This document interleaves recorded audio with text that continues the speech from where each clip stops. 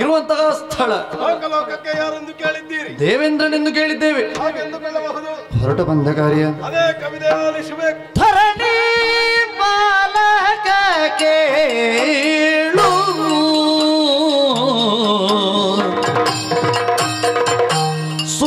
ಸುರಪಾಲ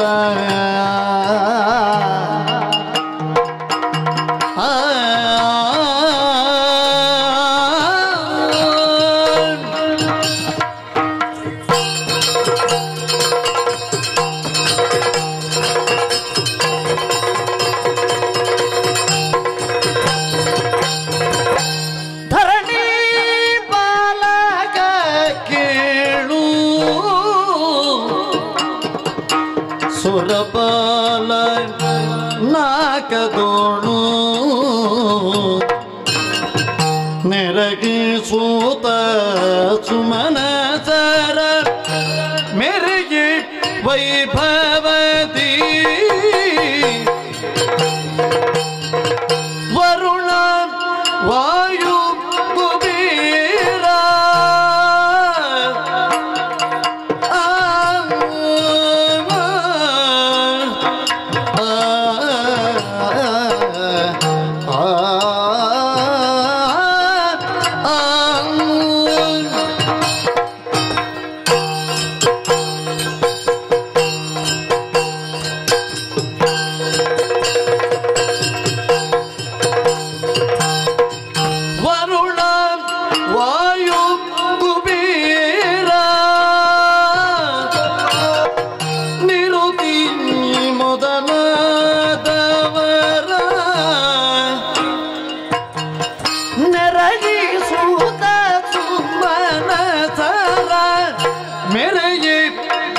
ವೈಭವದಿ ಹರಣಿ ಪಾಲಕ ಕೇಳು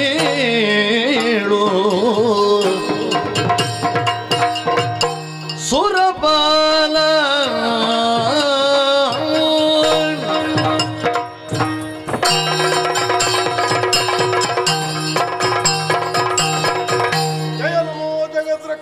ರಕ್ಷಣೆ ಮಾಡು ಸ್ವಾಮಿ, ರಕ್ಷಣೆ ಮಾಡು. ವಚನ ರಚನಾ ಕೌಶಲ ಸಾಮರ್ಥ್ಯವನ್ನು ಹೊಂದಿ ಅನವರತವು ನಮಗೆ ಸುಜ್ಞಾನವನ್ನು ಕೊಡುವಂತ ಆಚಾರ್ಯ ಬೃಹಸ್ಪತಿಗಳಿಗೆ ನಾವು ಕರವನ್ನು ಮುಗಿದ ಹಾಗಾಗಿದೆ. ಜೊತೆಯಲ್ಲಿ ದೇವಲೋಕವನ್ನು ಸದಾಕಾಲ ರಕ್ಷಿಸುತ್ತಾ ಸದಾ ತಮ್ಮ ಕಾರ್ಯದಲ್ಲಿ ನಿರತರಾಗುತ್ತಾ ಇರುವಂತ ದಿಕ್ಪತಿಗಳಾದ ನಿಮಗೆಲ್ಲವರಿಗೂ ನಾನು ನಮನವನ್ನು ಸಲ್ಲಿಸಿದವನಿದ್ದೇನೆ. ಸುರರು, ಕಿನ್ನರರು, ಕಿಂಪುರುಷರು, ಉರಗರು, ಸಿದ್ಧರು, ಸಾಧ್ಯರು, ಗರುಡರು, ನರರೇ ಮೊದಲಾದವರು ಬಂದು ವಿರಾಜಮಾನರಾಗಿದ್ದಾರೆ ನಮ್ಮದಾದ ಸ್ವರ್ಗದ ಸುರ ಗದ್ದುಗೆಯಲ್ಲಿ. ಅವರೆಲ್ಲವರಿಗೂ ಕೂಡ ನಾವು ನಮನವನ್ನು ಸಲ್ಲಿಸುತ್ತಾ ಬಂದೆವು. ಹಾಗೆ ಬಂದು ಓಲಗಸ್ತನಾಗಿ ಕುಳಿತ ಕಾಲಕ್ಕೆ ಕೆಲವಾರು ಆಲೋಚನೆಗಳು, ಕೆಲವಾರು ಯೋಜನೆಗಳು ನೆನಪಿಗೆ ಹಾಗೇ ಬರುತ್ತಾ ಉಂಟು. ಸಾಧನೆಯ ಮೂಲಕವಾಗಿ ಸಂಪತ್ತನ್ನ ಹೊಂದಿ ಸಾಧನಾ ಸಂಪತ್ತಿನಲ್ಲಿ ಕುಲಮಣಿಯಾಗಿ ಬೆಳಗುತ್ತಾ ಇರುವಂತಹ ನಾನು ನನ್ನ ಬದುಕಿನ ಸಿಂಹಾವಲೋಕನವನ್ನು ಮಾಡಿದೆ ಅಂತಾರಿ ಸ್ಪಷ್ಟವಾಗಿ ಬದುಕಿನ ಅನೇಕ ಕಷ್ಟಗಳು ನಮಗೆ ಬಂದದ್ದನ್ನು ಅರಿವಿಗೆ ತರುವುದಕ್ಕೆ ಸಾಧ್ಯವಾಗುತ್ತದೆ. ಹಾಗಾಗಿ ಲೋಕದಲ್ಲೊಂದು ಮಾತು ಬಂದದ್ದು, ಅಲಭ್ಯ ಲಾಭವೇ ಯೋಗ, ಲಭ್ಯ ಸಂರಕ್ಷಣೆಯೇ ಕ್ಷೇಮ. ಸಾಮಾನ್ಯರಿಂದ ಸಾಧಿಸಲಾಗದೇ ಇರುವುದನ್ನು ಸಾಧಿಸುವುದರ ಮೂಲಕವಾಗಿ ಗಳಿಸಿ ಉಳಿಸಿಕೊಂಡು ಹೋಗುವುದಕ್ಕೆ ಯೋಗ ಭಾಗ್ಯ ಅಂತ ಹೇಳಿದ್ರು. ಒಂದು ಕಾಲಕ್ಕೆ ಕಶ್ಯಪರಮ್ಮ ಹಾಗೂ ಅದಿತಿ ದೇವಿಯರ ಸೂನುವಾಗಿ ನಾ ಹುಟ್ಟಿಕೊಂಡೆ. ಹುಟ್ಟುತ್ತಾ ಬರಿಯ ವ್ಯಕ್ತಿಯಾಗಿದ್ದಂತಹ ನಾನು ಕೇವಲ ಬರಿಯ ಭೂಮಿಯ ಬದುಕಿನಿಂದಲೇ ಕಾಣುವುದಲ್ಲ, ನಾವು ಜಗದಗಳದಲ್ಲಿ ನಮ್ಮ ಬಗೆಗಾಗಿ 4 ಮಂದಿ ಹೇಳುವ ಹಾಗಾಗಬೇಕು, ಒಳಿತನ್ನೇ ಮಾಡಬೇಕು ಎನ್ನುವ ಕಾರಣಕ್ಕಾಗಿ ಅಪ್ಪಯ್ಯನ ಮುಂಭಾಗದಲ್ಲಿ ತಲೆಯ ತಗ್ಗಿಸಿ ಕೇಳಿದ ಕಾಲಕ್ಕೆ ಹೋಗು ಮಗನೇ ಯಾಗದಲ್ಲಿ ನಿರತನಾಗು ಅಂತಾಡಿದ. ಅಶ್ವಮೇಧವೆನ್ನುವಂತಹ ಮಹಾನ್ ಯಾಗವನ್ನು ನಾನು ಕೈಗೊಂಡೆ. ಮಾಡಿರುವುದಾದರೂ ಎಲ್ಲಿ? ಮೇಘವಂತ ಪರ್ವತವನ್ನ ಸೇರಿ ಶತಮಖವನ್ನು ಪೂರೈಸುವುದ ಇದ್ದ ಕಾಲಕ್ಕೆ, ಪೂರ್ಣಾಹುತಿಯ ಕಾಲಕ್ಕೆ 3. ಹಾಗಾಗಿಯೇ ಜಗಕ್ಕೆ ಹಿತವನು ಶಕ್ರ ಅಂತ ನಾ ಗುರುತಿಸಿದ್ದೇನೆ. ನೀವಾದರೂ ಅಷ್ಟೇ ಒಂದೊಂದು ವಿಭಾಗದಿಂದ ನೀವು ಬದುಕು ಕಂಡುಕೊಂಡವರು. ಕುಬೇರನ ಜೀವನ ಹೇಗಿತ್ತು, ಅಗ್ನಿ ಬ್ರಾಹ್ಮಣ ಆಗಿದ್ದಾಗ ಹೇಗಿದ್ದ, ಇಂತಹದ್ದೆಲ್ಲ ಉಂಟು. ಸತ್ಕರ್ಮದ ಮೂಲಕವಾಗಿ ಉನ್ನತಿಕೆಯನ್ನು ಏರಿ ಇಲ್ಲಿಯವರೆಗೆ ಮೆರೆದದ್ದು ನಾವಿದ್ದೇವೆ ಏನೋ ಸತ್ಯ. ಆದರೆ ಅಡಿಗಡಿಗೊಂದು ನೋವುಂಟಲ್ಲ. ಸುಮನಸರು ಕೇಳಿದ್ದೀರೇ ಕೇಳಿದಿರೆ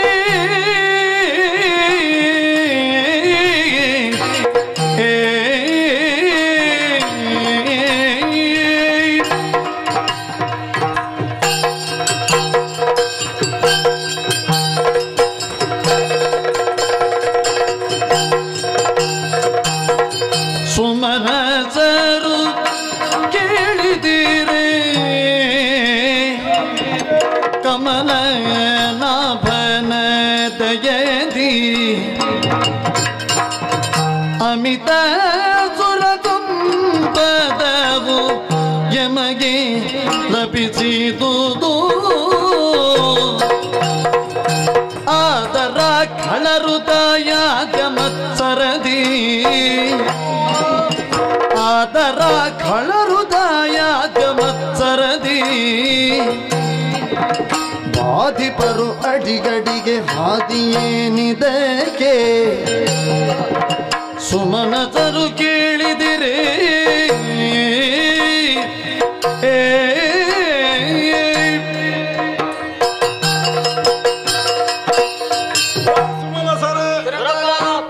ಸುರದೇನು ಕಲ್ಪತರು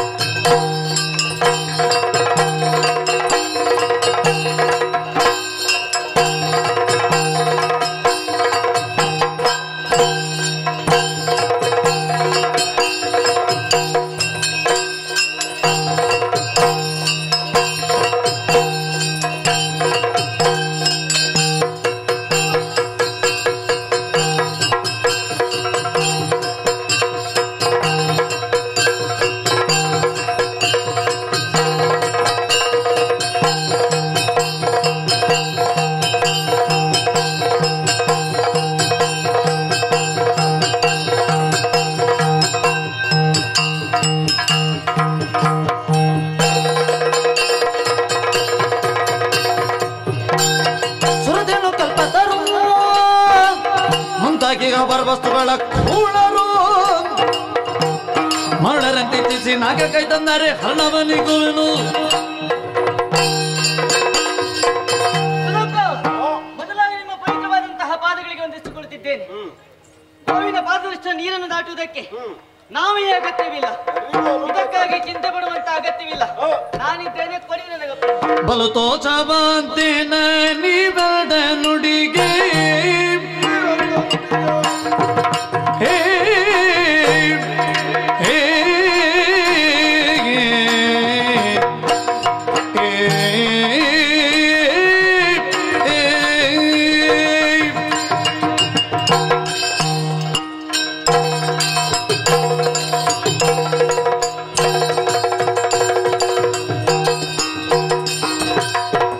ತೋಷವಾತೇನ ನೀವೆಲ್ದ ನುಡಿಗೆ ನೀವೆಲ್ದ ನುಡಿಗೆ ಕಲಿಗಳು ನಿಶ್ಚಯ ಸಂಗರದೊಳಗೆ ಕಲಿಗಳು ನಿಶ್ಚಯ ಸಂಗರದೊಳಗೆ ಕಳರ ಭೀತಿಯು ನಮಗಳ್ಳಿ ನೀತಿಲ್ಲ ಕಳರ ಭೀತಿಯು ನಮಗೆ ಹೇಳಿದಿಲ್ಲ ನಳಿನ ಬಲ ದಯದಿಂದ ತುಳ್ಳಲ್ಲ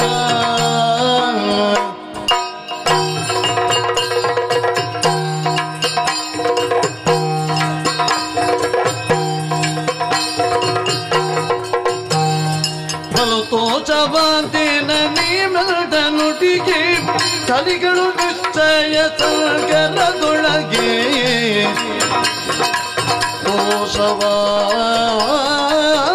ತೋಷವಂತೆ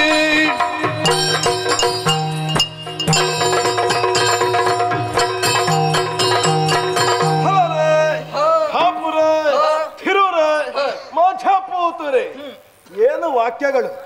ವೀರಾವೇಶದಿಂದ ನೀವಾಡಿದಂತಹ ಮಾತುಗಳು ನಿಜವಾಗಿಯೂ ನಮಗೆ ಅಪ್ಯಾಯಮಾನವಾಗುತ್ತಾ ಉಂಟು. ಯಾರಾದರೂ ಅಸುರರು ಬಂದರೆ ಕ್ಷಣಾರ್ಥದಲ್ಲಿ ಅವರನ್ನು ಓಡಿಸುತ್ತಾರೆ ಎನ್ನುವ ಹಾಗೆ ಆಡಿದ ಮಾತಿನಿಂದ ನಾನು ಬಲು ಸಂತೋಷವನ್ನೇ ಹೊಂದಿದವನಿದ್ದೇನೆ. ಆಡುವುದಕ್ಕಿನ್ನೇನು ಉಂಟು? ನಮ್ಮ ಸ್ವರ್ಗಕ್ಕೆ ಎಲ್ಲಿಯ ರಕ್ಷೆ ಅಂತ ಹೇಳಿದ್ರೆ ನಿಮ್ಮ ರಕ್ಷೆ ಒಂದರ್ಥದಲ್ಲಿ ಆದ್ರೆ, ಒಂದು ವೇಳೆ ದುರಿತ ಬಂತು ಅಂತಾರೆ ಇದ್ದಾನಲ್ಲ ಕಮಲನಾಭ, ಅವ ಕಾಯ್ತಾನೆ ಎನ್ನುವುದರಲ್ಲಿ ಯಾವ ಸಂಶಯವೂ ಇಲ್ಲ ಎನ್ನುವಂತಹ ಹುಮ್ಮಸ್ಸಿನಿಂದ ಇಂದಿನ ಸಭೆಯನ್ನು ಇಲ್ಲಿಗೆ ಪೂರ್ಣಗೊಳಿಸಿ ನಮ್ಮ ನಮ್ಮ ಸ್ವಸ್ಥಾನವನ್ನು ಸೇರಿಕೊಳ್ಳೋಣ.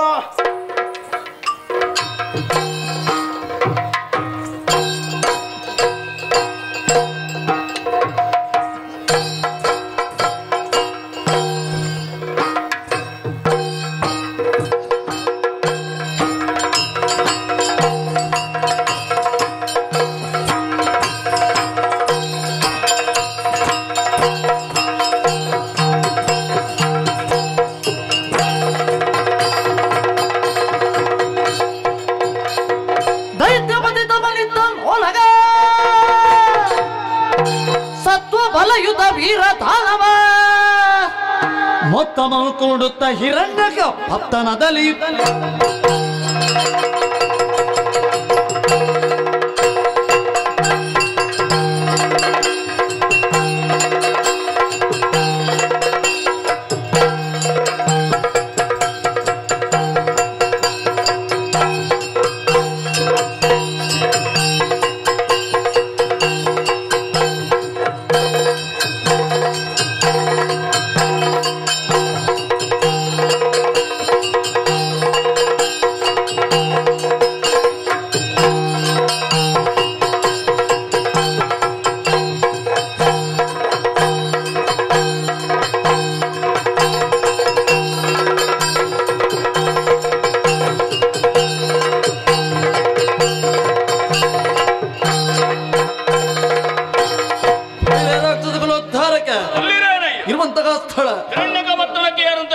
ತಮಾಸುರನೆಂದು ಕೇಳಿದ್ದೇವೆ.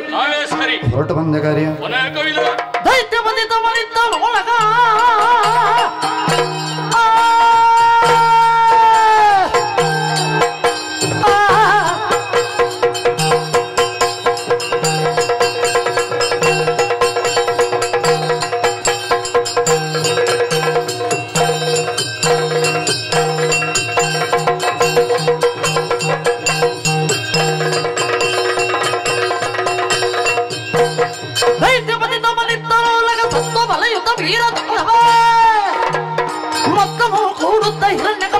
ಬಲಿ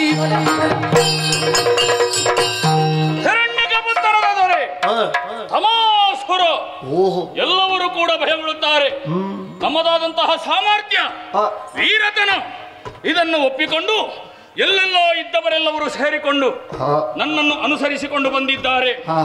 ಈ ಪಟ್ಟಣದಲ್ಲಿ ಯಾರಿಗೂ ಯಾವುದೇ ರೀತಿಯ ಕೊರತೆ ಈವರೆಗೆ ಆದದ್ದಿಲ್ಲ.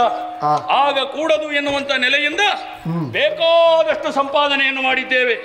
ಮಾಡಿದ ಸಾಧನೆಗಳು ಅನೇಕ. ಆದರೆ ಈ ಲೋಕವೆಲ್ಲವೂ ಕೂಡ ನನ್ನದ್ದಾಗಬೇಕು, ನಾನು ಹೇಳಿದಂತಿರಬೇಕು ಎನ್ನುವ ಒಂದು ಉದ್ದೇಶ ಉಂಟು. ಅದಕ್ಕಾಗಿ ಸ್ವರ್ಗವನ್ನು ಏರಬೇಕು ಅಂತ ಮನ ಮಾಡಿದ್ದೇನೆ. ನಾನು ಓರ್ವನೇ ಹೋಗುವುದಲ್ಲ, ನಮ್ಮಲ್ಲಿ ಬಹಳಷ್ಟು ಮಂದಿಗಳ ವೀರರಿದ್ದಾರೆ. ಬರ್ಲಿ ಸಭೆಗೆ.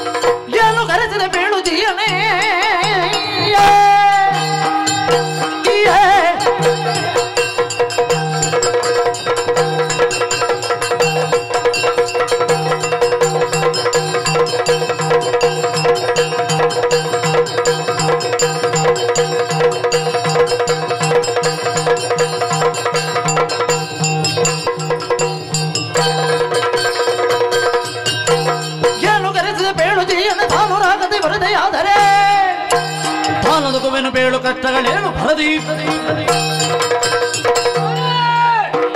ನಿಮ್ಮ ದೀರ್ಘವಾದಂತಹ ಧ್ವನಿಗೆ ಹೂ ಕುಟ್ಟಿ ಓಡೋಡಿ ಬಂದಿದ್ದೇವೆ. ಕಳೆದಂತಹ ಕಾರಣ ಏನು ಅಂತ ಹೇಳಿದ್ರಿ ಅಂತ ಆದ್ರೆ ಕ್ಷಣ ಮಾತ್ರದಲ್ಲಿ ಮಾಡಿ ಪೂರೈಸ್ತೇವೆ.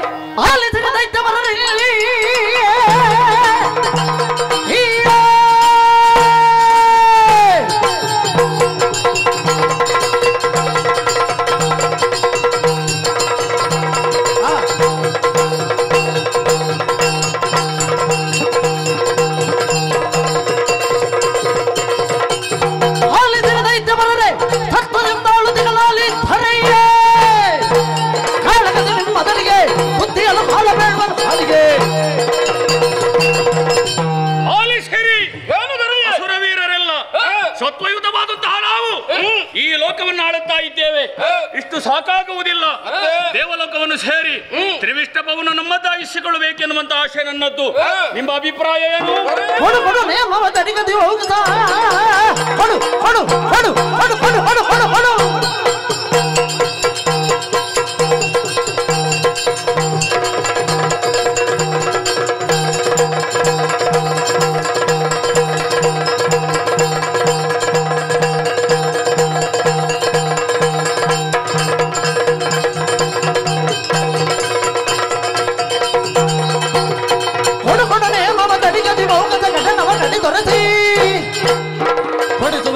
ನೊಡೆಯನ ಬಿಡದಿಯ ಬಡಿವಾರವ ಬಿಡಿಸಿ ನಿಮ್ಮ ಮನದ ವಾಚಿತವನ್ನು ಅರ್ಥವಿಸಿಕೊಂಡಾಗ ಮನಸ್ಸಿಗೆ ಬಹಳಷ್ಟು ಸಂತೋಷ. ನನಗೂ ಒಮ್ಮೆ ಸ್ವರ್ಗಸ್ಥರಾಗಬೇಕು ಎನ್ನುವ ಆಸೆ. ಸ್ವರ್ಗಸ್ಥರಾದ್ರೆ ಬೇರೆ, ಸತ್ತು ಹೋಗುವುದು. ಸ್ವರ್ಗವನ್ನು ಏರಬೇಕು ಎನ್ನುವ ಆಸೆ ಸರಿಯಾದ ಕಾಲ ಒಳಗೆ ಬಂದಿದೆ. ನಿಮ್ಮ ಜೊತೆಗೆ ನಾವಿದ್ದೇವೆ, ನಡೆಯುವ. ನಮ್ಮಲ್ಲಿರುವಂತಹ ವೀರರನ್ನೆಲ್ಲ ಸೇರಿಸಿಕೊಂಡು ವೈಭವದ ಮೆರವಣಿಗೆ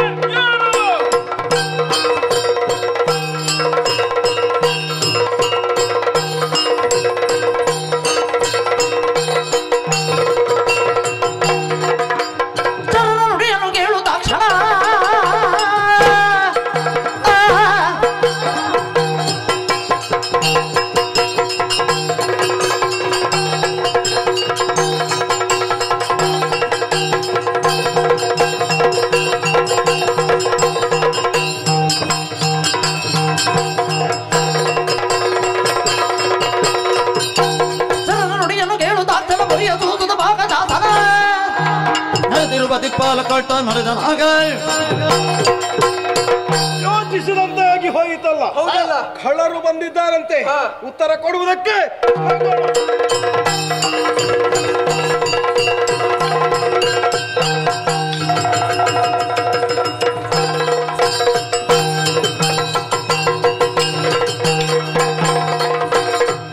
ನಡೆಯುತ್ತಾಗ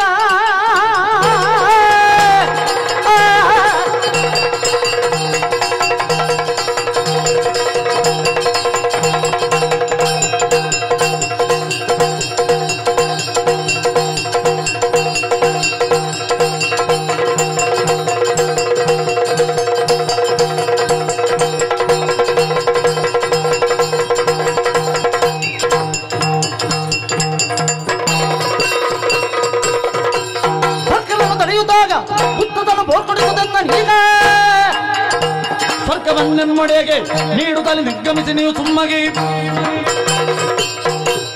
ದೇವತೆ ನಮ್ಮ ಶಕ್ತಿ ಸಾಮರ್ಥ್ಯವೇನೆಂಬುದನ್ನು ಸರಿಯಾಗಿ ಅರ್ಥವಿಸಿಕೊಳ್ಳದೆ ನಮ್ಮೊಂದಿಗೆ ಯುದ್ಧಕ್ಕಾಗಿ ಮುಂದಾಗಿದ್ದೀರಿ.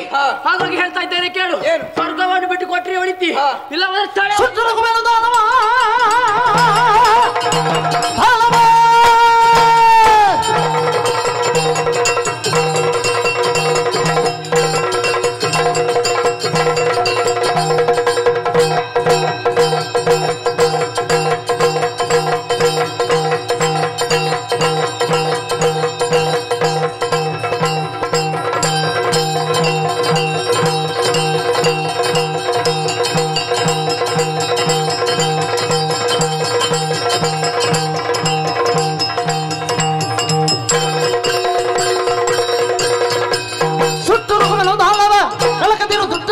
ಗೌರವ ಬಿಟ್ಟೀಗ ಸ್ವರ್ಗಧಾಮ ಚಲಬಲ ನೆಟ್ಟಿಗೊಂದು ನೀನಾರವ. ನಮ್ಮ ಶಕ್ತಿ ಸಾಮರ್ಥ್ಯವನ್ನು ಅರಿತುಕೊಂಡೇ ಬಂದಿದ್ದೇನೆ. ನಿನ್ನಲ್ಲಿ ಸಾಮರ್ಥ್ಯ ಉಂಟಾ?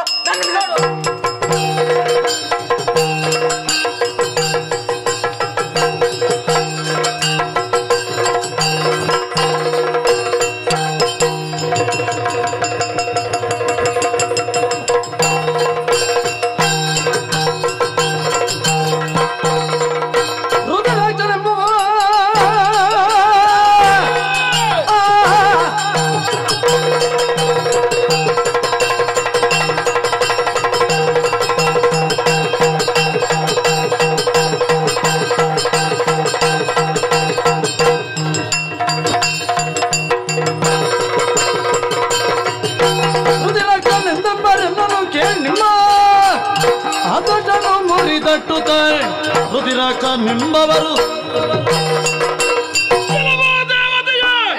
ಈ ಸ್ವರ್ಗದ ಸಂಪತ್ತು ನಮ್ಮದಾಗಬೇಕು ಎನ್ನುವ ಉದ್ದೇಶದಿಂದ ಬಂದವರು ನಾವು. ಸಾಮದಿಂದ ಕೊಡುವುದಿಲ್ವೇ? ಹಿಡಿದ ಖಡ್ಗದಿಂದ ನಿನ್ನ ತಲೆ ಅರಿತು ಮರುತ ಮಲರ್ಜ ನೋಡಿದ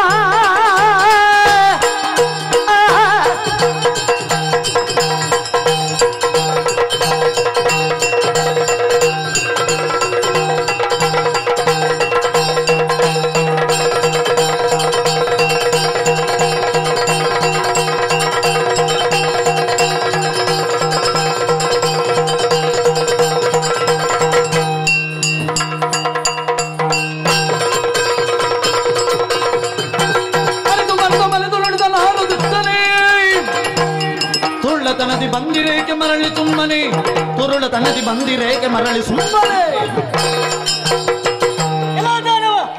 ಭಕ್ತಿಯಿಂದ ಪಡೆದಂತಹ ಸ್ವರ್ಗವನ್ನು ವಶಪಡಿಸುವುದಕ್ಕೆ ಮುಂದಾಗ್ತಿದ್ಯಾ? ಇದು ನಿನಗೆ ತರಬಲ್ಲ. ಬದುಕು ಆಸೆ ಇದ್ದು ಸುಮ್ಮನೆ ಹೋದ್ರೆ ಒಳಿತು, ಇಲ್ಲ ಎಂದಾದ್ರೆ ಹೋಗ್ತದೆ.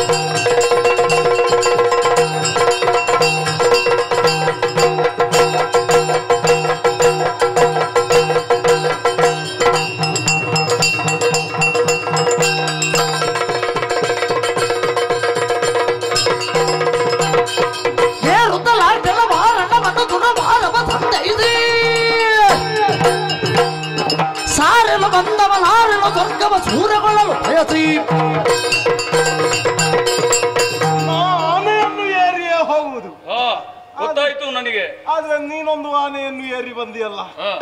ಬಂದದ್ದು ಮಾತ್ರವಲ್ಲದೆ ನಮ್ಮ ಇದರಲ್ಲಿ ನಿಂದವನಿದ್ದಿ ಸುರಭ್ರಾತವನ್ನು ದಶಗಡಿಸುತ್ತಾ ಸಾಗುವ ನಿನ್ನ ಬಗೆ ವಿಶೇಷ ಕಾಣುವಾಗ ಒಂದು ಅರ್ಥದಲ್ಲಿ ನಿನ್ನ ಸಾಹಸದ ಬಗೆಗೆ ಅಭಿಮಾನ, ಆದ್ರೆ ಕೃತ್ಯದ ಬಗೆಗೆ ಅತ್ಯಂತ ಬೇಸರವಾಗುತ್ತಾ ಉಂಟು. ಯಾಕೋ? ಏನು ಮಾಡುವುದಕ್ಕೆ ಹೊರಟಿದ್ದಿ? ಯಾರು ನೀನು? ಏನು ದ್ವೇಷ? ಯಾಕಾಗಿ ಬಂದಿದ್ದಿ?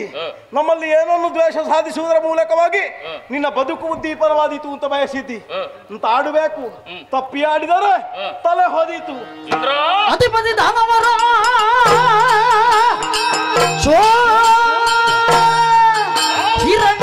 ಅಧಿಕಾರಿ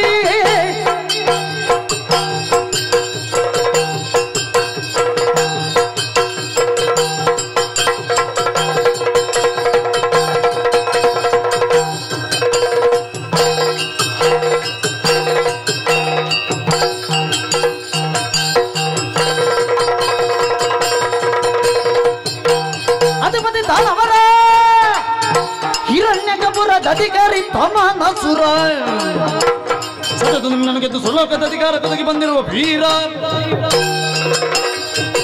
ಬದುಕಿನಲ್ಲಿ ಶ್ರೇಷ್ಠತೆಯನ್ನು ಕಾಣಬೇಕು, ಸರ್ವ ಲೋಕಗಳು ಕೂಡ ನನ್ನ ವಶವಾಗಿರಬೇಕು ಎನ್ನುವ ಕಾರಣದಿಂದ ಭೂಲೋಕವನ್ನು ಬಿಟ್ಟು ಸ್ವರ್ಗದ ಕಡೆಗೆ ಬಂದಿದ್ದೇನೆ. ಸರ್ವರು ಗುರುತಿಸುವಂತೆ ಬದುಕು. ಹೌದು. ಬೇಕಾದ್ರೆ ನಮ್ಮಿಂದ ಬೇಕಾದ ದೇಣಿಗೆ ಪಡೆ, ಆದ್ರೆ ಸರ್ವಲೋಕ ನನ್ನ ಕಾಲಿನ ಕೆಳಗಿರಬೇಕು ಅಂತ ಭಾವಿಸ್ತೀಯಲ್ಲ. ದೇಣಿಗೆ ಕೇಳುವುದಕ್ಕೆ ಕೈ ನೀಡುವುದಕ್ಕೆ ಬಂದದ್ದಲ್ಲ, ನಾನು ಬೇಡುವುದಕ್ಕೆ ಬಂದವನಲ್ಲ. ಸನ್ಮಾನ ಮಾಡಬೇಕು, ನನ್ನಿಂದಲೇ ನಾನು ಪಡ್ಕೊಳ್ಳುವುದಕ್ಕಾಗಿ ಬಂದವನಿದ್ದೇನೆ. ಹಿರಣ್ಯಕ ಪಟ್ಟಣ ಅಂತ ಕೇಳಿದ್ಯಾ? ಹಿರಣ್ಯಕ ಪಟ್ಟಣ ಅದು ಯಾವುದದು? ಚಿನ್ನದ ಪಟ್ಟಣ. ಹೌದು, ಅದನ್ನು ಸಿದ್ಧಪಡಿಸಿದವರೇ ನಾವು. ಓ, ನೀನು ಚಿನ್ನದ ಕೆಲಸದವನು? ಯಾರು ಹೇಳಿದ ಹಾಗೆ? ಅದನ್ನು ಸಿದ್ಧಪಡಿಸಿದವರೇ ನೀವು ಅಂತ ಹೇಳಿ. ಹಾಗಲ್ಲ, ಮಾಡಿಸಿಕೊಂಡವ. ಹಾಗೆ ಅಲ್ಲಿಯ ದೊರೆ ತಮಾಸುರನಂದ್ರೆ ನಾನೇ. ಓ, ತಮನಂದ್ರೆ ನಾನೇ. ಚಿನ್ನ ಅಂದ್ರೆ ಹೊಳಪು ಅಂತ ಅರ್ಥ. ಹೌದಾ? ಚಿನ್ನದ ಊರಿನವ ನೀನು ತಮನ? ಹೌದು. ತಮ ಅಂದ್ರೆ ಕತ್ತಲಲ್ವೇನೋ? ಅದು ಕತ್ತಲೇ ಆಗಬೇಕು ಅಂತ ಯಾರು ಹೇಳಿದ್ದು? ಮತ್ತೆ ತಮ ಅಂದ್ರೆ ಕತ್ತಲು ಅಂತ. ತಮ ಅಂದ್ರೆ ಕತ್ತಲಿರಬಹುದು, ನನ್ನ ಹೆಸರು ತಮ ಅಂತ ಅಲ್ಲ. ಈಗ ಬೇರೆ ಹೆಸರು ಏನಾದ್ರು ಉಂಟು? ಬೇರೆ ಹೆಸರು ಇಲ್ಲ, ಸೋಮಕ ಅಂತ ನನ್ನ ಕರೀತಾರೆ. ಓ, ಅಲ್ಲಿಯೂ ಚಿನ್ನ ಉಂಟು? ಹೌದು. ಹಾಗಾದ್ರೆ ನೀನು ಹುಟ್ಟಿನಿಂದಲೇ ಚಿನ್ನವನ್ನು ಕಟ್ಟಿಕೊಂಡು ಬಂದಿದ್ದಿ ಅಂತ? ಹಾಗೆ ಚಿನ್ನದಲ್ಲೇ ಹುಟ್ಟಿ ಬೆಳೆದವ ಇಂದ್ರ. ಏನು ಬಂದ ಉದ್ದೇಶ ಗೊತ್ತುಂಟ ನಿನಗೆ? ಏನು? ಈ ಸ್ವರ್ಗಾಧಿಪತಿ ನಾನಾಗಬೇಕು, ಸ್ವರ್ಗದ ಒಡೆತನ ನನ್ನದಾಗಬೇಕು, ನೀನು ಬಿಟ್ಟು ಕೊಡಬೇಕು. ತಮನೇ, ಒಳ್ಳೆಯ ವಿಚಾರವನ್ನಾಡುವುದಕ್ಕೆ ನೀ ಬಂದಿದ್ದಿ. ಸ್ವರ್ಗದ ಪೀಠವನ್ನು ನೀ ಬಯಸಿದ್ದಿ ಎನ್ನುವುದು ಸತ್ಯವೇ. ಬಯಕೆ ತಪ್ಪಲ್ಲ. ಬಯಸುವಲ್ಲಿ ಅದರ ಮುಂದೇನು ಹಿಂದೇನು, ಅದರಿಂದ ಆಗಬಹುದಾದ ದೋಷ ಏನು, ಗುಣ ಏನು ಅನ್ನುವುದನ್ನು ಯೋಜಿಸಿ ವ್ಯವಹಾರ ಕೈಗೊಳ್ಳಬೇಕು. ಸಣ್ಣ ಮಗುವೇ ಆದರೂ ಹೋಗುವ ದಾರಿಯಲ್ಲಿ ತಪ್ಪುತ್ತದೆ ಅಂತಾದ್ರೆ ಒಬ್ಬಾತ ಹಿರಿಯವನಾದವನ್ನು ಹಿಡಿದು ಕೇಳಬೇಕು, ನೀ ಅಡ್ಡದಾರಿ ಹಿಡಿಯುತ್ತಾ ಇದ್ದಿ ಮಗನೇ, ನೀನು ನೇರ ದಾರಿಯಲ್ಲಿ ಹೋಗಬೇಕು ಅಂತ. ಈ ಕಾಲಕ್ಕೆ ನೀ ಬಂದಾಗ ನಾನು ನಿನಗೆ ಒಬ್ಬ ಬೋಧಕನಾಗಿಯೇ ಹೇಳುತ್ತಾ ಇದ್ದೇನೆ. ಸ್ವರ್ಗದ ಸಿರಿ ಸಂಪತ್ತು ಎನ್ನುವುದು ವಿಲಾಸದ ಬದುಕಿಗಾಗಿರುವುದಲ್ಲ, ಪರೋಪಕಾರಕ್ಕಾಗಿ ಇದನ್ನು ನಾವು ಇರಿಸಿಕೊಂಡಿದ್ದೇವೆ. ಹಾಗಾದ್ರೆ ಇದು ಎಲ್ಲಿಂದ ಬಂತು? ಮೂರು ಮೂರ್ತಿಗಳ ಅನುಗ್ರಹದಿಂದ ಬಂತು. ಹಾಗಾದ್ರೆ ಮೂರು ಮೂರ್ತಿಗಳು ನನಗೆ ಯಾಕೆ ಕೊಟ್ಟರು? ನಾ ಮಾಡಿರಬಹುದಾದ ನಿಷ್ಕಾಮ ಕರ್ಮ ಅಶ್ವಮೇಧ ಯಾಗವನ್ನು 100 ಬಾರಿ ಮಾಡುವುದರ ಮೂಲಕವಾಗಿ ನಾನು ಮೂರು ಮೂರ್ತಿಗಳನ್ನು ಮೆಚ್ಚಿಸಿಕೊಂಡೆ. ಅವರ ಸತ್ಫಲವಾಗಿ ನನಗೆ ಪುಣ್ಯಧಾಮವಾದ ಸ್ವರ್ಗ ಸಿಕ್ಕಿತು. ನೀನು ಅದನ್ನೇ ಮಾಡು. ಈಗ ಯುದ್ಧ ಅನ್ನುವುದೇನು? ನಿಜವಾಗಿ ಆಲೋಚಿಸಿದ್ರೆ ಯುದ್ಧದಿಂದ ಆಗುವುದು ಧರೆಯೊಳಗೆ ರಕ್ತಪಾತ. ಈಗ ಇಲ್ಲೇ ಮಾಡಿದ್ರೆ ಏನಾಗ್ತದೆ? ನಿನ್ನವರು ಕೆಲವರು ಸಾಯ್ತಾರೆ, ನನ್ನವರು ಕೆಲವರು ಪೆಟ್ಟು ತಿಂತಾರೆ. ಆದ್ರೆ ಇಷ್ಟೆಲ್ಲ ಘಾತವಾಗಬಹುದಾದ ದುರದಲ್ಲಿ ತೊಡಗಿಕೊಳ್ಳುವುದಕ್ಕಿಂತ ಸಾಮದಿಂದ ವ್ಯವಹಾರ ಕೈಗೊಂಡು ನಿನ್ನ ಲೋಕಕ್ಕೆ ನೀವು ಹೋಗಿ ಆಗುವಲ್ಲಿಯವರೆಗೆ ಯಾಗವನ್ನು ಪೂರ್ಣಗೊಳಿಸಿ ಈ ಜನ್ಮ ಮುಗಿದ ಬಳಿಕ ಮುಂದಿನ ಜನ್ಮದಲ್ಲಾದರೂ ಜನ್ಮಾಂತರದ ಪುಣ್ಯವನ್ನು ಗಳಿಸಿಕೊಂಡ ನೀನು ಸ್ವರ್ಗದ ಪೀಠವನ್ನೇರುವುದಕ್ಕೆ ಸಾಧ್ಯ. ಇದು ನಾನು ನಿನಗೊಬ್ಬ ಬೋಧಕನಾಗಿ ಹೇಳುವುದು. ಕೇಳ್ತೀಯಾ? ಕೇಳ್ತೇನೆ. ಸರ್ವರಿಗೂ ಹಿತವಾಗಿ ಬದುಕುವುದಕ್ಕೆ ಯಾರಿಂದಲೂ ಆಗುವುದಿಲ್ಲ. ಈಗ ನೀನು ಕಾರುಣ್ಯ ಮಾರ್ಗದಿಂದ ಪಡೆದಂತಹ ಸ್ವರ್ಗವನ್ನು ನಾನು ಕಾಠಿಣ್ಯ ಮಾರ್ಗದಿಂದ ಪಡೆಕೊಳ್ಳಬೇಕೆನ್ನುವಂತಹ ಉದ್ದೇಶದಿಂದ ಬಂದವ. ಈಗ ನೀನು ಹೇಳಿದ ಹಾಗೆ ಇಲ್ಲಿರುವಂತಹ ಸಂಪತ್ತುಗಳು ಕೂಡ ತಮ್ಮ ವಿಲಾಸಕ್ಕಲ್ಲ, ಇನ್ನೊಬ್ಬರ ಉಪಕಾರಕ್ಕಾಗಿ ಅಂತ. ನಾನು ಏರು ಕುಳಿತ ಮೇಲೆ ಹಾಗೆ ಇನ್ನೊಬ್ಬರ ಉಪಕಾರಕ್ಕಾಗಿ ನನಗೆ ಹೇಗೆ ನಾನು ವಿನಿಯೋಗಿಸಬೇಕು ಅದನ್ನು ನಾನು ಯೋಚಿಸಬಲ್ಲೆ. ಉಪಯೋಗಿಸಾದ್ರೆ ಈಗಲ್ಲ ಅಂತ ನೀನು ಹೇಳಿದ ಹಾಗೆ ಸತ್ತು ಸಿಕ್ಕುವಂತಹ ಸ್ವರ್ಗ ನನಗೆ ಬೇಡ. ಅಥವಾ ಇನ್ನೊಂದು ಜನ್ಮದಲ್ಲಿ ನಾನು ಸಾಧನೆಯನ್ನು ಮಾಡಿ ಪಡಿಬೇಕಾತಿಲ್ಲ. ಈಗ ಈ ಇರುವಂತಹ ಜನ್ಮದಲ್ಲೇ ನನಗೆ ಪಡೆಯಬೇಕು. ಪ್ರಿಯವಾಕ್ಯ ಪ್ರಧಾನೇನ ಸರ್ವೇ ತುಷ್ಯಂತಿ ಜಂತವ. ಪ್ರಿಯವಾದ ಒಳ್ಳೆಯ ವಾಕ್ಯ ಹೌದಾದ್ರೆ ಜಂತುವಾದ್ರೂ ತಲೆ ಆಡಿಸಿಕೊಂಡು ಕೇಳುತ್ತದೆ. ನೀ ಕೇಳುವುದಿಲ್ಲ ಅಂತಾದ್ರೆ ನೀ ಮತ್ತೆ ಹುಟ್ಟದ ಹಾಗೆ ನನ್ನದ್ದು ನನಗೆ ಹಿತ. ಹೌದಾ? ನಿನ್ನದ ಹಿತ.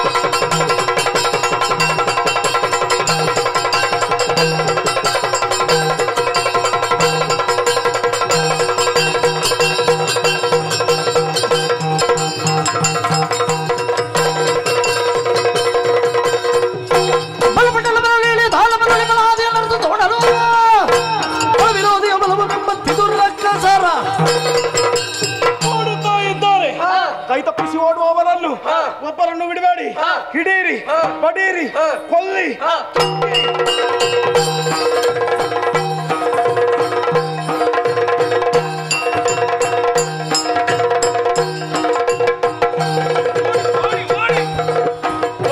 ಶಕ್ತಿ ಸಾಹಸದಿಂದ ಯುಕ್ತಿ ಯೋಜನೆಯಿಲ್ದ ಅಶಕ್ತರಾಗಿದ್ದೇವೆ ನಾವು.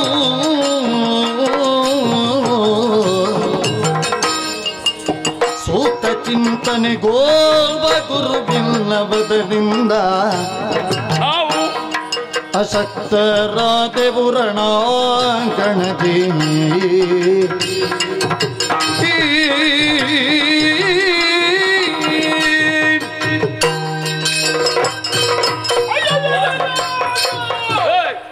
ಏನಾಯ್ತು? ಹೆದರಿಕೆ ನಿನ್ನಿಂದ ಹೆಚ್ಚು ನನಗಾಗಿದೆ. ಬಿಡುವುದಿಲ್ಲ ಅವರು.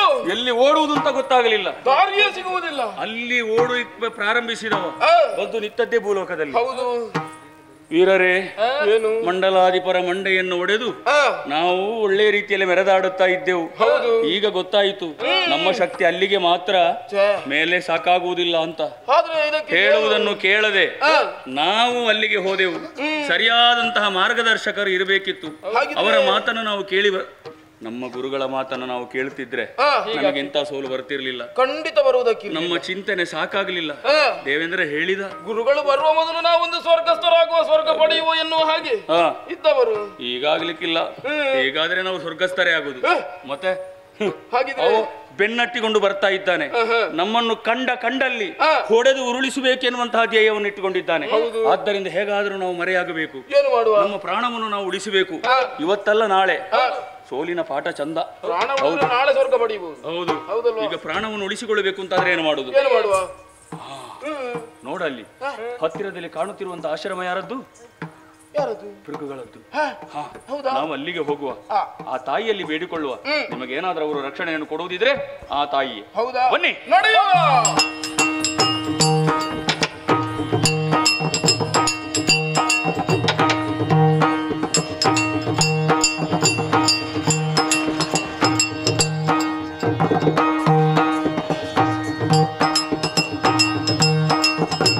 ಯೋಗದೊಡಿರೆ ಭೃಗುಮುನಿ ಹೊರಬಾಗಿಲೊಳ ವನದ ತೊಬಗುಗಳ ನೋಡುತ್ತೂ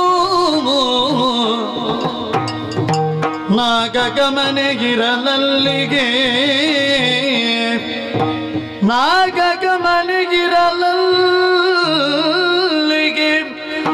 ಬಾಗುತ್ತದನುಜರು ಪದಾಬ್ಜಕ್ಕಿರಗುತ್ತಿಂದರು.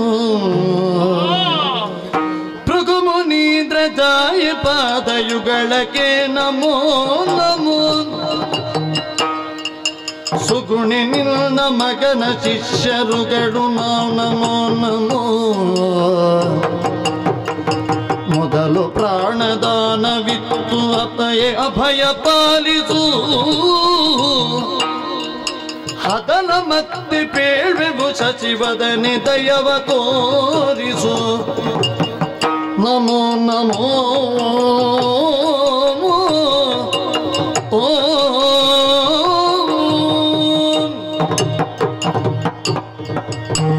ತಾಯೇ, ನಿನ್ನ ಪಾದಾರವಿಂದಗಳಿಗೆ ಅಸುರರ ನಮನಗಳು.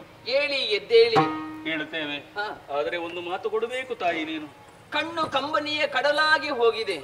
ಯಾವುದೋ ಒಂದು ಕಷ್ಟಕ್ಕೆ ನೀವು ಒಳಗಾಗಿದ್ದೀರಿ ಎನ್ನುವುದು ನಿಮ್ಮ ಮುಖ ನೋಡುವಾಗಲೇ ಸ್ಪಷ್ಟವಾಗಿ ಅರ್ಥವಾಗುತ್ತಾ ಇದೆ. ಭೀತಿಗೊಳಗಾಗಿದ್ದೀರಿ. ಯಾರು ನೀವು? ಏನು ಬಂದದ್ದು ಕಷ್ಟ ನಿಮಗೆ ಹೇಳ್ಬಹುದಲ್ಲ? ಪ್ರಾಣ ಭಿಕ್ಷೆ ನೀಡುತ್ತೇನೆ ಅಂತ ಅಭಯವಚನ ಆಡಿದ್ರೆ ಹೇಳ್ತೇವೆ. ಪ್ರಾಣ ಭೀತಿ ನಿಮಗೆ? ಹೇಳಿರಲ್ಲ ಧೈರ್ಯವ ತಾಳಿರಲ್ಲ. ಎಳಿರೆಲ್ಲವರು ತಾಳಿ ಧೈರ್ಯವೆಲ್ಲಾಡಿದ ನಾಣಿ ತ್ರಿಶೂಲಿಯೇ ಬಂದರು. ಮಾರುತ್ತ ನಿನ್ನ ಶರೀರತಿ ಚರಿಸಿ ಕುಮಾರ ನಾಣೆ ಕಳವಾರದ ಪ್ರಾಣಗೆ. ಬಾರದು ಹಾನಿಯು ಯಾರಿಗೂ ಬಿಡೆನು ವಿಚಾರ ತಿಳುಗಿರನೆ ನಾರಿಯೊಳೆಂದರು. ಹೇಳಿರಲ್ಲ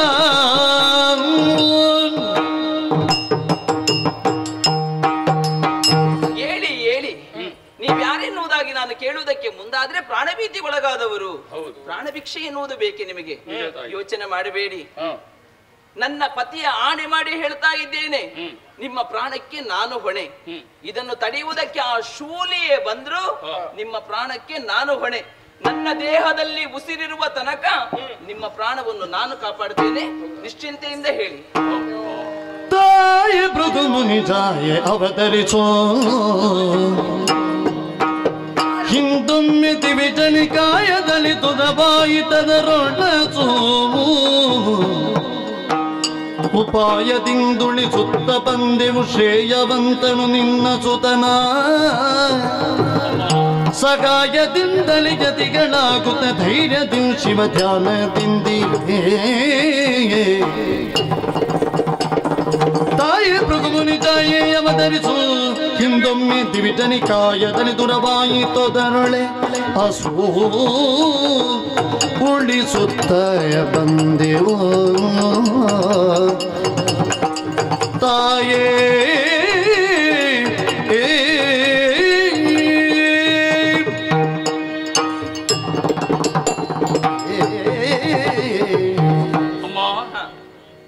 ಸದಾಕಾಲವು ಅಸುರರ ಏಳಿಗೆಯನ್ನು ಬಯಸಿದಂತ ನಿಮ್ಮ ಮಗನಾದಂತಹ ಶುಕ್ರರ ಶಿಷ್ಯರು ನಾವು.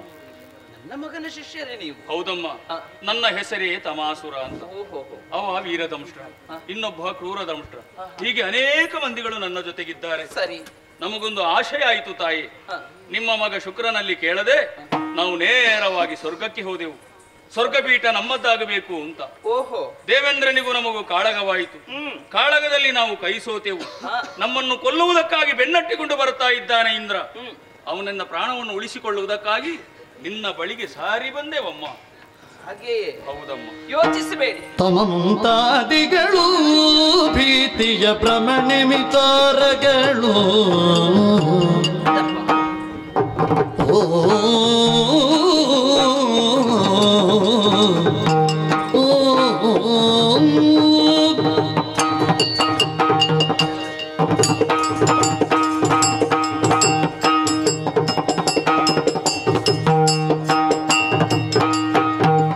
ಮುಂತಾದಿಗಳು ಭೀತಿಯ ಪ್ರಮಣೆ ವಿಚಾರಗಳು. ನಿಮಗೆ ತಗೆ ಈ ಅಮಿಯಾಟಮದಲ್ಲಿ ಅಮಿತಾನಂದದಿ ಕ್ರಮದ್ಯೂ ಬಾಳಿರಿ. ತಮ ಮುಂತಾದಿಗಳು ಭೀತಿಯ ಪ್ರಮಣೆ ವಿಚಾರಗಳು. ನಿಮಗೆ ತಗೆ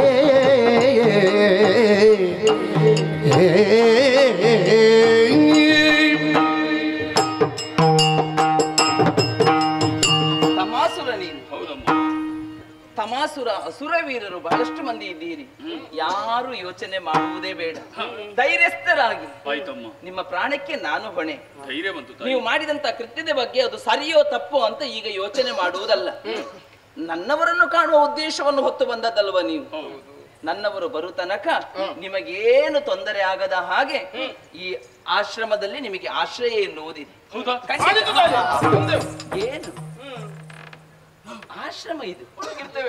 ಏನು ಒಳಗಿರಬಹುದು, ಈ ರೀತಿ ಇರುವುದಾ? ಆಶ್ರಮ ಧರ್ಮ ಅಂತ ಉಂಟು, ರೀತಿ ನೀತಿ ಅಂತ ಉಂಟು. ಆಶ್ರಮದ ಧರ್ಮಕ್ಕೆ ಕರ್ಮಕ್ಕೆ ಚ್ಯುತಿ ಬಾರದ ರೀತಿಯಲ್ಲಿ ವರ್ತಿಸಬೇಕು, ಅದೇ ರೀತಿಯಲ್ಲಿ ಇರಬೇಕು. ಅದು ಹೇಗೆ ಅದು ಹೀಗಿದ್ರೆ ಹೇಗೆ ಸಾಕಾಗ್ತದೆ. ಅಂತ ಹೇಳಿದ್ರೆ ನಾವು ಒಮ್ಮೆ ಒಟ್ಟುಗಳೆಲ್ಲ ಹೇಗಿದ್ದಾರೆ ಅಲ್ಲಿ ನೋಡಿ. ಕಾಲಿವಾಸನಧಾರಿಗಳಾಗಿ ಹಾ, ರುದ್ರಾಕ್ಷಿ ಮಾಲೆ ಹಾಕಿಕೊಂಡು ಮಾಲೆ ಹಾಕಿದ್ದಾರೆ. ಹೌದು. ಹಾ, ಮಂತ್ರವನ್ನು ಪಠಿಸ್ತಾ ಇದ್ದಾರೆ. ನೀವು ಹಾಗೇ ಅವ್ರ ಜೊತೆಯಲ್ಲಿ ಇರಬೇಕು.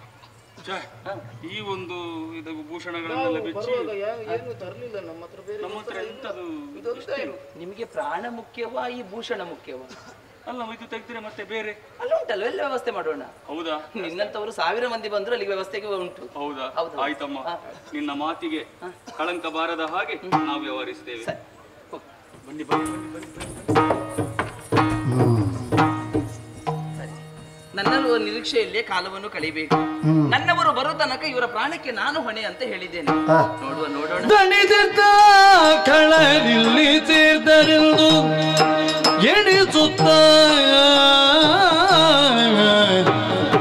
ಮುಂದೈದು ತಾವನಿತ ರತ್ನವ ಕಾಣುತ್ತೆಂದ ನಯದಿ ಮಣಿದಾಗ ಸ್ವರ್ಗಾದೀಪ ಮಣಿದು ದೇವಿಯರ ಪಾದಾರವಿಂದಗಳಿಗೆ 3 ಲೋಕಾಧೀಶನ ಪ್ರಣಾಮಗಳನ್ನು ಸಲ್ಲಿಸಿದವನಿದ್ದೇನೆ. ಇಂದ್ರ. ಹೌದಮ್ಮ. ಹಾ ಹಾ ಅಮ್ಮ, ಓ, ಆಶ್ರಮದೆಡೆಗಾಗಿ ಸಾಗಿ ಬಂದಾಗ ಬಂದದ್ದು ಆಶ್ರಮಕ್ಕೆ ಅಂತಲ್ಲ, ಹಾಗೆಂದು ಆಶ್ರಮಕ್ಕೆ ಬರಲಾರದೇ ಇದ್ದವರೇನೂ ಅಲ್ಲ. ಅದೇನಲ್ಲ. ಬರಬೇಕಾದ ಸಂದರ್ಭ ಬಂದಾಗ ನಾ ಬರ್ತಲೇ ಇರುವವನು. ಸರಿ. ಆದ್ರೆ ಇಂದು ಹಾಗಲ್ಲ. ನಡೆದು ಯಾವುದೋ ಕಾರ್ಯಾರ್ಥವಾಗಿ ಬರುವಾಗ ಇತ್ತ ನನ್ನ ಗಮನವನ್ನು ಸೆಳೆಯುವ ಹಾಗೆ ಪ್ರಕರಣಗಳು ಸಾಗುತ್ತಾ ಸಾಗುತ್ತಾ ಬರುವ ಹಾಗಾಯ್ತು. ಅಂತೂ ನಿಮ್ಮ ದರ್ಶನ ಒಂದು ಸಿಕ್ಕಿತಲ್ಲ, ಸರಿ. ನಿಜವಾಗಿ ಸಂತೋಷ ಪಟ್ಟೆ ನಮ್ಮ ಕಿತ್ತಪ್ಪ. ಅಮ್ಮ. ಏನು? ನಾನೇ ಮಾತಾಡ್ಲಿಕ್ಕೆ ತೊಡಗಬೇಕು ಅಂತ ಏನಿಲ್ಲ. ಬಂದ ಸುರಪನನ್ನು ಆತಿಥ್ಯದಿಂದ ಬರಮಾಡಿಸಿಕೊಂಡು ನೀವು ಬೇಕಾದ ಸತ್ಕಾರ ಮಾಡಬಹುದು. ಆದ್ರೆ ಬಂದ ರೀತಿ ಸರಿಯಾಗ್ಲಿಲ್ಲ ನನಗೆ. ಸತ್ಕರಿಸುವ ಹಾಗೆ ನೀವು ಬರ್ಲಿಲ್ಲ.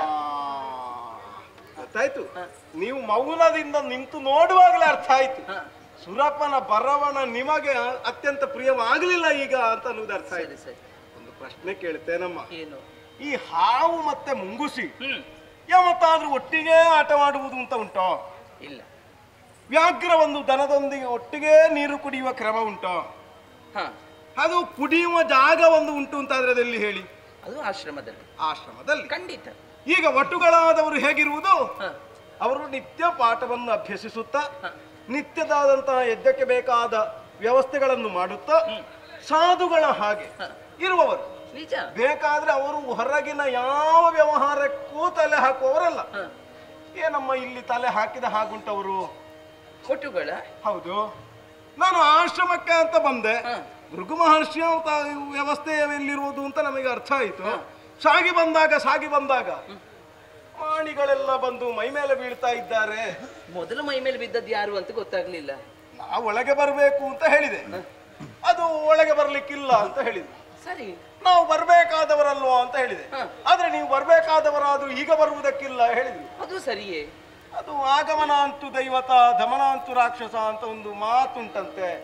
ಇದು ಆಗಮನ ಅಂತೂ ದೈವತ ಅಂತ ಆದ್ರೆ ಆಗಮನವಾಗಬೇಕಾದ ದೇವೇಂದ್ರನನ್ನೇ ಅವರು ತಡೆಯುತ್ತಾರೆ ಅಂತ ಆದ್ರೆ ಮಕ್ಕಳಲ್ವಾ, ಒಂದು 4 ಕೊಡುವ ಅಂತ ಆಯ್ತು. ಕೊಡುವಂತ ಆದದ್ದ ಕೊಟ್ಟದ್ದ? ಕೊಡುವಂತ ಆಯ್ತು. ಮತ್ತೆ ಅವರು ಕೊಡುವ ಹಾಗೆ ಮಾತಾಡಿದ. ಅದಕ್ಕೆ 4 ಕೊಡ್ಬೇಕಾಯ್ತಮ್ಮ, ಸ್ವಲ್ಪ ದೂಡ್ಬೇಕಾಯ್ತು ಅವರನ್ನು. ಹಾಗಾದ್ರೆ ಮೊದಲು ಮೈ ಮೇಲೆ ಬಿದ್ದದ್ದು ಯಾರು? ಅವರು ಮೈ ಮೇಲೆ ಬೀಳುವುದಕ್ಕೆ ಬಂದಾಗ ನಾವು ಸ್ವಲ್ಪ ಮೈ ಮೇಲೆ. ಅಲ್ಲ, ಮೊದಲು ಬಿದ್ದದ್ದು ಯಾರು ಅಂತ? ಎದುರು ಬಿದ್ದದ್ದು ಅಂತ ಹೇಳಿದ್ರೆ ಈಗ ಯಾವುದೇ ಒಂದು ವಿಚಾರ ಆಗಬೇಕಾದ್ರೆ ಅಲ್ಲ, ಯಾವ ವಿಚಾರವೂ ಬೇಡ, ಇಲ್ಲಿಯದ್ದು ಮಾತ್ರ ಮಾತಾಡೋಣ. ಯಾವ್ದು ಎಲ್ಲಿ ಹೋಗುದಲ್ಲ, ಇಲ್ಲಿಯದ್ದೇ ಈಗ ಆಗಬೇಕು ಅಂತಾದ್ರೆ.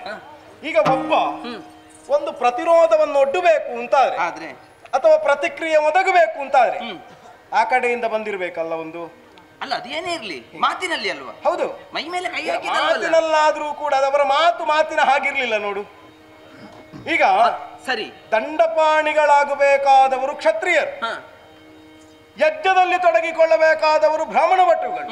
ಅವರು ಬ್ರಾಹ್ಮಣ ಭಟ್ಟುಗಳಾಗಿ ವ್ಯವಹಾರ ಮಾಡಲಿಲ್ಲ, ಸ್ವಲ್ಪ ಕ್ಷತ್ರಿಯತ್ವ ಬಂದ ಹಾಗೆ ಮಾತಾಡ್ತಾ ಇದ್ರು. ಆಗ ನಾವು ಕೊಡದೇ ಇದ್ರೆ ಮತ್ತೆ ಅವಾಗ ಕೊಡ್ಲಿಕ್ಕಿದ್ದ. ಮೊದಲು ಕೊಟ್ಟದ್ದು ನೀನು ಅಂತ ಆಯ್ತು. ಆದ್ರೆ ಒಂದಮ್ಮ, ಈಗ ಅದನ್ನು ಬೇಕಾದ್ರೆ ಬದಿಗಿಡು. ಈಗ ನಿನ್ನ ಬಗೆಗೆ ಒಂದು ಮಾತು. ಮುನಿರಮಣಿ ಗುಣವಂತೆ ಭುಜನನ ಜನನಿ ಚಲವಂತೆಗೆ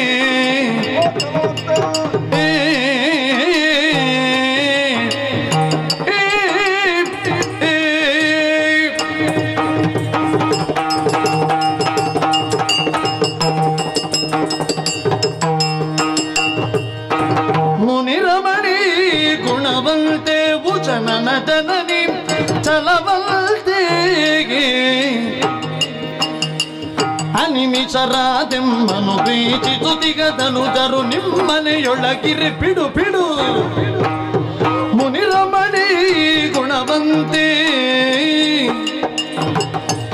ಭುಜನನ ಜನನಿ ಚಲವಲ್ತೆಗೆ.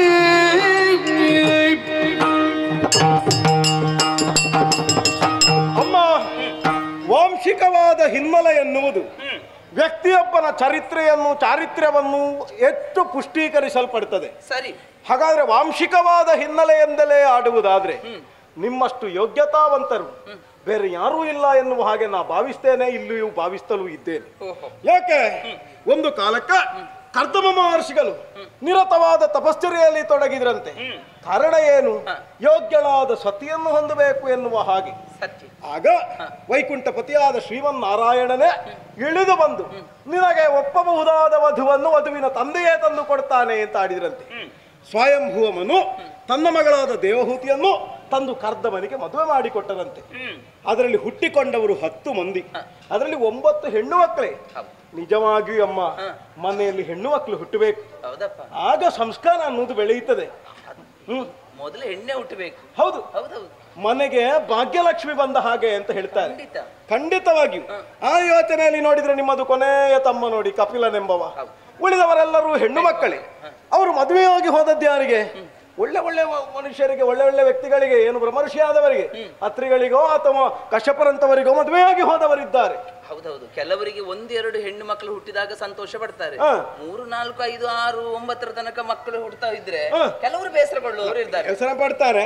ಆದ್ರೂ 9 ಮಕ್ಕಳನ್ನು ಪಡೆದದ್ದು ಕರ್ದಮ ಮಹರ್ಷಿಗೆ ಬೇಸರ ಆಗಲಿಲ್ಲ, ಒಳ್ಳೆಯ ಮನೆ ಸೇರಿದ್ದಾರೆ. ಖಂಡಿತ. ಅದರಲ್ಲಿ ಕೊನೆಯವರಾದ ಹೆಣ್ಣು ಮಗಳಲ್ಲಿ ಕೊನೆಯವಳಾದಂತಹ ನೀನು ಭೃಗು ಮಹರ್ಷಿಯ ಹೆಂಡತಿಯಾಗಿ ಈ ಮನೆಯನ್ನು ನೀವು ಸೇರಿದವರು.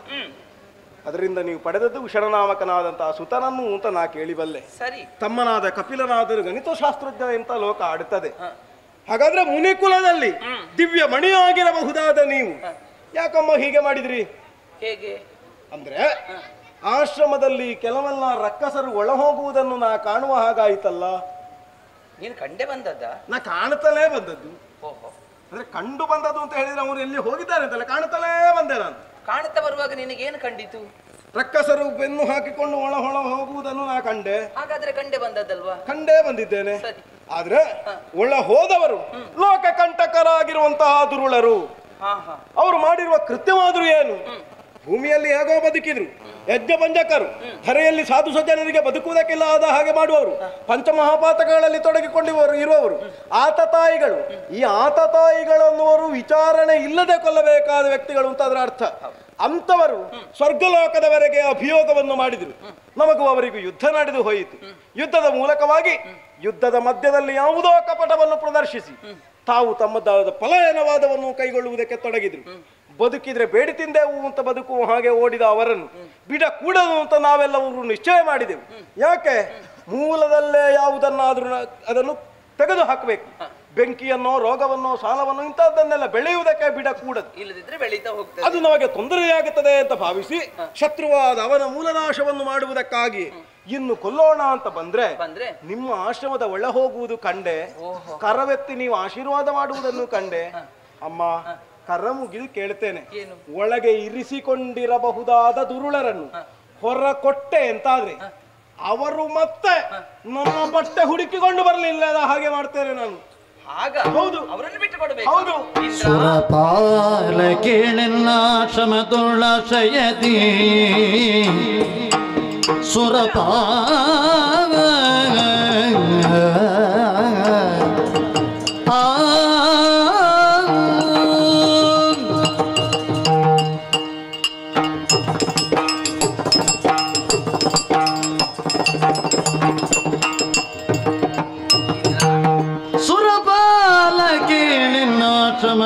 ಆಶಯದಿ ದುರುಳರ್ಗ ಭಯವಿತ್ತು ಪೊರೆವೆ ನಾದಯದಿ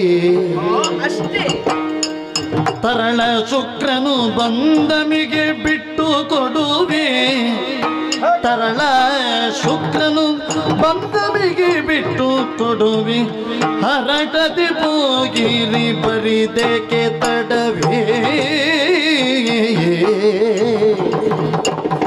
ಸುರಪಾಲ ಕೇಳಿನ್ನಾಶ್ರಮದೊಳಯದಿ ತುರುಳರ್ಗ ಭಯವಿತ್ತು ಪರಮೇನಾದಯತಿ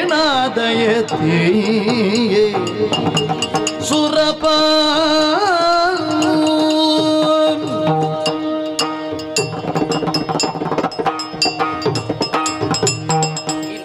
ಒಮ್ಮೆ ಬಿಟ್ಟು ಕೊಡಿ ಅಮ್ಮ. ಓ ಆ ಕಡೆಗೆ ಹೇಳ್ಕೊಂಡು ಹೋಗ್ತೇನೆ ಇಲ್ಲಿಂದ. ನೀನು ಬಂದದ್ದು ಯಾಕಂತ ಈಗ ಅರ್ಥ ಆಯ್ತು. ಆದ್ರೆ ಬಂದ ರೀತಿ ಸರಿಯಾಗ್ಲಿಲ್ಲ ಅಂತ ಹೇಳಿದೆ ನಾನು.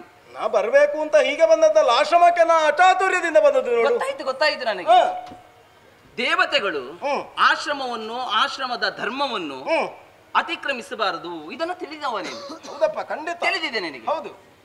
ದೇವತೆಗಳು ಆಶ್ರಮಕ್ಕೆ ಬರುವುದೇ ಹೌದಂತಾದ್ರೆ ಮಂತ್ರದ ಮೂಲಕವೇ ಬರುವುದು, ಮಂತ್ರದ ಮೂಲಕವೇ ಹೋಗುವುದು.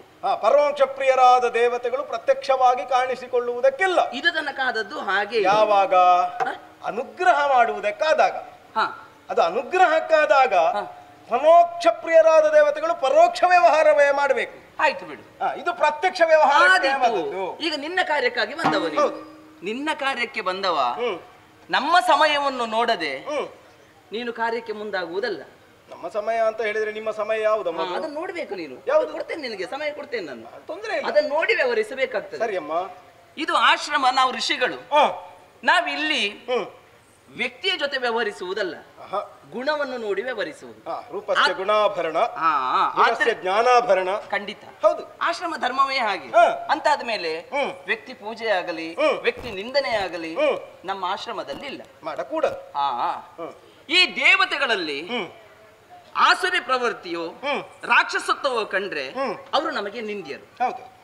ಹಾಗೆ ಈ ರಕ್ಕಸರಲ್ಲಿ ಸಜ್ಜನಕೆಯೋ ಸದ್ಧರ್ಮವೋ ಅವರಲ್ಲಿ ಕಂಡ್ರೆ ಅವರು ವಂದ್ಯರು. ಈಗ ತಮಾಸುರ ಅಸುರವೀರರನ್ನೆಲ್ಲ ಜೊತೆಗೂಡಿಕೊಂಡು ಬಂದು ನನ್ನ ಕಾಲಿಗೆರಗುವಾಗ ಅವರನ್ನು ಕಾಣುವಾಗ ಆಸುರಿ ಪ್ರವೃತ್ತಿಯೋ ರಾಕ್ಷಸತ್ವವೋ ಅವರಲ್ಲಿ ನಾನು ಕಾಣಲಿಲ್ಲ. ಭಕ್ತಿ ಕಂಡೆ, ಭಯ ಕಂಡೆ. ಆದ್ದರಿಂದ ಅವರಿಗೆ ಆಶ್ರಮದಲ್ಲಿ ಆಶ್ರಯವನ್ನು ಕೊಟ್ಟದ್ದು ನಾನು. ಒಂದು ಮಾತುಂಟು, ಮುಖ ಪದ್ಮ ಪ್ರಸನ್ನಂಚ ಅಲ್ವಾ?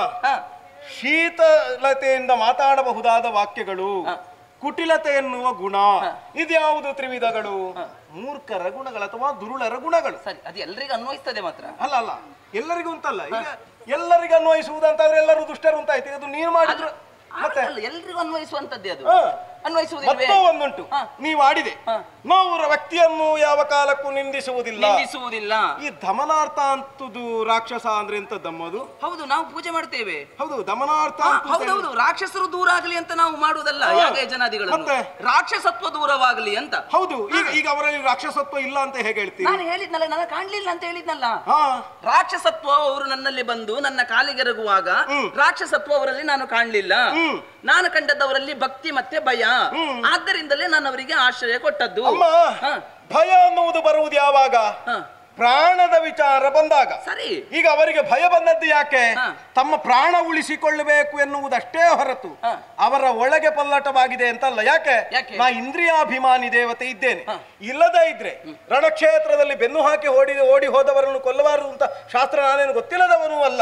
ಹಾಗಾದ್ರೆ ನಾ ಇಂದ್ರಿಯಾಭಿಮಾನಿ ದೇವತೆಯಾಗಿ ಅವನ ಇಂದ್ರಿಯದೊಳಗಿರಬಹುದಾದ ಮರ್ಮ ಏನು ಎನ್ನುವುದನ್ನು ಅರಿತೆ ಮುಂದೊಂದು ಕಾಲಕ್ಕಾದ್ರೂ ಇವನು ದೌಷ್ಟ್ಯವನ್ನು ಪ್ರದರ್ಶಿಸುವುದಕ್ಕೆ ಇದ್ದವನು ಎನ್ನುವುದನ್ನು ತಿಳಿದೆ ಕೊಲ್ಲೋಣ ಅಂತ ಬಂದೆ. ಆಗ ಏನು ಮಾಡಿದ? ತನಗೆ ಉಪಾಯಾಂತರದಿಂದ ಒಂದು ದಾರಿಯನ್ನು ಹುಡುಕಿದ. ಅದರ ಉಪಾಯ ಏನು? ಏನು? ನಾ ಮುನಿಗಳವನ್ನು ಸೇರಿಕೊಂಡೆ ಅಂತ ಆದ್ರೆ ನಮಗೇನೂ ತೊಂದರೆ ಆಗುವುದಿಲ್ಲ. ಇವತ್ತು ನಿಮ್ಮೊಳಗೆ ಸೇರಿದ ಈಗ ಸರಿಯಾಗಿ ಆಲೋಚನೆ ಮಾಡಿ ಅಮ್ಮ. ಈ ಒಳ್ಳೆಯ ತರಕಾರಿ ಇರ್ತದೆ, ನಾವು ಅದನ್ನು ಶೇಖರಣೆ ಮಾಡಬೇಕು ಅಂತ ಒಳ್ಳೆಯ ಪಾತ್ರೆಯಲ್ಲಿ ಇಟ್ಟಿರ್ತೇವೆ. ಒಂದು 4 ಕೊಳೆತದ್ದು ಹಾಕಿ ಅಂತೆ, ಉಳಿದ ಒಳ್ಳೆ ಇದ್ದದ್ದು ಕೊಳೆಯುವುದೇ. ಈಗ ಏನಾಯ್ತು, ಇಲ್ಲಿಯ ಮನೆಗೆ ಭೃಗುಮುನಿಗಳ ಆಶ್ರಮ ಅನ್ನುವುದು ಸಭ್ಯತೆಯಿಂದ ದೇವತೆಗಳನ್ನು ಪೂಜಿಸುವ ಕ್ಷೇತ್ರವಾಗಿ ತಾಣವಾಗಿ ಪವಿತ್ರತೆಯಿಂದ ಕೂಡಿತ್ತು. ಆ ಕೊಳೆತ ಹಣ್ಣುಗಳು ಬಂತ, ಇನ್ನು ಇಲ್ಲಿಯೂ ಕೊಳೆಯುವುದೇ ಬಿಟ್ರೆ ಬೇರೇನೂ ಇಲ್ಲ. ಹಾಗಾಗಿ ನಾವು ಮುಂಜಾಗ್ರತಾ ಕ್ರಮವಾಗಿ ಇವನನ್ನು ಕೊಟ್ಟೆ ಅಂತಾದ್ರೆ ಒಳ್ಳೆಯದಾಗ್ತದೆ ಅಮ್ಮ.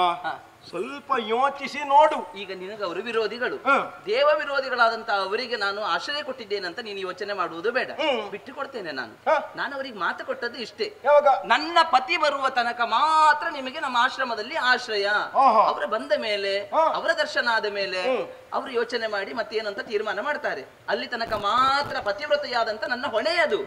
ನನ್ನವರಿಲ್ಲದಂತಹ ಕಾಲದಲ್ಲಿ ನನ್ನವರನ್ನು ಕಾಣಬಯಸಿದಂತ ಅವರಿಗೆ ಆಶ್ರಯ ಕೊಡುವುದು ಪತಿವ್ರತೆಯಾದಂತ ನನ್ನ ಹೊಣೆ. ನಿನಗೆ ಪತಿಯ ಹೊಣೆಗಾರಿಕೆ ಅಲ್ವಾ? ನನಗೆ ಜಗತ್ಪತಿಯನ್ನು ಹೇಳ್ತಾರೆ. ಹರಿಯಾಜ್ಞೆ ಇದು ನಮಗೆ ದುರುಳರನ್ನು ಕೊಲ್ಲುವ ಬಗೆಗೆ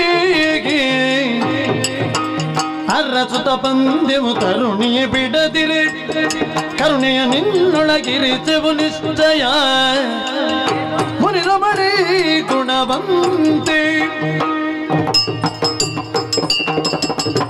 ಜಾತಿ ದೇವಿ ಗಂಡನ ಮಾತನ್ನು ವೇದವಾಕ್ಯ ಅಂತ ಸ್ವೀಕರಿಸುವವಳು. ಖಂಡಿತ. ಹಾಗೆಂದು ಗಂಡನಿಲ್ಲದ ಕಾಲದಲ್ಲಿ ಬಂದಿರಬಹುದಾದ ದುಷ್ಟರಿಗೆ ನೀ ಅಭಯವನ್ನಿತ್ತ ಬಳಿದ್ದಿ. ಗಂಡನನ್ನೇ ಕಾಣ ಬಂದವರವರು. ಹೌದಾ? ಗಂಡನನ್ನು ಕಾಣ ಬಂದವರು ಅಂತಾದ್ರೆ ಈ ಮೊದಲು ಕಾಣಲಿಲ್ವವರು? ಕಂಡಿದ್ದಾರೆ, ಇವತ್ತು ಅದಕ್ಕೆ ಬಂದದ್ದು. ಈಗ ನಿಮ್ಮ ಗಂಡನನ್ನೇ ಅವರಿಲ್ಲದ ಸಮಯದಲ್ಲಿ ಪತಿವ್ರತೆಯಾದಂತಹ ನಾನು ಅವರಿಗೆ ಆಶ್ರಯ ಕೊಡಬೇಕಾದದ್ದು ನನ್ನ ಧರ್ಮ. ಅಲ್ಲ, ಇದು ಈಗ ಪ್ರಶ್ನೆ ಮುಂದೆ ಹೋಗ್ತದೆ. ಹೇಗೆ? ಯಾಕೆ ಭೃಗು ಮಹರ್ಷಿಗಳೀಗ ಭೃಗು ಮಹರ್ಷಿಗಳಲ್ಲಿ ನಾವು ಯಾವ ಕಾರಣಕ್ಕೂ ದೋಷ ಹುಡುಕುವುದಿಲ್ಲ. ಯಾಕೆ? ದೇವತೆಗಳಿಗೆ ಪ್ರಿಯವಾದುದನ್ನೇ ಮಾಡುವಂತಹ ಅವರು ರಕ್ಕಸರಿಗೆ ಯಾವ ಕಾರಣಕ್ಕೂ ಸಹಾಯವನ್ನೊದಗಿಸಲಾರರು ಎನ್ನುವುದು ನಮ್ಮ ಶತಸಿದ್ಧವಾದ ವಾಕ್ಯ. ಯಾಕೆ ನಮ್ಮವರು ಭೃಗು ಅಂತ. ಈಗ ನಿಮ್ಮವರು, ನೀನು ನಮ್ಮವರೇ, ಆದ್ರೆ ಈಗ ನೀನು ಬೇರೆಯಾಗುತ್ತಾ ಇದ್ದಿ. ಈಗ ಭೃಗು ಮಹರ್ಷಿಯ ಮೊದಲೇ ಅವರು ಪರಿಚಯವಿದ್ದು ಮೊದಲೇ ವ್ಯವಹಾರ ಮಾಡಿದ್ದೇ ಹೌದಾದ್ರೆ ಸ್ವರ್ಗದವರೆಗೆ ಬರುವುದಕ್ಕೆ ಅವರಾದ್ರೂ ಬಿಡುವುದಕ್ಕಿರ್ಲಿಲ್ಲವಾಗಿತ್ತು.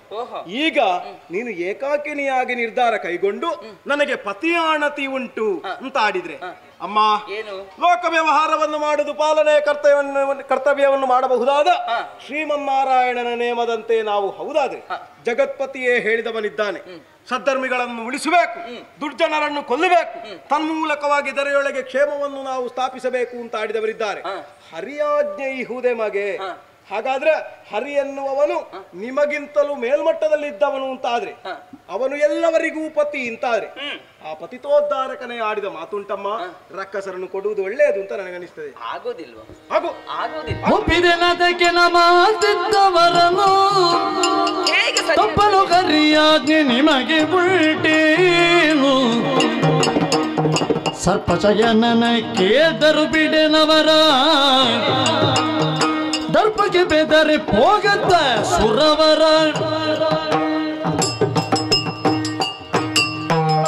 ಹರಿಯಾಜ್ಞೆ ಇದ್ದ ಕಾರಣ ನೀನು ಬಂದದ್ದಿಲ್ಲ. ಹೌದು, ಹೊಣೆಗಾರಿಕೆ ಎನ್ನುವುದು ನಮ್ಮ ಗಂಡ ಅವ.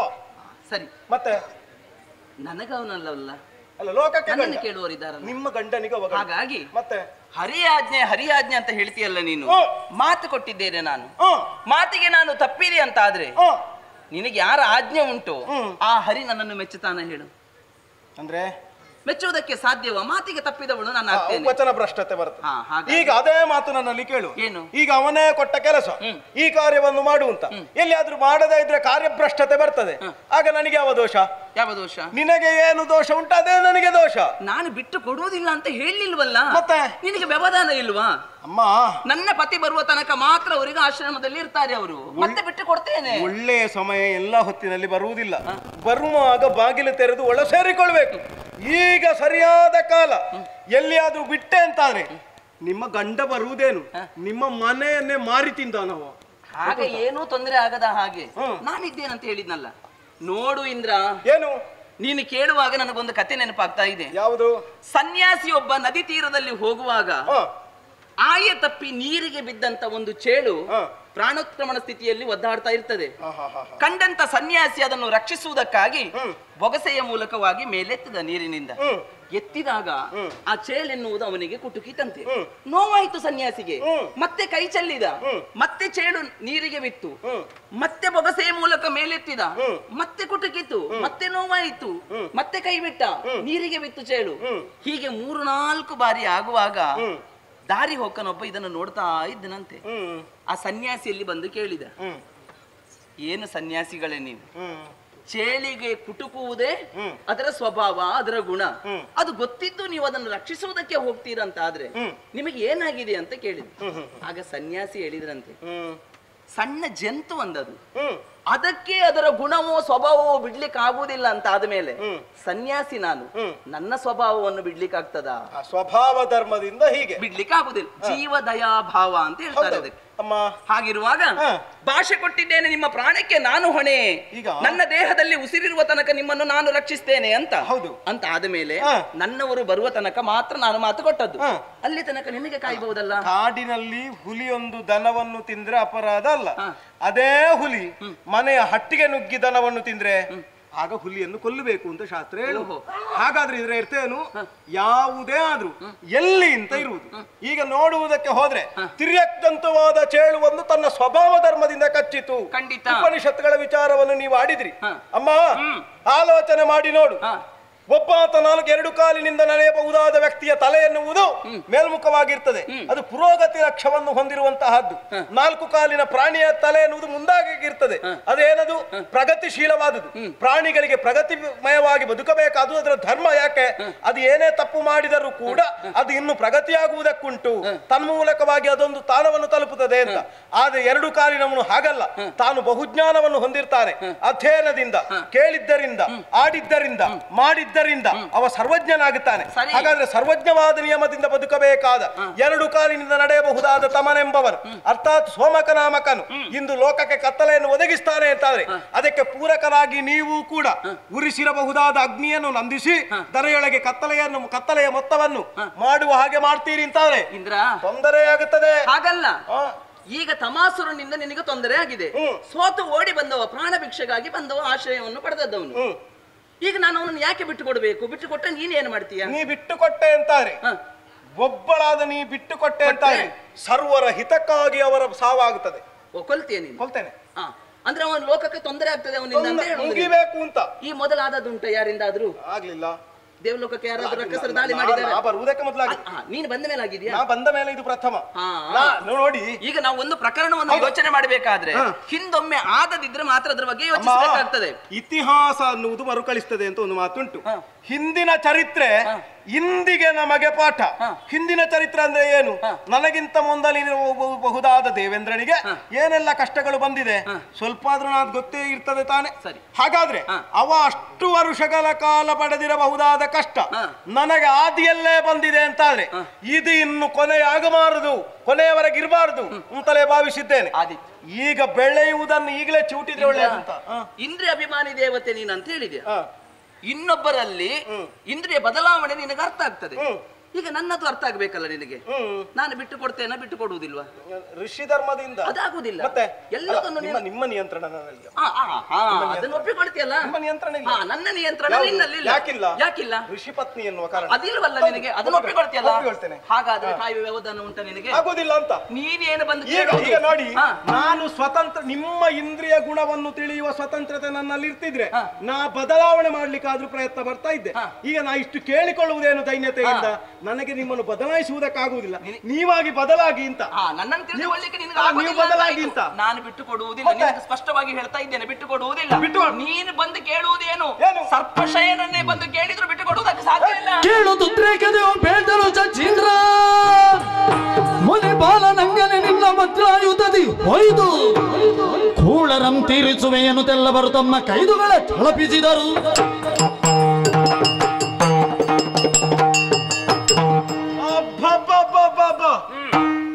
ಹೆಂಗಸು ಹೆಂಕೂಸು ಅಂತಲೂ ಉಂಟು ಒಂದು ಮಾತು. ಅದಾದ್ರೆ ಹೆಣ್ಣು ಎನ್ನುವ ಭಾವದಿಂದ ಕೂಸು ಅಂತ ತಲೆಯಲ್ಲಿ ಹತ್ತು ಹೊರುವುದಕ್ಕಾಗ್ತದೆ. ನೀ ತಿಳಿದವಳಿದ್ದೀಯ, ತಿಳಿದು ತಪ್ಪು ಮಾಡ್ತಿ ಅಂತಾದ್ರೆ ನೋಡು, ನಾನು ದಂಡಧರನಾಗಿಯೇ ಬಂದವನಿದ್ದೇನೆ. ಲೋಕದಲ್ಲಿ ಹೆಚ್ಚು ಬಾರಿ ಅಪರಾಧಿಗಳಿಗಿಂತ ಅಪರಾಧಿಗಳ ರಕ್ಷಣೆ ಮಾಡುವುದಕ್ಕೆ ಹೊರಟವನಿಗೆ ಶಿಕ್ಷೆ ಹೆಚ್ಚು. ಗೊತ್ತುಂಟ ನಿನಗೆ? ನೀ ಅಪರಾಧಿಗಳನ್ನು ರಕ್ಷಿಸುವುದಕ್ಕಾಗಿ ಹೊರಟಿದ್ದೀಯ. ಪ್ರತ್ಯಕ್ಷ ಸಾಕ್ಷಿ ನಾನಿದ್ದೇನೆ. ಹಾಗಾಗಿ ಹೇಳ್ತೇನೆ, ಹೊಡೆದ ಇದ್ರೆ ವಜ್ರಾಯುಧದಿಂದ ನಿನ್ನ ಮಂಡೆ ಬಡಿದ ನಿಮ್ಮ ತೋಳುಗಳು ಶವವಾಗಲೆಂದು ಶಾಪವನಿತ್ತು.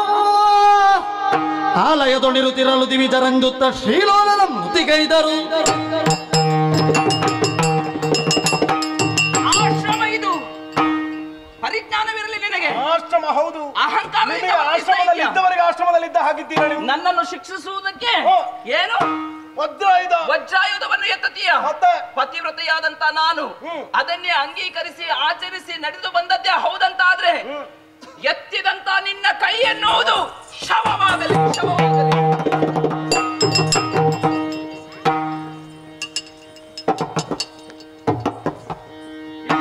ಈಜ ಸುಪ್ರೀತ ವಾಣಿನಾಥನಯ್ಯ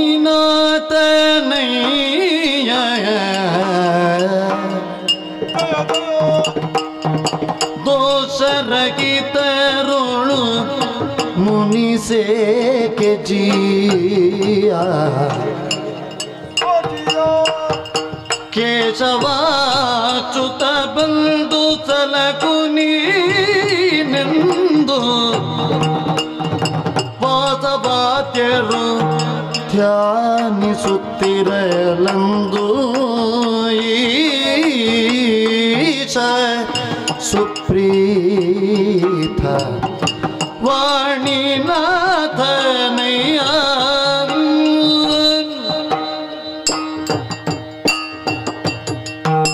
ಅಯ್ಯೋ, ಎಂತ ಸ್ಥಿತಿ ನಿರ್ಮಾಣವಾಗಿ ಹೋಯಿತು. ಯಾರನ್ನು ದಂಡಿಸುವುದರ ಮೂಲಕವಾಗಿ ಲೋಕದ ಕ್ಷೇಮವನ್ನು ನಾ ಬಯಸಿದೆನೋ, ದಂಡನೆ ಮಾಡುವುದಕ್ಕೆ ಹೋದೆ ಅಂತ ಆದ್ರೆ ನನ್ನ ದಂಡದೊಂದಿಗೆ ಕರವೆನ್ನುವುದು ಅಲ್ಲೇ ಕಲ್ಲಾಗಿ ಹೋಯಿತೋ ಏನು. ಎಷ್ಟೇ ಬಾರಿ ಪ್ರಯತ್ನಿಸಿದರೂ ಹೆಗಲೆಲೆಗೆ ಏರಿಸಿರಬಹುದಾದ ವಜ್ರಾಯುಧ ಇಳಿಸುವುದಕ್ಕಾಗದೆ ಥರಥರಿಸುವ ಹಾಗೆ ಕಾಣುತ್ತಾ ಉಂಟಲ್ಲ. ಹರಿಯ ಮಾತಿನಂದದಿ ನಾನು ಕಾರ್ಯ ವ್ಯವಹರಿಸಿದೆ ಅಂತಾದ್ರೆ ಹರಿಯ ಮಾತಿಗಾದ್ರೂ ಬೆಲೆ ಕೊಡದೆ ಮಾನಿನಿ ನಮ್ಮನ್ನು ಸ್ತಂಭೀಭೂತಳಾಗುವ ಹಾಗೆ ಮಾಡಿಬಿಟ್ಟಳಲ್ಲ. ಆದ್ರೆ ದಾರಿ ಏನು? ನನ್ನನ್ನಂತೂ ನನಗೆ ಸರಿ ಮಾಡಿಕೊಳ್ಳಿಕ್ಕಾಗುವುದಿಲ್ಲ.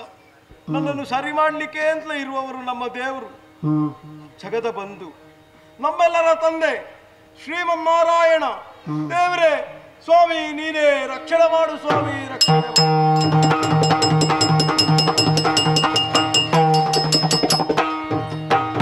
ಸತ್ತಿರುವ ತೋಳ್ಗಳನ್ನು ತಡವರಿಸುತ್ತ ತಳ್ಕಿಸಿ ಶ್ರೀವರ ಶ್ರೀವರ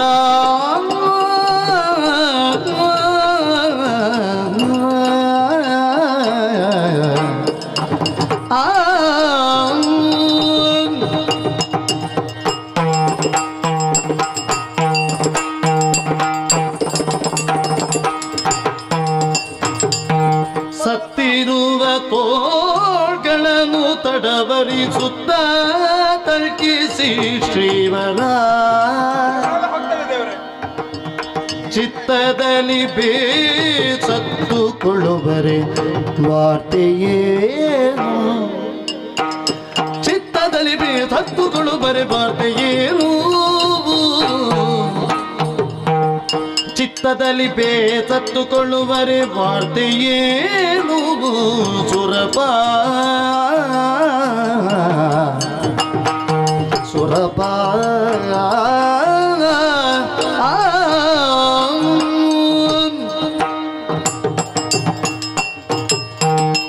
ಸುರಪತೆ.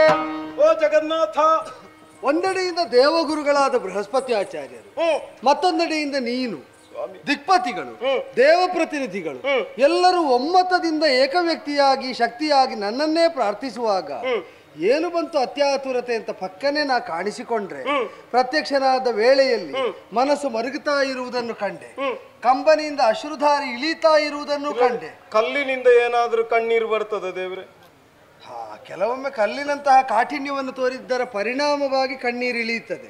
ಇಲ್ಲಿ ಈಗ ನಿನಗೆ ಬಂದದ್ದು ಯಾಕೆ ಅಂತ ನಾನು ಯೋಚಿಸುವುದು. ನಾನಿನ್ನು ಮೇಲೆ ಹೋಗುವುದಿಲ್ಲ ಅಂತ ಭಾವಿಸಿದ್ದೆ ಸ್ವಾಮಿ. ನನಗೆ ಗೊತ್ತಾಯ್ತು, ಮೇಲೆ ಹೋದದ್ದು ಕೆಳಗೆ ಬಾರದಿದ್ರೆ ಮತ್ತೆ ಮೇಲೆ ಹೋಗುದು. ಇಲ್ಲಿಗೆ ಈಗ ಕೈ ಮೇಲೆ ಹೋದದ್ದು ಹಾಗೆಯೇ ಉಳಿದಿದೆ, ಸ್ತಂಭಿತವಾದದ್ದನ್ನು ಗಮನಿಸಿದೆ.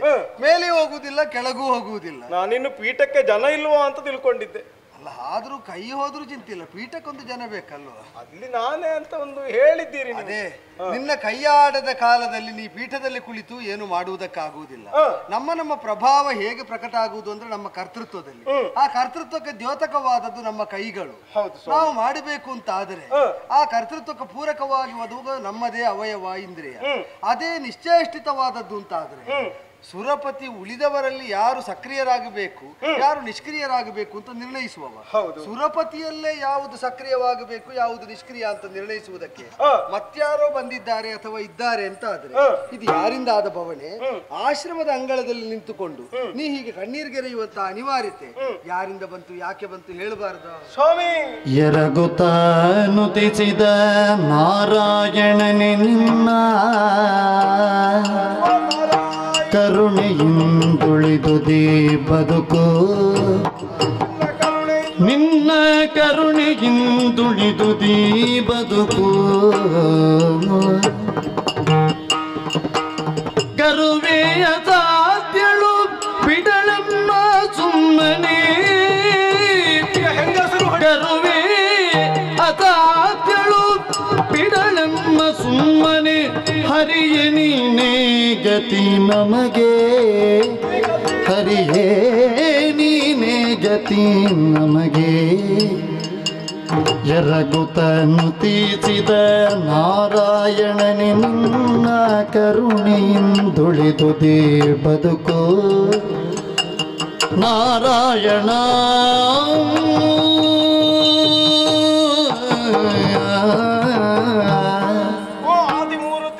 ಸುರಪತೆ, ಜಗದ ಬಂಧುವಾಗಿ ಜಗದ ದೇವನಾಗಿ ಸರ್ವರ ಕಣ್ಣಲ್ಲಿ ಇಳಿಯಬಹುದಾದ ಕಣ್ಣೀರು ಒರೆಸುವುದಕ್ಕೆ ಸದಾ ಸರ್ವದ ಸೆರಗು ಕೊಡುವ ಮಾತ್ರ ಹೃದಯ ನೀನು ಸ್ವಾಮಿ. ನಿನ್ನ ಕಾರುಣ್ಯ ಎನ್ನುವುದರ ಮೂಲಕವಾಗಿಯೇ ಇಲ್ಲಿಯವರೆಗೆ ಸುರಪನ ಬದುಕು ಸಾಗಿದೆ. ಒಳ್ಳೆಯದು, ನಾನು ನಂಬಿದ್ದೇನೆ ಅದನ್ನು. ಅದಕ್ಕೆ ಇಂಬುಗೊಟ್ಟಿದ್ದು ತನಕ ನಾನು ಒದಗಲಿಲ್ವ? ಹೌದೇ ಹೌದು. ಮತ್ತೀಗ ಏನಾಯ್ತು? ಪ್ರಪಂಚದಲ್ಲಿರಬಹುದಾದ ಹುಲ್ಲು ಕಡ್ಡಿಯಾದ್ರೂ ಚಲಿಸಬೇಕು ಅಂತಾದ್ರೆ ನಿನ್ನ ಕೃಪಾ ಕಟಾಕ್ಷತೆ ಬೇಕಂತೆ. ಹಾಗಾದ್ರೆ ನಿನ್ನ ಆಣತಿ ಇಲ್ಲದೆ ಯಾವುದು ನಡೆಯುವುದಿಲ್ಲ ಎನ್ನುವುದು ಸತ್ಯವೇ ತಾನೆ? ಆದ್ರೆ ನನ್ನ ಗಮನಕ್ಕೆ ಬರದೆ ಇಲ್ಲೇನೋ ನಡೆದಾಗುಂಟು. ಗಮನಕ್ಕೆ ಬಂದಿದೆಯೋ ಅಲ್ಲ ದೇವರು ಭಕ್ತನಿಂದಲೇ ತಕ್ಕೊಳ್ಬೇಕು ಅಂತ ಇದ್ದೀರೋ ನನಗೊಂದು ಅರ್ಥ ಆಗುವುದಿಲ್ಲ. ನಾನಾಗಿ ಗಮನಿಸಿದ್ದೇನೆ ಅಂತ ಮುಂದುವರಿದು ಹೋಗುವ ಪರಿಪಾಠ ಇಲ್ಲ, ಅದು ನಿನಗೂ ಗೊತ್ತುಂಟು. ಖಂಡಿತ ನೀ ಗಮನಿಸಬೇಕಾದ್ದು ಅಂತ ದುರುಳರಾಗಲಿ ಸಜ್ಜನರಾಗಲಿ ಅವರವರ ಕ್ರಮದಲ್ಲಿ ಹೇಳಿದ್ರೆ ಸೂಚಿಸಿದರೆ ಗಮನಿಸಬೇಕಾದರತ್ತ ಮನಸ್ಸು ಮಾಡ್ತೇನೆ ಅಂತ ಈಗ ನೀವು ಕರೆದಾಗ ಬಂದೆ. ಒಂದು ವಿಭಾಗದಿಂದ ಆ ವಿಚಾರ ಸತ್ಯವೇ. ವಿಚಾರದ ತೀವ್ರತೆ ಎನ್ನುವುದು ಆಡಿದವನ ಅನುಭವದಲ್ಲೇ ಇರ್ತದೆ ಅಲ್ವೋ? ಹಾಗಾದ್ರೆ ನನಗಾದ ಅನುಭವವನ್ನು ಕೇಳಿ ನೀ ಪರಿಹಾರ ಕೊಡ್ತಿ ಎನ್ನುವ ಕಾರಣಕ್ಕಾಗಿ ನಿನ್ನ ಕುರಿತಾಗಿ ನಾ ಭಜಿಸಬೇಕಾಯಿತು ಸ್ವಾಮಿ. ನಿನಗೇನದು ಸ್ವಾನುಭವ ಅಷ್ಟು ಭೀಕರವಾದದ್ದು? ಕೊಟ್ಟೆಯಲ್ಲ ಸುರರ ಅಧಿಕಾರವನ್ನು ಕೊಡಬೇಕು ಅಂತ ನೀನೇ ಅದಕ್ಕೆ ಬೇಕಾದ ಕರ್ಮವನ್ನು ಮಾಡಿಟ್ಟೆ ಅಲ್ಲ. ನಾನದು ಗಟ್ಟಿ ಅಂತ ನಂಬಿದೆ ಸ್ವಾಮಿ. ಅದನ್ನು ದೃಢ ಅಂತ ನಾವು ಬರೀತಾ ಬಂದದ್ದು ಹೌದಲ್ಲ. ಅದನ್ನು ಮುರಿಯಬೇಕು ಅಂತಲೇ ಕೆಲವರೆಲ್ಲ ಪ್ರಯತ್ನಿಸ್ತಾರೆ ಅಂತ ಗೊತ್ತಾಯ್ತಲ್ಲ. ದುಷ್ಟದಮನಕ್ಕೆ ಅಲ್ವ ಕೈಯಲ್ಲಿರುವಂತಹ ಆಯುಧಗಳು. ಬಡಿಬೇಕು ಅಂತಲೇ ನಾ ಸಿದ್ಧನಾಗಿಯೇ ಇದ್ದವನು. ಸಿದ್ಧರಾದದ್ದು ಮಾತ್ರ ಯಾಕೆ? ಅಂತ ದುರುಳರು ಬಂದದ್ದೇ ಹೌದಾದ್ರೆ ಹೊಡೆದೇ ಬಿಡಬೇಕು. ಬಂದದ್ದು ಚಿನ್ನದ ಪಟ್ಟಣದಿಂದ ಸ್ವಾಮಿ. ಪಟ್ಟಣಕ್ಕೆ ಹೆಸರು ಯಾವ ಹೊಳಪಿದ್ದದ್ದೇ ಇರ್ಲಿ, ಮಾಡಿದ ದುಷ್ಕೃತ್ಯ ಅಂತಾದ್ರೆ ಹೊಡೆಯುವುದಕ್ಕೆ ದಾಕ್ಷಿಣ್ಯ. ಆದ್ರೆ ಹೆಸರು ತಮ ಕತ್ತಲು ಅಂತ ಭಾವಿಸಿದೆ. ಇನ್ನು ಸ್ವರ್ಗಕ್ಕೂ ಕತ್ತಲು ಬರುವುದು ಬೇಡ. ವಚನ ರಚನಾ ಕೌಶಲ ಹೊಂದಿದಂತಹ ಬೃಹಸ್ಪತಿಗಳಿರುವಂತಹ ಬೆಳಕಿನ ಲೋಕದಲ್ಲಿ ಕತ್ತಲು ಮಾಡುತ್ತೇನೆ ಅಂತ ಹೊರಟಿರಬಹುದಾದ ತಮನಿಗೆ ದಿಟ್ಟತನದಿಂದ ಉತ್ತರ ಕೊಡೋಣ ಅಂತ ನಾನು ಹೋದೆ ಯುದ್ಧಕ್ಕೆ. ನಿನಗೆ ಯೋಚನೆ ಮಾಡಿದ್ದು ಮಾತ್ರವೋ ಮಾಡಿದ್ಯಾ? ಯುದ್ಧ ಮಾಡಿದ್ದೇನೆ. ಆಗಲಿ, ಫಲಿತಾಂಶ ಏನಾಯ್ತು? ಫಲಿತಾಂಶದಲ್ಲಿ ಇನ್ನು ಮುಂದೆ ನಾ ಗೆಲ್ಲಿಕ್ಕುಂಟ ಗೊತ್ತಿಲ್ಲ ನನಗೆ. ಈ ಪ್ರಸಂಗದಲ್ಲಿ ನಾ ಗೆದ್ದತಿ. ಅದು ಸೋತಾಗ ಸಂದೇಹ ಬಂದ್ರೆ ಸಹಜ, ಗೆದ್ದಾಗ ಯಾಕೆ ನಿನಗೆ ಬರ್ತದೆ ಅಂತ. ಅಂದ್ರೆ ಮುಂದೆ ಗೆಲ್ಲುತ್ತೇನೋ ಇಲ್ವೋ ಅಂತ. ಈ ಬಾರಿ ಹೇಗೂ ಗೆದ್ದಾಯ್ತಲ್ಲ, ಆ ವಿಜಯ ಪರಂಪರೆ ಮುನ್ನಡೆಯುತ್ತದೆ ಅಂತ ಆತ್ಮವಿಶ್ವಾಸ ಹೆಚ್ಚಾಗಬೇಕು ಸ್ವಾಮಿ. ವಿಜಯೋತ್ಸವಕ್ಕೆ ಬೇಕಾದುದನ್ನೆಲ್ಲ ಸಿದ್ಧಪಡಿಸಿ ಆಗಿದೆ. ಇದನ್ನು ಇನ್ನೊಂದು ಪ್ರಯೋಜನಕ್ಕಿಲ್ಲ, ಇನ್ನು ಎಲ್ಲಿಗಾದ್ರೂ ಅದನ್ನು ತಕೊಂಡೋಗಿ ಹಾಕಬೇಕು ಅನ್ನೋ ಸ್ಥಿತಿ ಆಯ್ತಲ್ಲ. ಯಾಕಾಗಾಯ್ತು ಅಂದ್ರೆ ಕಣ್ಣ ಮುಂಭಾಗದಲ್ಲಿ ಹೋರಾಟ ಮಾಡುತ್ತಾ ಇದ್ದ ತಮ್ಮ ಕಣ್ಣ ಇದರಿಂದ ತಪ್ಪಿಸಿಕೊಂಡವು, ಓಡಿಸಿದೆ, ಪಲಾಯನ ಮಾಡಿದ, ಶತ್ರುನಾಶ. ಓಡಿದ್ರು ನಾಶ ಮಾಡಬೇಕು. ನಾಶ ಮಾಡಬೇಕು. ಇನ್ನು ಅಂತಹದ್ದು ಬರಬಾರದು. ಇನ್ನು ಬ್ರಹ್ಮದೇವರಿಗಾದ್ರೂ ಸ್ವಲ್ಪ ಚಿಂತನೆ ಮಾಡಬೇಕು. ಇಂತಹದ್ದು ಮತ್ತೆ ಸೃಷ್ಟಿ ಮಾಡ್ಲಿಕ್ಕಿಲ್ಲ. ಮಾಡಿದ್ರೆ ಇಂದ್ರ ಕೊಲ್ತಾನೆ ಅನ್ನುವುದು ಒಂದು ನಿರ್ಣಯ ಆಗಬೇಕು ಅಂತಲೇ ಇತ್ತು ನನಗೆ. ಒಂದುಂಟು, ನಮಗಿಂತ ಕೆಳಗಿದ್ದವರು ಯೋಚನೆ ಹೇಗೆ ಮಾಡಬೇಕು ಅಂತ ನಮಗೊಂದು ಸೂಚಿಸಬಹುದು, ನಿರ್ದೇಶಿಸಬಹುದು. ಮೇಲಿದ್ದವರು ಯೋಚಿಸುವುದನ್ನೆಲ್ಲ ಹಾಗೆ ನಾವು ನಿರ್ಬಂಧಿಸುವುದಕ್ಕಾಗುವುದಿಲ್ಲ ಸ್ವಾಮಿ. ಕೇಂದ್ರಕ್ಕೆಲ್ಲ ಕೈ ಹಾಕುವುದಿಲ್ಲ. ಆದೀತಲ್ಲ, ನಿನ್ನ ಮನದಲ್ಲಿ ನಡೆದ ಯೋಚನೆ ನೀನೇನು ಬ್ರಹ್ಮನಿಗೆ ಹೇಳಲಿಕ್ಕೆ ಹೋಗಿಲ್ಲ. ಹಾಗೆ ಯೋಚಿಸಿದ್ದು ಬ್ರಹ್ಮನಾದ್ರೂ ಯೋಚಿಸಿ ಮುಂದಡಿ ಇಡಬೇಕು. ಸರಿ, ಮುಂದೇನು ಮಾಡಿದೆ? ಹಾಗೆಯೇ ನಾನು ಅವನನ್ನು ಓಡಿಸುತ್ತಾ ಹೋದಾಗ ಧರೆಯ ಪಥವನ್ನು ಅವನ ಅನುಸರಿಸುತ್ತಾ ಸಾಗಿದ. ಎಲ್ಲಿಂದ ಏರಿ ಬಂದನೋ ಅಲ್ಲಿಗೆ ಇಳಿದು ಹೋದ. ಆದ್ರೆ ಹೋದವನು ತನ್ನ ಮನೆ ಸೇರಿಕೊಳ್ತಾನೆ ಅಂತ ಭಾವಿಸಿದ್ರೆ ಅವನ ಮನೆಯ ಕಡೆಗೆ ಅವನು ಹೋಗುವುದೇ ಇಲ್ಲ. ಬಂದದ್ದು ಆಶ್ರಮದ ಕಡೆಗಾಗಿ. ಯಾವ ಈ ಆಶ್ರಮ? ಭೃಗುಮುನಿಗಳ ಆಶ್ರಮ ಇದು. ಹೌದಲ್ಲ? ಹೌದು ಸ್ವಾಮಿ, ಮಹರ್ಷಿಗಳ ಆಶ್ರಮ. ಯಾಕೆ ಬಂದವ? ಇಲ್ಲಿ ಬಂದವನೇ. ನಾವು ಓಡಿಸುತ್ತಾ ಬರುವಾಗ ಅಲ್ಪ ಸಮಯದಲ್ಲಿ ನಮ್ಮಲ್ಲೊಂದು ಅಂತರ ಇತ್ತು. ಈಗ ಅವನ ವೇಗ ಹೆಚ್ಚಾದ್ದು, ನಿನ್ನದು ಕಡಿಮೆ ಆದ. ನಾ ಸ್ವಲ್ಪ ಕಡಿಮೆ ತಕೊಂಡು ಅಂತ ಆಗ್ತದೆ. ಈಗ ಗೊತ್ತಾಯ್ತಲ್ಲ. ಹೌದು, ಅವ ಮತ್ತೆ ವೇಗದಲ್ಲೇ ಹೋಗುವುದು ಅಂತ. ಆದ್ರೆ ಆ ವೇಗದಲ್ಲಿ ಅವನ ವೇಗಕ್ಕೆ ನಿನ್ನದು ಸರಿದೂಗುವುದಿಲ್ಲ ಅಂತ ಸ್ಪಷ್ಟ ಆಯ್ತು.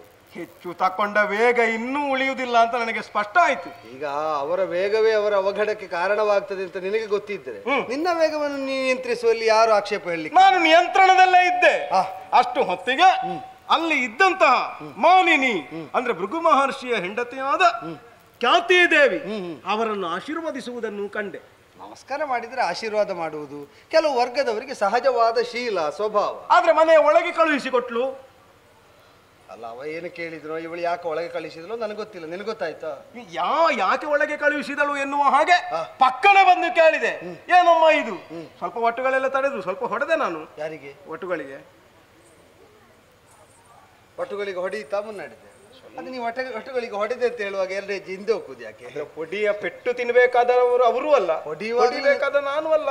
ಹೊಡೆಯುವಾಗಲೇ ಗೊತ್ತುಂಟು ಇಲ್ಲಿಗೆ ಹೊಡಿತ ಬೀಳಬಾರದು ಅಂತ, ಆದ್ರೂ ಹೊಡೆದೆ ಅಲ್ವಾ? ಹೌದು. ಮತ್ತೆ ಮುನ್ನಡೆದು. ಆದ್ರೆ ನಾ ಪ್ರಶ್ನಿಸುವುದಕ್ಕೆ ಹೊರಟಂತಹ ಕಾಲದಲ್ಲಿ ಖ್ಯಾತಿ ದೇವಿ ನನ್ನನ್ನು ಬಹುಬಗೆಯನ್ನು ನಿಂದಿಸುವುದಕ್ಕೆ ತೊಡಗಿದಳು. ಯಾವ ಕಾರಣಕ್ಕಾದರೂ ನಾನು ಆಶ್ರಯವಿತ್ತಿರಬಹುದಾದ ರಕ್ಕಸರನ್ನು ಕೊಡಲಾರೆ ಅಂತ ಆಡಿದಳು. ಇನ್ನೇನು ಆಲೋಚನೆ ಮಾಡುವುದು? ನಾನಂತೂ ಅವರನ್ನು ಕೊಲ್ಲುವುದರ ಮೂಲಕವಾಗಿ ಕ್ಷೇಮವನ್ನು ಸಾಧಿಸುವುದಕ್ಕೆ ಬಂದವರು. ಕೊಡದೇ ಇದ್ರೆ ನಾ ವಜ್ರಾಯುಧದಿಂದ ನಿಮ್ಮನ್ನು ಬಡಿಯುತ್ತೇನೆ ಅಂತ ಹೇಳಿದೆ. ಅದು ಈಗ ಹೇಳಿದ್ದು ಮಾತ್ರ ಮಾಡಿದ್ಯಾ? ಆಯುಧ ಇರುವಾಗ ನನಗೆ ಅದು ಎತ್ತಿ ಹೋಗ್ತದೆ. ಬಾಯಲ್ಲಿ ಅದಕ್ಕಿಂತ ಮೊದಲು ಹೇಳಿಯೂ ಹೋಗ್ತದೆ. ಹೌದು. ಈಗ ಒಮ್ಮೆ ಮಾತು ಆಡಿದ ಬಳಿಕ ಆಡಿದ ಮೇಲೆ ಮಾಡದಿರುವ ಇಲ್ಲ. ಮಾಡದೇ ಇದ್ರೆ ನಾವು ಅಧಮರು ಅಂತಾಗುದಿಲ್ವಾ? ಈಗ ಈ ತಪ್ಪು ಹೇಳಿದ್ರು ಅದನ್ನು ಮಾಡದಿದ್ರೆ ಅಧಮರು ಅಂತ ಆಗ್ತದಲ್ವಾ? ಅದು ತಪ್ಪೋ ಸರಿಯೋ ಗೊತ್ತಿಲ್ಲ. ಅಲ್ಲ, ನಾವೆಲ್ಲ ತಿಳಿದದ್ದು ಹೇಗೆ ಅಂದ್ರೆ ಹೇಳಿದ್ದು ತಪ್ಪು ಅಂತ ಗೊತ್ತಾದ್ರೆ ಅದನ್ನು ಮಾಡದೇ ಇರುವುದು ಅದು ಉತ್ತಮಿಕೆಯ ಲಕ್ಷಣ ಅಂತ. ಈಗ ಹೇಗೂ ಹೇಳಿದ ಮೇಲೆ ತಪ್ಪಾದ್ರೂ ಸರಿಯಾದ್ರೂ ಮಾಡುವುದು ಅಂತ ಮುನ್ನಡೆದೆ. ನನ್ನ ಯೋಚನೆ ಇದ್ದದ್ದೇನು, ನಾ ಏನು ತಪ್ಪು ಮಾಡಿದ್ರು ಸರಿ ಮಾಡ್ಲಿಕ್ಕೆ ನೀವಿದ್ದೀರಿ. ನಿನ್ನ ಯೋಚನೆ ಆಗಿತ್ತು ಹಾಗೆ. ಸರಿ ಸರಿ, ಹಾಗೆ ಹೊಡಿತೇನೆ ಅಂತ ಇದನ್ನು ಎತ್ತಿದ್ದು ಮಾತ್ರ ಗೊತ್ತುಂಟು ಸ್ವಾಮಿ. ಏನಾಯ್ತು? ಇನ್ನು ನನ್ನನ್ನು ಕೊಂಡು ಹೋಗಿ ಯಾವ ದೇವರ ಸ್ಥಳದಲ್ಲಿ ಇಡ್ತಾರೆ ಅಂತ ನನಗೆ ಗೊತ್ತಿರ್ಲಿಲ್ಲ. ಕಲ್ಲಾದದ್ದಲ್ವಾ ನಾನು. ಇನ್ನು ಸುರಪನ ಮೂರ್ತಿ ಅಂತ ತಕೊಂಡೋಗುತ್ತಾ ಇದ್ರೋ ಏನು. ಹೌದು ಸ್ವಾಮಿ, ನಾ ಕಲ್ಲಾಗಿದ್ದೆ. ಆಗ ದಾರಿ ಕಾಣದೆ ನಿನ್ನನ್ನು ನುತಿಸಿದೆ. ಹೇಗೂ ರಕ್ಕಸರು ಹೇಗೂ ಹೊಡಿಲಿಕ್ಕೆ ಬರುವುದಾಯ್ತು. ಈಗ ಮುನಿಗಳ ಹೆಂಡತಿಯರು ನನಗೆ ಹೊಡಿಲಿಕ್ಕೆ ಆರಂಭ ಮಾಡಿದ್ದಾರೆ. ನನಗೆ ಬೇಡವಾ ಅಂತ ಇನ್ನು ಅಲ್ಲ. ಮುನಿಪತ್ನಿಯರಿಗೆ ಹೊಡೆಯುವುದಕ್ಕೆ ನೀನು ಹೊರಟ ಮೇಲೆ ಈಗ ನಿನಗೆ ಇನ್ನೆಲ್ಲೆಲ್ಲಿಂದ ಪೆಟ್ಟು ಬೀಳ್ತದೆ ಅಂತ ನಿರೀಕ್ಷಿಸುವುದು ಕಷ್ಟ. ಇಷ್ಟಕ್ಕೂ ನನಗೀಗ ಕುತೂಹಲ ಏನು ಗೊತ್ತುಂಟ? ಏನು ಸ್ವಾಮಿ? ನಾನು ಏನು ಮಾಡಿದರೂ ರಕ್ಷಿಸುವುದಕ್ಕೆ ನಾರಾಯಣನಿದ್ದಾನೆ ಅಂತ ನೀವು ಮುನ್ನಡೆದು ಹೊಡೆದೆ. ಈಗ ಸ್ತಂಭನವಾಗಲಿ ಅಂತ ಅವಳು ಹೇಳುವಾಗ ನಿನ್ನ ನಾರಾಯಣ ಬಂದು ಸ್ತಂಭನ ಆಗದಂತ ತಡೆದರ? ಆಗ ತಡಿಲಿಲ್ಲ. ಈಗ ಇದರಿಂದ ಒಂದು ಸಿದ್ಧ ಆದ ವಿಷಯ ಎಂತದ್ದು ನೋಡುವ. ನೀನು ಇದರಿಂದ ಕಲಿತ ಪಾಠ ಎಂತದ್ದು ಅದು ಕೇಳುವ. ಸಾಧಾರಣ ಕಲ್ಲಾಗುವಲ್ಲಿಯವರೆಗೆ ದೇವರು ಬರುವುದಿಲ್ಲ. ಹಾಗಲ್ಲ, ಆದ್ರೆ ಸರಿ ಮಾಡ್ಲಿಕ್ಕೆ ದೇವರು ಬರ್ತಾರೆ ಅಂತ ಆಯ್ತು. ಕಲ್ಲನ್ನಾದರೂ ದೇವರು ಸರಿ ಮಾಡ್ತಾನೆ ಅಂತ ನೋಡಿ, ಅದೊಂದು ನೆಲೆ. ಹೌದು. ಅದಕ್ಕಿಂತ ಮೊದಲು ಕರ್ಕಶವಾದ ಕರ್ಮವನ್ನು ಸರಿ ಮಾಡುವುದು ದೇವರಿಗೆ ಕೆಲಸ ಅಲ್ಲ. ದೇವರು ಸರಿ ಮಾಡುವ ಕರ್ಮವನ್ನು ಆಯ್ಕೆ ಮಾಡಿ ಮಾಡುವುದು ಜೀವರಿಗೋ ದೇವೇಂದ್ರನಿಗೋ ಕೆಲಸ ಅಂತ. ಈಗಾದ್ರೂ ಅರ್ಥ ಆಯ್ತಾ? ಸ್ಪಷ್ಟವಾಗಿ ಅರ್ಥ ಆಯ್ತು. ನೀ ಮಾಡಿದ ತಪ್ಪು ಎಲ್ಲಿಂದ ಅಂತ ಕೇಳಿದ್ರೆ ಒಂದೇ ವಾಕ್ಯದಲ್ಲಿ ಹೇಳಿದ್ರೆ ಏನು ಸ್ವಾಮಿ? ಮೀರಿ ನಡೆದದ್ದು ತಪ್ಪು. ಶಕ್ತಿಗೆ ಮೀರಿ ನೀ ನಡೆದೆ ಮಗವ, ಮಘವ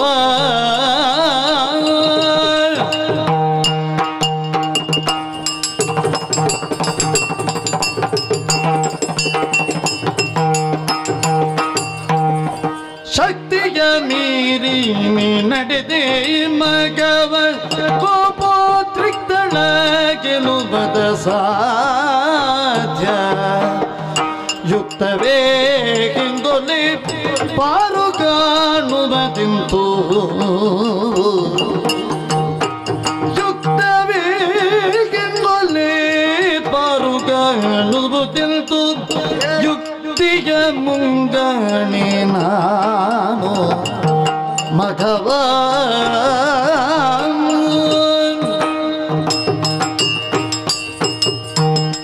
ಮಘವ ದೇವೋ ಶತಮಖಗಳನ್ನು ಮಾಡಿ ಸುರಗದುಗೆಯನ್ನು ಹೊಂದಿದಂತಹ ನೀನು ಶಕ್ತನಾದದ್ದು ಯಾವುದರಿಂದ? ತ್ಯಾಗದಿಂದ ಅಲ್ವೋ?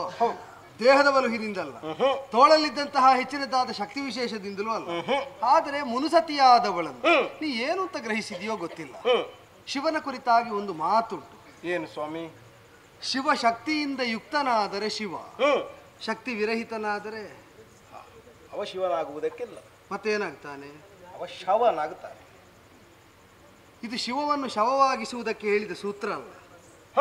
ಲೋಕದಲ್ಲಿ ಅಣುರೇಣು ತೃಣಕಾಷ್ಟ ಸ್ಥಾವರ ಜಂಗಮಾದಿಗಳು ಪ್ರವರ್ತನೆ ಆಗಬೇಕು ಅಂತಾದ್ರೆ ಭಗವತ್ ಶಕ್ತಿಗೆ ಅಧಿಷ್ಠಾನವಾಗಿ ಪ್ರಕೃತಿ ಇರಬೇಕು. ಆ ಪ್ರಕೃತಿಯ ಪ್ರಕಟವಾದ ಸ್ವರೂಪಕ್ಕೆ ಸ್ತ್ರೀ ಅಂತ ಹೆಸರು. ಆದ್ದರಿಂದಲೇ ವಿಶೇಷವಾದ ಪರಿಗಣನೆ ಸಮಾಜ ಮುಖದಲ್ಲಿ, ಲೋಕ ಮಧ್ಯದಲ್ಲಿ ಆ ಹೆಣ್ಣಿಗೆ ಪ್ರದತ್ತವಾದದ್ದು.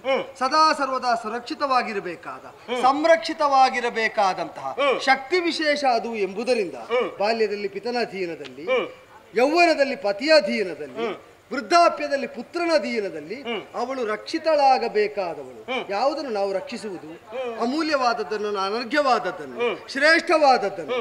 ಆದ್ದರಿಂದಲೇ ಸದಾ ಸರ್ವದಾ ರಕ್ಷಾಯೋಗ್ಯತೆಯನ್ನು ಹೊಂದಿದಂತಹ ಸ್ತ್ರೀಯನ್ನು ಕಡಿದುಕೊಳ್ಳುತ್ತೇನೆ ಅಂತ ಲಾಘವದಿಂದ ತ್ರಿವಿಷ್ಟ ಪದಾಧಿಕಾರಿ ಧರ್ಮಾಧ್ಯಕ್ಷನಾದಂತಹ ನೀನು ಹೊರಟೆ ಅಂತ ಆದರೆ ದೊಡ್ಡವರೇ ದಾರಿ ತಪ್ಪಿ ನಡೆದಂತೆ ಅಲ್ವೋ? ಅದರಿಂದ ಬಿದ್ದ ಪೆಟ್ಟನ್ನು ನಾನು ಬಂದು ತಡೆದೆ ಅಂತಾದರೆ ದಾರಿ ತಪ್ಪಿದವರನ್ನು ರಕ್ಷಿಸುವುದಕ್ಕಿದ್ದ ವೈಕುಂಠವಾಸಿ ಅಂತ ಆಗುವುದಿಲ್ವೋ? ಆದ್ದರಿಂದಲೇ ಶಕ್ತಿಯನ್ನು ಮೀರಿ ನೀ ನಡೆದೆ.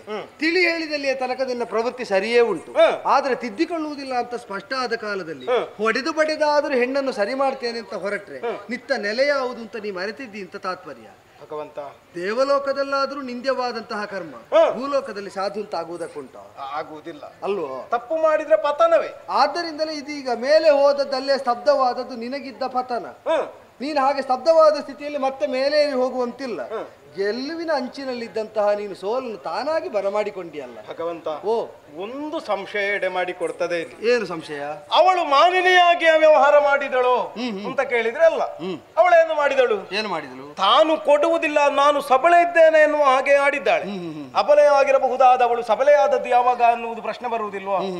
ಹಾಗಾದ್ರೆ ಅವಳು ಸಬಳೆ ಅಂತ ತನ್ನನ್ನು ತಾನು ರಕ್ಷಣೆ ಮಾಡಿಕೊಂಡಾದರೂ ಅವಳವರನ್ನು ರಕ್ಷಿಸ್ತೇನೆ ಅಂತ ಆಡಿದ್ದಾಳೆ. ಹೆಚ್ಚು ಎಂತದ್ದು ಸ್ವಾಮಿ, ಸರ್ಪಶಯನನೇ ಬಂದರು ನಾ ಬಿಟ್ಟು ಕೊಡೆ ಅಂತ ಆಡಿದ್ಲು. ಈಗ ನೀನು ತಪ್ಪು ಮಾಡಿದಿ ಅಂತ ನಾನು ಹೇಳ್ತಾ ಇದ್ದೇನೆ. ನನ್ನ ಬದಲಿಗೆ ಭೂಲೋಕದಲ್ಲಿದ್ದ ಸಾಮಾನ್ಯ ರಾಜ ಒಬ್ಬ ಬಂದು ಇಂದ್ರ ನೀನು ತಪ್ಪು ಮಾಡಿದಿ ಅಂತ ಹೇಳಿದ್ರೆ ನೀನು ಕೇಳ್ತೀಯೋ? ಅದು ಕೇಳು. ನಿನ್ನ ಪ್ರತಿಕ್ರಿಯೆ ಏನಿರ್ತದೆ? ಹೇಳುವುದಕ್ಕೆ ನೀನು ಯಾರು ಅಂತ ಅಲ್ವೋ? ಈಗ ಅವಳು ಯೋಚಿಸಿದ್ದ ಹಾಗೆ ಅವಳು ಮಾಡಿದ್ದು ಸರಿಯಾದ್ರೂ ತಪ್ಪಾದ್ರು ಹೇಳುವುದಕ್ಕೆ ನೀನು ಯಾರು ಅಂತ. ತಾರತಮ್ಯ ಜ್ಞಾನೇನ ಕೆಳಗಿದ್ದವರು ಮೇಲಿದ್ದವರಿಗೆ ಹೇಳಲಿಕ್ಕಿದ್ದಲ್ಲ. ಮೇಲಿದ್ದವರು ತಪ್ಪಿದ್ದು ಅಂತಾದ್ರೆ ಅವರ ತಲೆಯ ಮೇಲಿದ್ದವರಿಗೆ ದೂರು ಕೊಡಬೇಕು. ಹೇಗೆ ದೂರು ಕೊಡಬೇಕು ಅಂದ್ರೆ, ಕೈ ಸ್ತಬ್ಧ ಆದಾಗ ನಿನಗೆ ತಾನಾಗಿ ನೆನಪಾಯ್ತು ನೋಡು ಸ್ವಾಮಿ, ಕರುಣಸಾಗರನೆ ರಕ್ಷಿಸು ಅಂತ ಪ್ರಾರ್ಥಿಸುವುದು. ಇದನ್ನು ಮೊದಲು ಮಾಡಿದ್ರೆ ಪ್ರಕರಣ ಸರಿಯಾಗ್ತದೆ. ಇನ್ನೊಂದು ಸ್ಪಷ್ಟ ಆಯ್ತು. ಏನಾಯ್ತು? ನಾ ಹೇಳಲಿಕ್ಕಿದ್ದವನಲ್ಲ, ನಾ ಕೇಳಲಿಕ್ಕಿದ್ದವ. ಅಲ್ಲಲ್ಲ, ನೀನು ಕೇಳಲಿಕ್ಕಿದ್ದವನು ಹೌದು, ಹೇಳಲಿಕ್ಕಿದ್ದವನು ಹೌದು.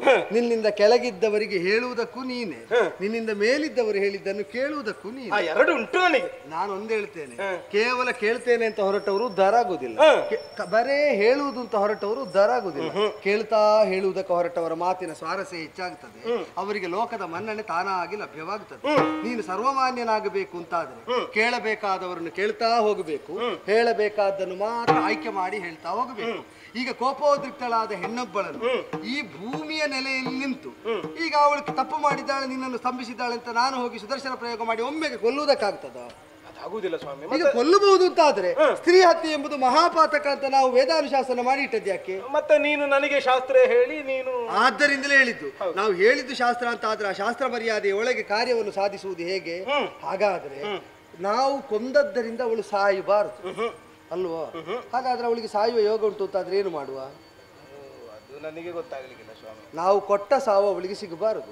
ಅವಳು ಬರಮಾಡಿಕೊಂಡ ಸಾವನ್ನು ಅವರು ಸ್ವೀಕರಿಸಬೇಕು. ಓ, ಅವಳಾಗಿಯೇ ಪಡೆಯುವ ಹಾಗಾಗಬೇಕು. ಮತ್ತೆ ನಾನಾಗಿ ಹೋಗಿ ಕೊಲ್ಲುವುದಕ್ಕೆ ಮಾರ್ಗ ಏನು ಅಂತ ನನಗೆ ಇನ್ನೂ ಗೊತ್ತಿಲ್ಲ. ಅವಳಾಗಿ ಎಲ್ಲಿಯಾದ್ರೂ ಬರಮಾಡಿಕೊಂಡ್ರೆ ಆ ಕಾಲದಲ್ಲಿ ನಾವು ಕಾರ್ಯ ಸಾಧಿಸಬಹುದು. ಸ್ವಾಮಿ, ಇನ್ನೊಂದು ಸ್ಪಷ್ಟ ಆಯ್ತು. ಏನಾಯ್ತು? ನಿನ್ನ ಎತ್ತರ ಎಷ್ಟು, ನಿನ್ನ ಆಳ ಎಷ್ಟು, ನನ್ನಿಂದ ಇನ್ನು ಯಾವ ಜನ್ಮದಲ್ಲಿ ಹುಡುಕ್ಲಿಕ್ಕೆ ಸಾಧ್ಯ ಇಲ್ಲ. ಈಗ ನಿನಗೆ ಗೊತ್ತಾಗಲಿಲ್ಲ, ಈಗ ನಾ ತಿಳಿ ಹೇಳಿದೆ, ತಿದ್ದಿಕೊಂಡೆ. ಈಗ ನಿನ್ನನ್ನು ದಂಡಿಸಿದವಳಿಗೆ ಗೊತ್ತಾಗ್ತದೆ ಅಂತ ನಾನು ನೋಡ್ಬೇಕಾದ್ರೆ ಅವಳ ಮುಖವನ್ನೊಮ್ಮೆ ನೋಡ್ಬೇಕಾಗ್ತದೆ, ಅವಳಲ್ಲಿ ಮಾತಾಡ್ಬೇಕಾಗ್ತದೆ. ಇನ್ನು ಮುಂದೆ ವರ್ತಿಸುವಾಗ ಋಷಿ ಸದಸ್ಯನ ಎದುರಿನಲ್ಲಿ ವಿಧೇಯನಾಗಿರು, ರಾಕ್ಷಸ ಘಟನದಲ್ಲಿ ನಿರ್ದಯನಾಗಿರು. ಖಂಡಿತ ನಿನ್ನ ಸುರಪನ ಪೀಠ ಅಬಾಧಿತವಾಗಿ ಉಳಿಯುತ್ತದೆ. ಧಾರಾಳ ನಾನು ಸ್ವರ್ಗಲೋಕಕ್ಕೆ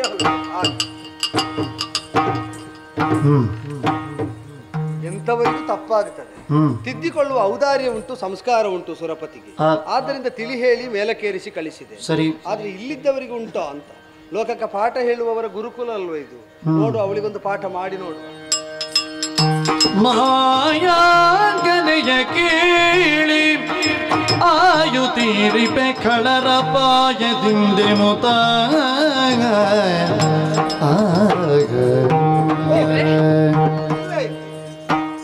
ವಂದಿಸಿಕೊಂಡಿದ್ದೇನೆ. ಸೌಭಾಗ್ಯ. ಹೀಗೆ ಬರಬೇಕು, ಒಳ್ಳೆಯದು. ಹೀಗೆ ಬರಬೇಕು, ಕುಳಿತುಕೊಳ್ಬೇಕು.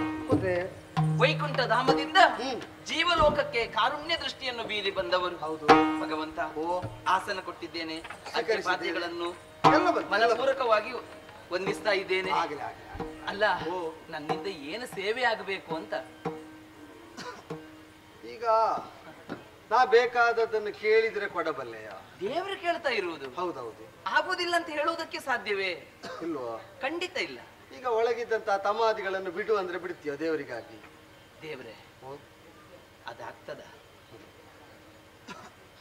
ಅದಾಗುದಿಲ್ಲ ಅಂತ ಆದ್ರೆ ಇದೆಲ್ಲ ಕೊಡುವುದು ಸರಿ ಆಗ್ತದ? ಆಶ್ರಮ ಧರ್ಮ, ಆಶ್ರಮ ಧರ್ಮದಲ್ಲಿ ಅದು ಸೇರ್ತದಲ್ಲ. ಬಂದವರು ಕೇಳಿದ್ದನ್ನು ಕೊಡುವುದು ಹೌದು ಅಂತ ಆದ್ರೆ ಬಂದ ನಾನು ಕೇಳುವಾಗ ಕೊಡ್ಬೇಕಲ್ಲ. ಹೀಗೆ ಆಸನದಲ್ಲಿ ನೀವು ಕುಳಿತಾ ಇದ್ರೆ ಸ್ವಲ್ಪ ಸಮಯ ಕಳೆದ ಮೇಲೆ, ನನ್ನವರು ಬಂದ ಮೇಲೆ. ಹೌದು, ಈಗ ನಿನ್ನವರು ಬಂದ ಮೇಲೆ ನೀನು ಅರ್ಘ್ಯಪಾದ್ಯಾದಿ ಕೊಟ್ಟದ್ದು ಅಲ್ಲ, ಪತಿಯ ಹಿಂದೆ ನಿಂತು ನೀನು ನಮಸ್ಕಾರ ಮಾಡಿದ್ದು ಅಲ್ಲ. ಪತಿ ಇಲ್ಲದ ವೇಳೆಯಲ್ಲಿ ನೀನೇ ನಮಿಸಿ ನಿಂತು ಅರ್ಘ್ಯಪಾದ್ಯಾದಿಗಳನ್ನು ಕೊಟ್ಟು ಉಪಚರಿಸಿದ್ದಿ ಅಂತ ಆದ್ರೆ ಬಂದ ಅತಿಥಿ ಕೇಳಿದಂತಹ ಕೇಳಿಕೆ ತಮಾದಿಗಳು ವಶದಲ್ಲಿದ್ದವರನ್ನು ಬಿಟ್ಟು ಕೊಡಬೇಕು ಅಂತ ಕೇಳುವುದಕ್ಕಾಗ್ತದ? ದೇವ್ರೆ, ಇದು ನಿಮ್ಗೆ ಸರಿ ಅನಿಸ್ತದ? ಇದು ನನಗೆ ಸರಿಯಲ್ಲ ಅಂತ ಆದ್ರೆ ಶ್ರೀಲತಾಂಗಿಯಾದ ನೀನು ಮಾಡಿದ್ದೆ ಹೇಗಮ್ಮ ಸರಿ? ಶ್ರೀಲತಾಂಗಿ ಮೌನಿ ಪ್ರಿಯೇ ಲೋಲ ಲೋಚನೆ ಲೋಲ ಲೋಚನೆ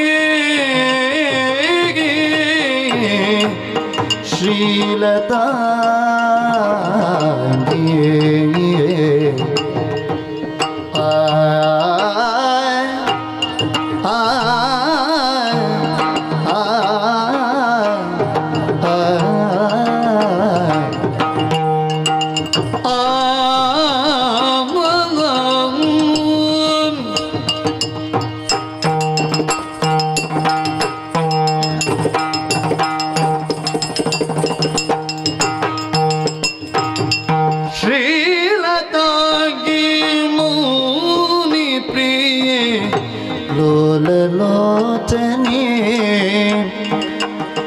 ಶೀಲವಂತೆ ಸತಿ ಸಮೂಗದೊಳ್ ಸುಲೋಚನೆ ಶೀಲವಂತೆ ಸತಿ ಸಮೂಗದೊಳ್ ಸುಲೋಚನೆ ಲೋಲ ಲೋಚನೆ ಸುಲೋಚನೆ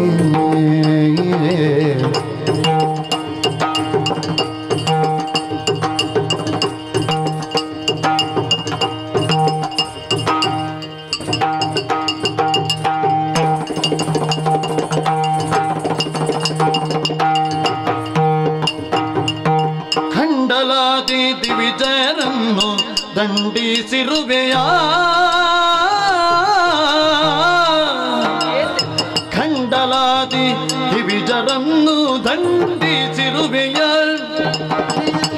ಹಿಂಡುಕಳರ ವಶದೊಳಿರಿಸಿಕೊಂಡು ಮೆರೆವೆಯ ಹಿಂಡುಕಳರ ವಶದೊಳಿರಿಸಿಕೊಂಡು ಮೆರೆವೆಯ ಮೆರೆವೆಯ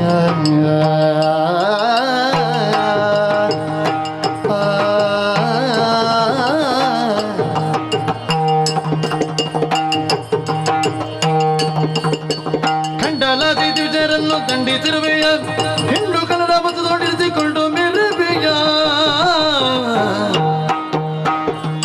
ಶ್ರೀಲತಾಂಗಿ ಮೌನಿ ಪ್ರಿಯ ಲೋಲಲೋಚನೆ ಶೀಲವಂತೆ ಸತಿ ಸಮೂಗತುಳ್ ಸುಲೋಚನೆ ಲೋಲಲೋಚನೆ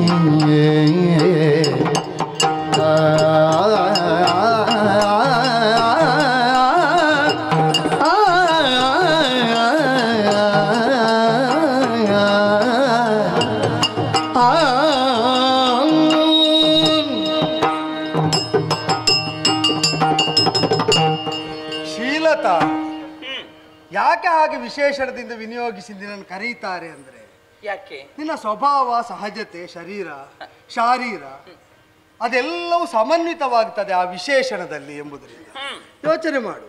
ಶ್ರೀ ಅಂದ್ರೆ ಸಂಪತ್ತು ಅಂತ. ಸತ್ಯ. ದೇಹವನ್ನು, ಶೀಲವನ್ನು, ಸ್ವಭಾವವನ್ನು ಸಂಪದವಾಗಿ ಹೊಂದಿದವಳು ನೀನು.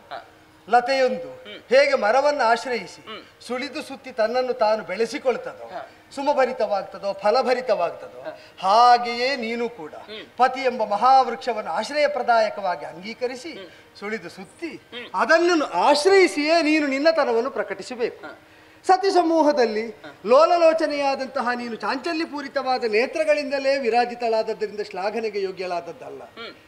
ಸ್ವಭಾವದಲ್ಲಿ ಸುಲೋಚನೆಯಾಗಿ ಸಮ್ಯಕ್ ದೃಷ್ಟಿಯನ್ನು ಹೊಂದಿ ಯಾವುದು ಉಚಿತ ಯಾವುದು ಅನುಚಿತ ಎಂಬ ವಿವೇಚನೆಯನ್ನು ಇರಿಸಿಕೊಂಡೇ ಬದುಕಿದ್ದರಿಂದ ಸತಿ ಸಮೂಹದಲ್ಲೇ ಇಂದು ನೀನು ಸರ್ವಮಾನ್ಯಳಾಗಿ ವಿರಾಜಿತಳಾಗಿದೆ. ಅಂತಹ ನೀನು ಪ್ರತಿಯೊಂದು ಮಾತನ್ನು, ನಡೆಯನ್ನು ಉಳಿದವರಿಗೆ ಆದರ್ಶವಾಗುವಂತೆ ಮುಂದಡಿ ಇಡಬೇಕು ಬಿಟ್ರೆ, ಅಥವಾ ಮುಂದುವರಿದ ಆಡಬೇಕು ಎಂಬುದನ್ನು ಬಿಟ್ರೆ, ಅವರೆಲ್ಲರೂ ತೆಗಳುವಂತೆ, ನಿಂದಿಸುವಂತೆ ಹೀನವಾದ ಪ್ರವೃತ್ತಿಯನ್ನೋ ವಚನವನ್ನು ತೋರಬಹುದು, ಆಡಬಹುದು. ಮಾಡಬಾರ್ದು ದೇವ್ರೆ. ಮತ್ತೆ ಯಾಕೆ ಮಾಡಿದೆಯಮ್ಮ? ಯಾವುದು ಅಂತ? ಈಗ ದೇವವರ್ಗಕ್ಕೆ ಸೇರಿದಂತಹ ಸುಮನಸಾಧಿಪತಿಯಾದ ಇಂದ್ರನನ್ನು ಮೊದಲುಗೊಂಡು ದಿಕ್ಪತಿಗಳಲ್ಲಿ ಪ್ರಮುಖರೆಲ್ಲರೂ ಬಂದು ನಿನ್ನ ವಶದಲ್ಲಿದ್ದಂತಹ ಸೋಮಕನಾಮಕನಾದ ಆ ತಮ ಅಸುರ, ಅವನ ಬೆಂಬಲಿಗರು ಅವರನ್ನು ವಶದಲ್ಲಿರಿಸಿಕೊಳ್ಳುವುದು ಅನುಚಿತ, ಬಿಟ್ಟುಕಳೆ ಅಂತ ಆಡಿದಾಗ ಹಠ ಹಿಡಿದವಳಂತೆ ವ್ಯಗ್ರಳಾಗಿ ಕೊಡುವುದೇ ಇಲ್ಲ ಅಂತ ನೀನು ಸಾರಿಬಿಟ್ಟೆಯಂತೆ. ದುಷ್ಟದಮನಕ್ಕೆ ದೀಕ್ಷಿತರಾಗಿ ಬಂದಂತಹ ಆ ದೇವೇಂದ್ರ ಆ ಕಾರ್ಯದಲ್ಲಿ ತನ್ನ ಕರ್ತವ್ಯ ಎಂಬ ಪ್ರಜ್ಞೆಯಿಂದ ಮುಂದುವರಿದ ಕಾಲದಲ್ಲಿ ಅವನನ್ನೇ ಸ್ತಂಭಿಸುವಂತೆ ನಿನ್ನ ಪಾತಿವ್ರತ್ಯದ ಬಲದಿಂದ ಶಾಪಿಸಿದೆಯಂತೆ. ಅವನ ಸ್ತಂಭನಕ್ಕೆ ಕಾರಣಳಾಗಿ, ದುರುಳರ ಆಶ್ರಯಕ್ಕೂ ಕಾರಣಳಾಗಿ, ಇದು ತನಕದ ಸಚ್ಚಾರಿತ್ರ್ಯದಿಂದ ಗಳಿಸಿದಂತಹ ಯಾವ ಸತ್ಕೀರ್ತಿ ಉಂಟು ಅದಕ್ಕೆ ಭಂಗ ತಂದೆ. ನೀನು ಮಾತ್ರ ನಿನಗೆ ಭಂಗ ತಂದುಕೊಂಡದ್ದಲ್ಲ, ಸತಿಯಾದವಳು ಪತಿಯ ಅರ್ಧ ಶರೀರ ಇದ್ದಾಳೆ, ವಾಮಭಾಗ ವಿರಾಜಿತಳಿದ್ದಾಳೆ. ನೀ ಮಾಡಿದ್ದರ ದುಷ್ಕೃತ್ಯದ ದುಷ್ಕೀರ್ತಿ ನಿನ್ನವರನ್ನು ಆಶ್ರಯಿಸ್ತದೆ ಅಂತ ನಿನಗೆ ಅಷ್ಟಾದ್ರೂ ಕಲ್ಪನೆ ಬೇಡವೇನಮ್ಮ? ಯೋಚನೆ ಮಾಡು. ಆ ಕಾರಣದಿಂದಲೇ ಮಾಡಬಾರದನ್ನು ಮಾಡಿ ಆಗಬಾರದ ಅನಾಹುತ ಆದಾಗ, ಅನಾಹುತ ಆದಲ್ಲಿಂದ ಸರಿಪಡಿಸುವುದಕ್ಕೆ ತೊಡಗಿ ಸ್ತಂಭನ ನಿರಸನಗೊಳಿಸಿದ ಸುರಪತಿಯನ್ನು ತಿದ್ದಿ ತಿಳಿ ಹೇಳಿ ಸುರಲೋಕಕ್ಕೆ ಕಳುಹಿದ ಮೇಲೆ ತಪ್ಪು ಮಾಡಿದ ನಿನ್ನನ್ನು ಒಪ್ಪಿಸಿ ಆ ತಪ್ಪನ್ನು ನೀನೇ ತಿದ್ದುವಂತೆ ಮಾಡಿಸಿ ಆ ಬಳಿಕ ನಿನ್ನ ವಶದಲ್ಲಿದ್ದ ದುಷ್ಟರನ್ನು ನಾನು ವಶಕರಿಸಿ ಅವರಿಗೆ ಆಗಬೇಕಾದ ಗತಿ ಯಾವುದು ಅಂತ ನಿರ್ಣಯಿಸಬೇಕು ಅಂತ ಬಂದಿದ್ದೇನೆ. ಬಿಟ್ಟು ಕಡೆ ಯಾತಗಿಲ್ತು ನುಡಿವೆ ಮಾತ ಯಾತು ತಾನವೈರಿ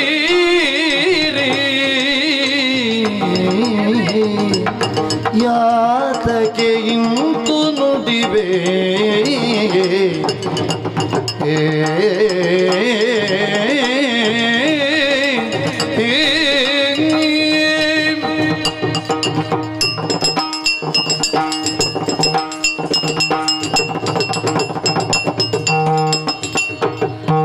ಯಾತಗಿಲ್ತು ನುಡಿವೆ ಮಾತಯಾತು ದಾನ ವೈರಿ ನೀತಿ ತಪ್ಪಿದ್ದೆಲ್ಲಿ ಬೇಳು ಆತರಿಂಗಿ ಸಾರಿ ನೀತಿ ತಪ್ಪಿದ್ದೆಲ್ಲಿ ಬೇಳುವಾತರಿಂಗಿ ಸಾರಿ ಯಾತಕ್ಕಿಂತು ನುಡಿವೆ ಮಾತ ಯಾತು ತಾನ ವೈರಿ ನೀತಿ ತಪ್ಪಿ ಬಿದ್ದಲ್ಲಿ ಬೀಳು ಆತರಿಂಗಿ ಸಾರಿ ಮಾತು ಕೊಟ್ಟು ನಿಲ್ಲಿಸಿಕೊಂಡೆ ಜಾತ ಬರುವವರೆಗೆ ಮಾತು ಕೊಟ್ಟು ನಿಲ್ಲಿಸಿಕೊಂಡೆ ಜಾತ ಬರುವವರೆಗೆ ಕಾತ ಆರಿಗಾಯ್ತು ನಮಿಪೆ ನೀ ತೆರಳು ಗತಿಗೆ ಯಾತಕ್ಕಿಂತು ನುಡಿವೆ ಮಾತ ಯಾತು ದಾನ ವೈರಿ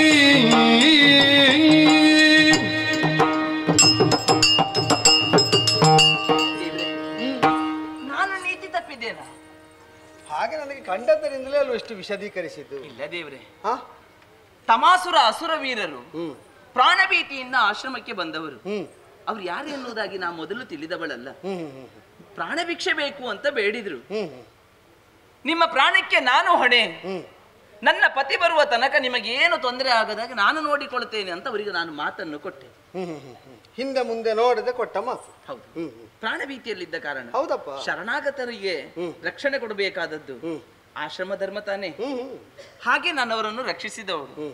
ಆಮೇಲೆ ಗೊತ್ತಾಯಿತು ಏನು ಅಂತ, ಸ್ವರ್ಗಲೋಕಕ್ಕೆ ದಾಳಿ ಮಾಡಿದವರು ಇಂದ್ರನಿಂದ ಪೆಟ್ಟು ತಿಂದು ಓಡಿ ಬಂದವರು ಎನ್ನುವುದು. ಆದ್ರೂ ಮಾತು ಕೊಟ್ಟಿದ್ದೇನೆ ಎನ್ನುವಂತ ಕಾರಣಕ್ಕಾಗಿ ಅವರನ್ನು ಆಶ್ರಮದಲ್ಲಿ ಇರಿಸಿಕೊಳ್ಳಬೇಕಾಯಿತು. ಇಂದ್ರ ಬಂದು ಕೇಳಿದ, ಹೀಗಾಗ ನೀನು ಆಶ್ರಯ ಕೊಟ್ಟದ್ರಿಂದ ಆಗಬಹುದಾದ ಅಪಾಯ ಏನು ಅಂತ ವಿವರಿಸಲಿಲ್ವಾ? ಇಂದ್ರ ಹೇಳಿದ್ದಾನೆ, ವಿವರಿಸಿದ. ನಾನು ಹೇಳಿದ್ದೇನೆ, ಏನಂತ? ಮಾತು ಕೊಟ್ಟಿದ್ದೇನೆ, ನನ್ನ ಪತಿ ಬರುವ ತನಕ ಮಾತ್ರ ಅವರ ಬಂದ ಮೇಲೆ ಇವರನ್ನು ನಾನು ಬಿಟ್ಟು ಕೊಡ್ತೇನೆ. ದೇವ ವಿರೋಧಿಗಳಾದಂತ ಅವರಿಗೆ ದೇವ ವಿರೋಧಿಗಳೆನ್ನುವಂತ ಕಾರಣಕ್ಕಾಗಿ ನಾನು ಆಶ್ರಯ ಕೊಟ್ಟದ್ದಲ್ಲ. ಆಮೇಲೆ ತಿಳಿದದ್ದು ನನಗೆ, ನಾನು ಬಿಟ್ಟು ಕೊಡ್ತೇನೆ, ಅಲ್ಲಿ ತನಕ ನೀನು ವ್ಯವಧಾನದಿಂದ ಇರಬೇಕು ಅಂತ ಕೇಳಿಕೊಂಡೆ ನಾನು. ಆದ್ರೆ ಅದು ಆಗ್ಲಿಲ್ಲ. ಅವನ ನನ್ನ ಮಾತೆನ್ನುವುದು ಅವನಿಗೆ ಪಥ್ಯವಾಗಲಿಲ್ಲ. ನನ್ನನ್ನೇ ದಂಡಿಸುವುದಕ್ಕೆ ಮುಂದಾದ. ಪತಿವ್ರತೆಯಾದಂತ ನಾನು ಎತ್ತಿದಂತ ಕೈ ಶವವಾಗಲಿ ಅಂತ ಶಪಿಸಿದ್ದ. ಹೌದು ದೇವ್ರೆ, ಇದರಲ್ಲಿ ನನ್ನದೇನು ತಪ್ಪಿದೆ ಹೇಳಿ? ಅಲ್ಲ, ನಾನು ನೀತಿ ತಪ್ಪಿದವಳ? ಈಗ ನೀನೇ ಆಲೋಚನೆ ಮಾಡಮ್ಮ. ಏನು? ಕೊಟ್ಟ ಮಾತಿಗೆ ಪ್ರಾಮಾಣ್ಯವನ್ನು ಕಲ್ಪಿಸ್ತಾ ಅದಕ್ಕಾಗಿಯೇ ನಾನು ಹೀಗೆ ವರ್ತಿಸಿದೆ ಅಂತ ನೀನು ಆಡ್ತಾ ಇದ್ದಿ. ಈಗ ಇಲ್ಲಿಗೆ ಬಂದ ತಮಾದಿಗಳು ಪ್ರಾಣ ಭೀತಿ ಉಂಟು ಅಂತ ಆಶ್ರಯ ಕೇಳಿದ್ರು. ಆಶ್ರಯ ಕೊಟ್ಟಿದ್ದೆ. ಆಶ್ರಯ ಕೊಟ್ಟ ಮೇಲೆ ನಿನಗೆ ಈಗ ಗೊತ್ತಾಗ್ತದೆ. ನಾನೊಂದು ಅಭ್ಯುಪಗಮ ಮಾಡಿ ಹೇಳುದು, ಹಾಗೆ ಆಗ್ತದೆ ಅಂತಲ್ಲ. ನಾ ಹೇಳುವಾಗ ಗಾಬರಿ ಆಗಬೇಡ. ನಿನ್ನ ಪತಿಯನ್ನೇ ಹನನ ಮಾಡುವುದಕ್ಕೆ ಅವರು ಬಂದವರು ಅಂತ ಆದರೆ ಈಗ ಮುಂದೆ ಏನು ಮಾಡ್ಲಿಕ್ಕಾಗ್ತದೆ? ಈಗ ನೀನು ಮಾತು ಕೊಟ್ಟು ರಕ್ಷಣೆ ಕೊಡ್ತೇನೆ ಅಂತ ಹೇಳಿ ಆಗಿದೆ. ಅವರ ದುರುದ್ದೇಶದಲ್ಲಿ ನಿನ್ನ ಪತಿಯ ಹನನವೇ ಉಂಟು ಅಂತ ಆದರೆ ಹಾಗೇನು ಮಾಡುದು? ಇದಲ್ಲಲ್ವ ದೇವ್ರೆ? ಅಲ್ಲ, ಆಗುತ್ತದೆ. ಯೋಚಿಸು. ಹೇಗೆ? ಪತಿ ಜೀವನದ ಉದ್ದಗಲಕ್ಕೂ ಸಾಧಿಸಿದಂತಹ ನಿಯತಿ ಏನುಂಟು, ನಿಷ್ಠೆ ಏನುಂಟು, ಧರ್ಮ ಏನುಂಟು, ಕರ್ಮ ಏನುಂಟು, ಅದೆಲ್ಲವನ್ನು ಭ್ರಷ್ಟವಾಗಿಸುವುದು ಅಂದರೆ ನಿನ್ನ ಪತಿಯನ್ನೇ ನಾಶ ಮಾಡುವುದಕ್ಕೆ, ಈ ಆಶ್ರಮವನ್ನೇ ನಾಶ ಮಾಡುವುದಕ್ಕೆ, ಇಲ್ಲಿಯ ಧರ್ಮವನ್ನೇ ಕುಲಗೆಡಿಸುವುದಕ್ಕೆ ಬಂದ ಪಾಮರರು ಅಧಮರು ಅವರು ಅಂತಾಗುತ್ತದೆ. ದೇವತೆಗಳನ್ನು ಮಾನಿಸುವಂತಹ, ದೇವತೆಗಳಿಗೆ ಹವಿಷ್ಯ ಕೊಟ್ಟು ಸಂಪ್ರೀತರನ್ನಾಗಿಸಿ ಲೋಕವನ್ನು ಸುಭಿಕ್ಷವಾಗಿಸುವಂತಹ ಭೃಗು ಮಹರ್ಷಿಗಳ ಆಶ್ರಮಕ್ಕೆ ದೇವ ವಿರೋಧಿಗಳಾದ ದಾನವರ ಗಡಣ ಬರ್ತದೆ ಅಂದ್ರೆ ಏನರ್ಥ? ಬಂದ ಆಶ್ರಯ ಕೇಳ್ತದೆ ಅಂದ್ರೆ ಏನರ್ಥ? ಇದು ತನಕ ಇವರು ಮಾಡಿದ ಸತ್ಕರ್ಮಕ್ಕೆ ಭಂಗ ತರಬೇಕು ಅಂತಲೇ ಅಲ್ವೋ? ಆದ್ದರಿಂದಲೇ ಅಲ್ಲ, ಅವರು ಒಳಗಿರುವಾಗ ಏನು ತೊಂದರೆ ಆಗುದಿಲ್ಲ ಅಂತ ಮಾತು ಕೊಟ್ಟಿದ್ದೇನೆ ನಾನು ಇಂದ್ರನಿಗೆ. ಅಲ್ಲ, ಒಳಗಿಂದ ನಿಮಗೆ ತೊಂದರೆ ಮಾಡಿದ್ದು ನಿಮಗೆ ಹೊರಗೆ ಆಗುವಲ್ಲಿ ತನಕ ಗೊತ್ತಾಗುದಿಲ್ಲ ಅಂತ ನನಗೆ ಕಂಡದ್ರಿಂದ ನಾನು ಹೇಳ್ತಾ ಇರುವುದು. ಈಗ ಕೆಲವೊಮ್ಮೆ ಇಂದ್ರನ ಕೈಯೇ ಶವ ಆಗಿದೆ. ಆದ್ರೆ ಒಂದುಂಟು, ಈಗ ನಾವು ತಿನ್ನುವಾಗ ನಮ್ಮ ನಾಲಗೆಗೆ ಎಲ್ಲ ರೋಚಕ ಅಂತ ಕಾಣ್ತದೆ. ಆದರೆ ತಿಂದ ವಿಷಯ ಯಾವುದು, ವಸ್ತು ಏನು ಅಂತ ವೈದ್ಯರಲ್ಲಿ ಹೇಳಿದ ಕಾಲದಲ್ಲಿ ಅದರಲ್ಲಿ ಸಾಧಕವಾದದ್ದು ಯಾವುದು, ಬಾಧಕ ಆದದ್ದು ಯಾವುದು, ಇದನ್ನು ವಿವರಿಸುವಲ್ಲಿ ಆ ವೈದ್ಯರ ಪರಿಣತಿ ಪ್ರವೃತ್ತವಾಗುತ್ತದೆ. ಭವರೋಗ ವೈದ್ಯ ಅಂತ ನನಗೊಂದು ಹೆಸರು. ನೀನೀಗ ನಿನ್ನ ಆಹಾರ ಅಂತ ಸ್ವೀಕರಿಸಿದ ವಿಷಯ ಏನುಂಟು, ಶರಣಾಗತ ಸಂರಕ್ಷಣೆ, ಅದು ನಿನಗೇ ಒಂದು ತೊಡಕುಂಟಾಗ್ತದೆ. ಅದು ನಿನಗೆ ವಿಷವಾಗುತ್ತದಲ್ಲದೆ ಅಮೃತವಾಗುವುದಿಲ್ಲ. ಯೋಚನೆ ಮಾಡಿ. ಉರಗಲಿಗೆ ಕಾಲ ನೆರೆಯ ದೊರೆಯಲುಲ್ಟೆ ಸುದೆಯು ದುರುಳನಲ್ಲಿ ಕರುಣ ವಿರಿಸೆ ಪರಿಣಾಮ ದುರ್ಗತಿಯು ಸರ್ವ ರಕ್ಷಾ ಶಿಕ್ಷಾ ಕರ್ತ ಧರೆಯ ಪಾಪ ಪುಣ್ಯ ಇರುವುದೆನಗೆ ಪಾಲಿತವರ ತೊರೆದು ನೀ ಕಾರುಣ್ಯ ಶ್ರೀಲತಾಗಿ ಮೌನಿ ಪ್ರಿಯ ಹೋಲಲೋಚನೆ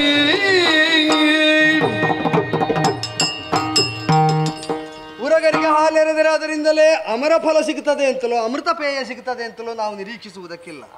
ಮರಣವನ್ನೇ ತಂದು ಕೊಡಬಹುದಾದ ವಿಷದಂಶನವನ್ನೇ ಆ ಉರಗ ಮಾಡುವುದು. ನೀ ಎಷ್ಟು ಹಾಲು ಹಾಕಿದ್ದಿ ಎಂಬುದನ್ನು ನೋಡಿ ತಾನು ಪ್ರಯೋಗಿಸುವಂತಹ ವಿಷದಲ್ಲಿ ಕುಂದುಕೊರತೆಯನ್ನು ಅಥವಾ ಹೆಚ್ಚಳವನ್ನು ಆ ಉರಗ ಸಾಧಿಸುವುದಿಲ್ಲ. ಅದರಲ್ಲಿ ಇರುವುದೇ ವಿಷ. ಕಚ್ಚಿದ್ರೆ ಬರಬೇಕಾದ್ದು ಅದು ಮಾತ್ರ. ಅದಕ್ಕೆ ಸ್ವಭಾವ. ಆದ್ದರಿಂದಲೇ ಅದನ್ನು ಸಂಸ್ಕರಿಸ್ತೇನೆ ಅಂತ ಯಾರಾದ್ರೂ ಹೊರಟ್ರೆ ಸ್ವಭಾವ ಬೇರೆಯಮ್ಮ, ಸಂಸ್ಕಾರ ಬೇರೆಯಮ್ಮ. ಈಗ ಪಕ್ಕನೆ ಕಾಣುತ್ತದೆ ನಾವು ಸ್ವಭಾವನಿಷ್ಠರಾಗಿ ವರ್ತಿಸಬೇಕು ಅಂತ. ಸ್ವಭಾವನಿಷ್ಠವಾಗಿ ವರ್ತಿಸುವುದು ಪ್ರಾಣಿಗಳು, ಸಂಸ್ಕಾರನಿಷ್ಠರಾಗಿ ವರ್ತಿಸುವುದು ಮನುಷ್ಯರು, ವಿವೇಕಿಗಳು, ಪ್ರಾಜ್ಞರು, ಋಷಿ ಮುನಿಗಳು. ಸ್ವಭಾವಕ್ಕೆ ಸಹಜವಾಗಿಯೇ ಇರುವುದು ಹೌದು ಅಂತ ಆದರೆ ನಾವು ಹುಟ್ಟಿದಾಗ ಎಷ್ಟುಂಟೋ ಅಷ್ಟೇ ಸಾಕು ಅಂತ ಬಿಟ್ಟು ಬಿಡಬೇಕಾಗಿತ್ತು. ಹುಟ್ಟಿದಾಗ ಇದ್ದ ಪ್ರವೃತ್ತಿಗಳನ್ನು ತಿದ್ದಿ ತಿದ್ದಿ ತಿದ್ದಿ ತಿದ್ದಿ ಮನುಷ್ಯತ್ವದಿಂದ ದೇವತ್ವದ ನೆಲೆಗೆ ನಾವು ಸಾಗುವುದು ಹೇಗೆ? ಸಂಸ್ಕಾರದ ಬಲದಿಂದ. ಆದ್ದರಿಂದಲೇ ಪಾಶವಿ ಪ್ರವೃತ್ತಿಯನ್ನು ತೋರ್ತಾ ಸ್ವಭಾವಕ್ಕೆ ಮಾತ್ರ ನಿಷ್ಠರಾಗಿ ಉಳಿಯುವಂತಹ ದುರುಳರಾದ, ದುರಾಚಾರಿಗಳಾದ, ದುಷ್ಕರ್ಮಿಗಳಾದ, ದುರ್ಮದರಾದಂತಹ ಅಧಮರಾದ ರಾಕ್ಷಸರನ್ನು ಸಂಸ್ಕರಿಸ್ತೇನೆ ಅಂತ ಹೊರಟ್ರೆ ನಿಮ್ಮ ಸಂಸ್ಕಾರ ನಷ್ಟವಾಗುವುದು ಬಿಟ್ರೆ ಅವರ ಸ್ವಭಾವದಲ್ಲಿ ಯಾವುದೇ ಪರಿಷ್ಕಾರ ಆಗುವುದಿಲ್ಲ. ಈಗ ಹಾವಿಗೆ ಹಾಲೆರೆದ್ರೆ ಅದರಿಂದ ಅಮರ ಫಲ ಸಿಕ್ಕುವುದಕ್ಕುಂಟ. ಈಗ ಎರೆದದ್ದು ನಮ್ಮ ಮನೆಯಲ್ಲಿ. ಹೌದು, ಅದು ನಮ್ಮ ಮನೆಯವರಿಗೆ ಕಚ್ಚುವುದಿಲ್ಲ ಅಂತ ಆದ ಮೇಲೆ ನಾವ್ ಯಾಕೆ ಮತ್ತೆ ಯೋಚನೆ ಮಾಡ್ಬೇಕು ದೇವರು? ಹಾಗೆ ಆಲೋಚನೆ ಮಾಡುವವರು ಇಲ್ಲಿ ಯಾಕೆ ಇರಬೇಕು ಅಂತ ಒಂದು ಪ್ರಶ್ನೆ ಬರುವುದಿಲ್ವೋ? ಈಗ ನಾವು ಮಾಡಿದ್ದರ ಫಲವನ್ನು ನಮಗೆ ಮಾತ್ರ ನಾವು ಸಂಬಂಧಿಸಿ ಯೋಚಿಸುವುದಾದ್ರೆ ನಿಮ್ಮ ಮನೆ ಊರಿನ ಮಧ್ಯದಲ್ಲಿ ಇರಬೇಕಿತ್ತು, ಕಾಡಿನಲ್ಲಿ ಅಲ್ಲ. ಕಾಡಿನಲ್ಲಿ ಆಶ್ರಯ ಮಾಡುವವರು ಯಾರು ಗೊತ್ತೋ, ಆಶ್ರಿತರಾಗುವವರು ಯಾರು ಗೊತ್ತುಂಟೋ, ಪರರಿಗೆ ಬೇಕಾದಂತೆ ತಮ್ಮ ಬದುಕನ್ನು ವಿನಿಯೋಗಿಸುವವರು. ನಮಗೆ ಇಲ್ಲದಿದ್ರೂ ಆದಿತ್ತು. ಈಗ ನೀವು ಉಣ್ಣದೆ ಉಪವಾಸ ಇರುವುದಿಲ್ವೋ? ಭೋಗವನ್ನು ಅನುಭವಿಸದೆ ಬ್ರಹ್ಮಚರ್ಯವನ್ನು ಪಾಲಿಸುವುದಿಲ್ವೋ? ಅದರಿಂದ ನಿಮಗೇನು ಲಾಭ ಉಂಟು ಅಂತ ಕೇಳಿದ್ರೆ ನಾವು ಮಾಡಿದ ಕರ್ಮ ಉಳಿದವರಿಗೆ ಅನುಕೂಲವಾಗುತ್ತದೆ ಅಂತ ಆದ್ರೆ ಈಗ ನಾನು ಒಳಗಿರುವಾಗ ಏನು ತೊಂದರೆ ಆಗುವುದಿಲ್ಲ, ಹೊರಗೆ ಬಂದ ಮೇಲೆ ಈಗ ಇಂದ್ರನು ಹೇಳಿದಾನ ನಾನು ಅವನನ್ನು ದಂಡಿಸ್ತೇನೆ ಅಂತ. ಹೌದೌದು, ಅದನ್ನು ಮಾಡಬಹುದಲ್ಲ ಅಂತ ಹೇಳುವುದು ನಾನು. ಅದೀಗ ಇಂದ್ರನಿಂದ ದಂಡ್ಯನಾಗುವುದನ್ನು ಒಳಗಿಟ್ಟದ್ದು ಯಾಕೆ ಅಂತ ಪ್ರಶ್ನೆ ಬರುವುದಿಲ್ವೋ? ಈಗ ಇಂದ್ರ ದಂಡಿಸಬೇಕಾದವನನ್ನು ಮಾತು ವಿವೇಚನೆ ತಪ್ಪಿ ಕೊಟ್ಟದ್ದು ಯಾರಮ್ಮ? ನೀನು ಮಾಡಿದ ತಪ್ಪಿಗೆ ಉಳಿದವರ ಮೇಲೆ ಅದರ ಹೊಣೆ ಹೊರಿಸುವುದು ಯಾಕೆ? ನೀನು ವಿವೇಚನೆ ಮಾಡಿಕೊಡಬೇಕಾಗಿತ್ತು. ಅದನ್ನೇ ನಾನು ಆಗ ಆಡಿದೆ. ಪತಿಗೆ ಮಾರಕನಾಗಬಹುದಾದವನಿಗೆ ಮಾತು ಕೊಟ್ಟು ಶರಣಾಗತನು ಎಂಬುದರಿಂದ ರಕ್ಷಣೆ ಕೊಟ್ಟದ್ದು ಹೌದಾದ್ರೆ ನಾನು ಪೂರ್ವದಲ್ಲೇ ಆಶ್ರಿತಳಾದ ಪತಿಗೆ ಮಾರಕನಂತ ಗೊತ್ತಾದಾಗ ಯಾವುದಕ್ಕೆ ಪ್ರಾಮಾಣ್ಯ ಕಲ್ಪಿಸ್ತಿ? ಪತಿನಿಷ್ಠೆಗೋ ಅಥವಾ ಅವರಿಗೆ ಕೊಟ್ಟ ಮಾತಿಗೋ? ಪತಿನಿಷ್ಠೆಗೆ. ಜಗತ್ಪತಿಯಾದ ನಾನು, ನಿನ್ನ ಗಂಡನಿಗೂ ಪತಿ ಎನಿಸಿದ ನಾನು, ಲೋಕದ ಧರ್ಮದ ಕರ್ಮದ ರಕ್ಷೆಗೆ ಶಿಕ್ಷೆಗೆ ಬಾಧ್ಯನಿದ್ದೇನೆ, ಇದ್ದೇನೆ. ಸಾಕ್ಷಿಯಾಗಿ, ಚೇತನನಾಗಿ, ಕೇವಲನಾಗಿ ಎಲ್ಲವನ್ನು ಗಮನಿಸಿ ಯಾವುದನ್ನು ಎಲ್ಲಿ ಹೇಗೆ ಹೊಂದಿಸಿ ಹೇಗೆ ಬಿಗಡಾಯಿಸಬೇಕು ಇದನ್ನು ಸ್ಪಷ್ಟವಾಗಿ ಅರಿತವನಾದ್ದರಿಂದ ಆಡ್ತೇನೆ. ದುಷ್ಟರಿಗೆ, ದುರ್ಮದರಿಗೆ, ದುರಾಚಾರಿಗಳಿಗೆ ಆಶ್ರಯ ಕೊಟ್ಟದ್ದರಿಂದ ಸ್ವಧರ್ಮ ನಷ್ಟ ನಿಮಗಾಗುವುದಲ್ಲದೆ ಅವರಿಗೆ ಯಾವುದೇ ಉಪಕೃತಿ ಆಗುವುದಿಲ್ಲ. ಬಿಟ್ಟು ಕಳೆಯುವುದಿಲ್ಲ. ಧರ್ಮ ಕರ್ಮದ ಬಂದ ಅರಿತಿಂತೆಂಬೆಯ ಶ್ರೀವರ ಹೊರೆದ ಮಾತನು ತಪ್ಪಿ ನಡೆಯಲೆ ಮಗೆ ಮುಂದೆ ಪರಮ ಪಾತಕವಲ್ಲವೇ? ಭೂಲೋಕದ ಧರ್ಮ ಕರ್ಮವನ್ನು ನೀವು ತಿಳಿದವರು, ನಿಮ್ಮ ಹಾಗೆ ನಮ್ಮ ಬದುಕಲ್ಲ ಅಂತ ಆದ ಮೇಲೆ ಪತಿವ್ರತೆಯಾದಂತ ನಾನು ನನ್ನ ಪತಿಯನ್ನರಸಿ ಬಂದವರಿಗೆ ನಾನು ಆಶ್ರಯವನ್ನು ಕೊಟ್ಟಿದ್ದೇನೆ, ಮಾತು ಕೊಟ್ಟವರನ್ನು ಇಲ್ಲಿ ಉಳಿಸಿಕೊಂಡಿದ್ದೇನೆ. ನಾನು ಮಾತಿಗೆ ತಪ್ಪಿದೆ ಅಂತ ಆದ್ರೆ ಸರಿಯಾಗ್ತದೆ ದೇವರೇ? ಅಲ್ಲ, ಈಗ ದೇವರಿಗೆ ಕರುಣೆ ಎನ್ನುವುದೇ ಪ್ರಧಾನವಾದಂತ ಗುಣ. ಹೌದಾ? ಅದನ್ನೇ ಕರುಣಾರ್ಹರಾದವರಿಗೆ ಕರುಣೆ ತೋರಿಸುವ ಅದನ್ನ ನಾವು ಅನುಸರಿಸಬೇಕು ಅಂತ ಆದ್ರೆ ನಾನೀಗ ಕರುಣೆಯಿಂದಲೇ ಅವರಿಗೆ ಆಶ್ರಯ ಕೊಟ್ಟದ್ದು ಹೌದಂತಾದ್ರೆ ಈಗ ನನ್ನ ಮಾತಿಗೆ ತಪ್ಪು ಅವರನ್ನು ಬಿಟ್ಟು ಕೊಟ್ಟೆ ಅಂತ ಆದ್ರೆ ನೀನು ಒಪ್ಪುತ್ತೀಯ ದೇವರೇ? ನಾನು ಒಪ್ಪುತ್ತೇನೆ. ಹೇಗೆ ಸರಿ? ಯಾಕೆ ಒಪ್ಪುತ್ತೇನೆ ಅಂತಂದ್ರೆ ಯಾಕೆ? ಕರುಣಾ ಸಮುದ್ರನಂತ ಅಂಗೀಕೃತನಾದಂತಹ ದೈವ ಎಲ್ಲರಲ್ಲೂ ಕಾರುಣ್ಯವನ್ನೇ ತೋರುವುದಾದ್ರೆ ಈಗ ದುರುಳರನ್ನು ಅವನು ಕೊಲ್ಲುವುದು ಹೇಗೆ? ಆಗುವುದಿಲ್ಲ. ಕೆಲವರನ್ನು ಆಗಲು ಆಗುತ್ತದೆ, ಅನ್ವಯ ಮಾಡುವಲ್ಲಿ ನಮ್ಮ ಕೌಶಲ ಬೇಕು. ಅವರನ್ನು ಕೊಲ್ಲುವುದೇ ಅವರಿಗೆ ತೋರಿಸುವ ಕಾರುಣ್ಯ, ಕೆಲವರನ್ನು ರಕ್ಷಿಸುವುದೇ ಅವರಿಗೆ ತೋರಿಸುವ ಕಾರುಣ್ಯ. ಈ ಜನ್ಮದಲ್ಲಿ ಉದ್ಧಾರ ಆಗದ ತಮಾದಿಗಳಲ್ಲಿ ನೀ ಕರುಣೆ ತೋರಿಸುವುದು ಹೇಗೆ ಗೊತ್ತುಂಟು? ದೈವದ ಶಿಕ್ಷೆಗೆ ಅವರನ್ನು ಬಿಟ್ಟು ಕೊಡುವುದು. ಆಗ ಈ ಜನ್ಮ ಮುಗಿಯುತ್ತದೆ. ಈಗ ದೈವದಿಂದ ದಂಡ್ಯರಾದವರು ಜನ್ಮಾಂತರದಲ್ಲಿ ಸಂಸ್ಕಾರವನ್ನು ಹೊಂದಿ ಉದ್ಧಾರವಾಗಿ ಮತ್ತೆ ಬೇಕಾದ್ರೂ ಉದ್ಗತಿಯನ್ನು ಸಾಧಿಸಿಕೊಳ್ಳಿ. ಈ ಜನ್ಮದಲ್ಲಿ ಅವರಿಗೆ ಆಗುದಿಲ್ಲ ಅಂತ ನಾನು ಹೇಳಿದ್ರು ನಂಬುದಿಲ್ಲ. ಈಗ ಕಂಡಾಗಲೇ ಕೊಲ್ಲಬೇಕಂತ ಉಂಟಾ? ಕಾದು ಕೊಲ್ಲಿಲ್ವಾ ನೀನು? ಈಗ ಇದು ತನಕ ಕಾದದ್ದು ಸಾಕಲ್ಲ, ಇನ್ನು ಕೊಲ್ಲಬಹುದಲ್ಲ? ಇಷ್ಟೊತ್ತು ಹೇಗೋ ಕಾದಿದ್ದೀಯ ದೇವರು, ಇನ್ನೊಂದು ಸ್ವಲ್ಪ ಹೊತ್ತು ಕಾಯ್ಲಿಕ್ಕೆ ಆಗುದಿಲ್ವಾ? ಈಗ ನಾನು ಹೇಳಿದಾಗ ನೀನು ಕಾಯಬೇಕಾದ, ನೀನು ಹೇಳಿದಾಗ ನಾನು ಕಾಯಬೇಕಾದ ಅಂತ ಒಂದು ಪ್ರಶ್ನೆ ಇರುವುದು ದೇವ್ರೆ. ಈಗ ನಿನಗೆ ಈಗ ಆಶ್ರಮದ ಹೊಣೆ ಮಾತ್ರ ಅಲ್ವಾ, ನನಗೆ ಊರಲ್ಲಿದ್ದ ಎಲ್ಲ ಆಶ್ರಮದ ಹೊಣೆ ಉಂಟಲ್ಲಮ್ಮ.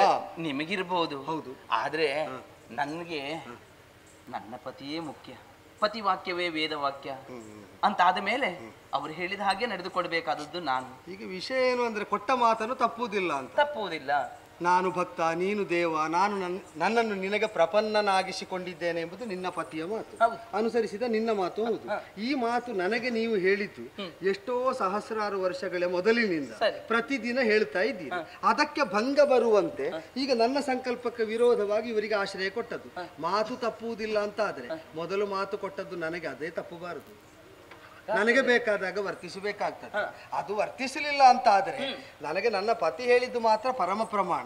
ನೀ ಹೇಳಿದ್ದಲ್ಲ ಅಂತ ಹೇಳಿದ್ರೆ ನನಗೆ ಹಾಗೆ ನೀನು ಒಂದು ಸ್ವಾತಂತ್ರ್ಯವನ್ನು ಸ್ವೇಚ್ಛೆಯನ್ನು ಕೊಟ್ಟಾಗ ಆಗ್ತದೆ. ಯಾಕೆ ಅಂದ್ರೆ ನಿನಗೆ ಇದ್ದ ಒಂದು ಬಂಧನ ನನಗಿಲ್ಲ ನೋಡು. ನಿನಗೀಗ ಪತಿಯನ್ನು ಅನುಸರಿಸಬೇಕಾದ ಬದ್ಧತೆ, ನನಗೆ ಇನ್ನೊಬ್ಬ ಪತಿಯೇ ಇಲ್ಲ. ನಾನು ಏನು ಬೇಕಾದ್ರೂ ಮಾಡಬಹುದು ಅಂತ ಆಗ್ತದೆ. ನಾ ಮತ್ತೆ ಏನಕ್ಕೇನು ಮಾಡಿದ್ರೆ ನಿನಗೆ ತೊಂದರೆ ಆಗ್ತದೆ. ನನಗೆ ಪತಿಯೇ ಇಲ್ವಲ್ಲ. ಈಗ ದೇವರಾಗಿ ನೀನು ಏನಕ್ಕೇನೋ ಮಾಡುವುದಕ್ಕೆ ಸಾಧ್ಯವೇ ಅಲ್ಲ. ನಾನು ದೇವರಾಗಿ ಏನು ಮಾಡಿದ್ರೆ ಅದು ಸರಿಯಾಗ್ತದೆ ಅಂತ. ಸರಿ, ಆದ್ರೆ ನಿಮಗದು ಕೆಲವೊಮ್ಮೆ ತೊಡಕಾಗ್ತದೆ. ಆದ್ದರಿಂದ ನಾನು ಸರಿ ಮಾಡುವಾಗ ನಿಮಗೆ ತೊಡಕಾಗದೆ ಇರ್ಲಿಕ್ಕೆ ನನಗೆ ಬೇಕಾದ ಸರಿಯನ್ನು ನೀವೇ ಸಾಧಿಸಿ. ಸರಿ ತಪ್ಪುಗಳನ್ನು ಸರಿ ಮಾಡುವವರು ನೀವು, ಅದ್ರ ಬಗ್ಗೆ ಯೋಚನೆ ಮಾಡುವ ದೇವರು ನೀವು. ಹೌದು. ಆಶ್ರಮಕ್ಕೆ ಬಂದು ಹೆಣ್ಣಾದಂತ ನನ್ನನ್ನು ಹೆದರಿಸುವುದು ಹೆದರಿಸುವುದಲ್ವಮ್ಮ. ಇದು ಇದು ಇದು ಇದು ಹೆದರಿಸುವ ಹಾಗೆ ಕಾಣ್ತದ. ಇದು ಹೆದರಿಸುವ ಹಾಗೆ ಕಾಣ್ತದೆ. ಅಳುಕಿಲ ಹಿಂದೊಲಗೆ ಬಿಡಲಾರೆಯ ಖಳರ ತಲೆ ಅರಿವೆನೆನುತ ಸುದರ್ಶನ ಕಾಜ್ಞೆ ಕೊಡಿ.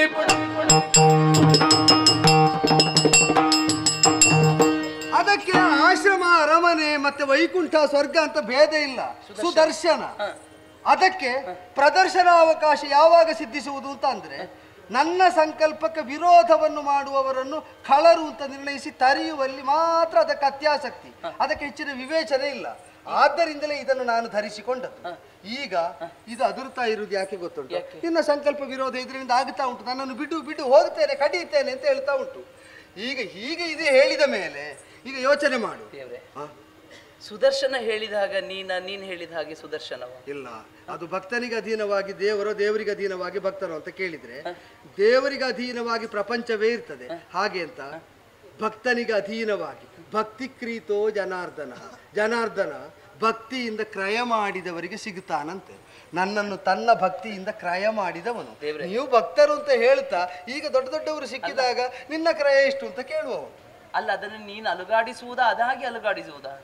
ಈಗ ನಿನಗೆ ಸಂದೇಹ ಇದ್ರೆ ನಾನೊಮ್ಮೆ ಬಿಟ್ಟು ನೋಡ್ತೀನಿ. ಯಾಕೆ ಅಲುಗಾಡ್ತಾ ಏನಾದ್ರೂ ಮಾಡಿದ್ರೆ ಅದೇ ಅಂತ. ನಿನ್ನ ಸಂಕಲ್ಪ ಇಲ್ಲದೆ ಪ್ರಪಂಚದಲ್ಲಿ ಒಂದು ಹುಲ್ಲು ಕಡ್ಡಿ ಸಹ ಅಲುಗಾಡುವುದಿಲ್ವಂತೆ. ಹೌದು.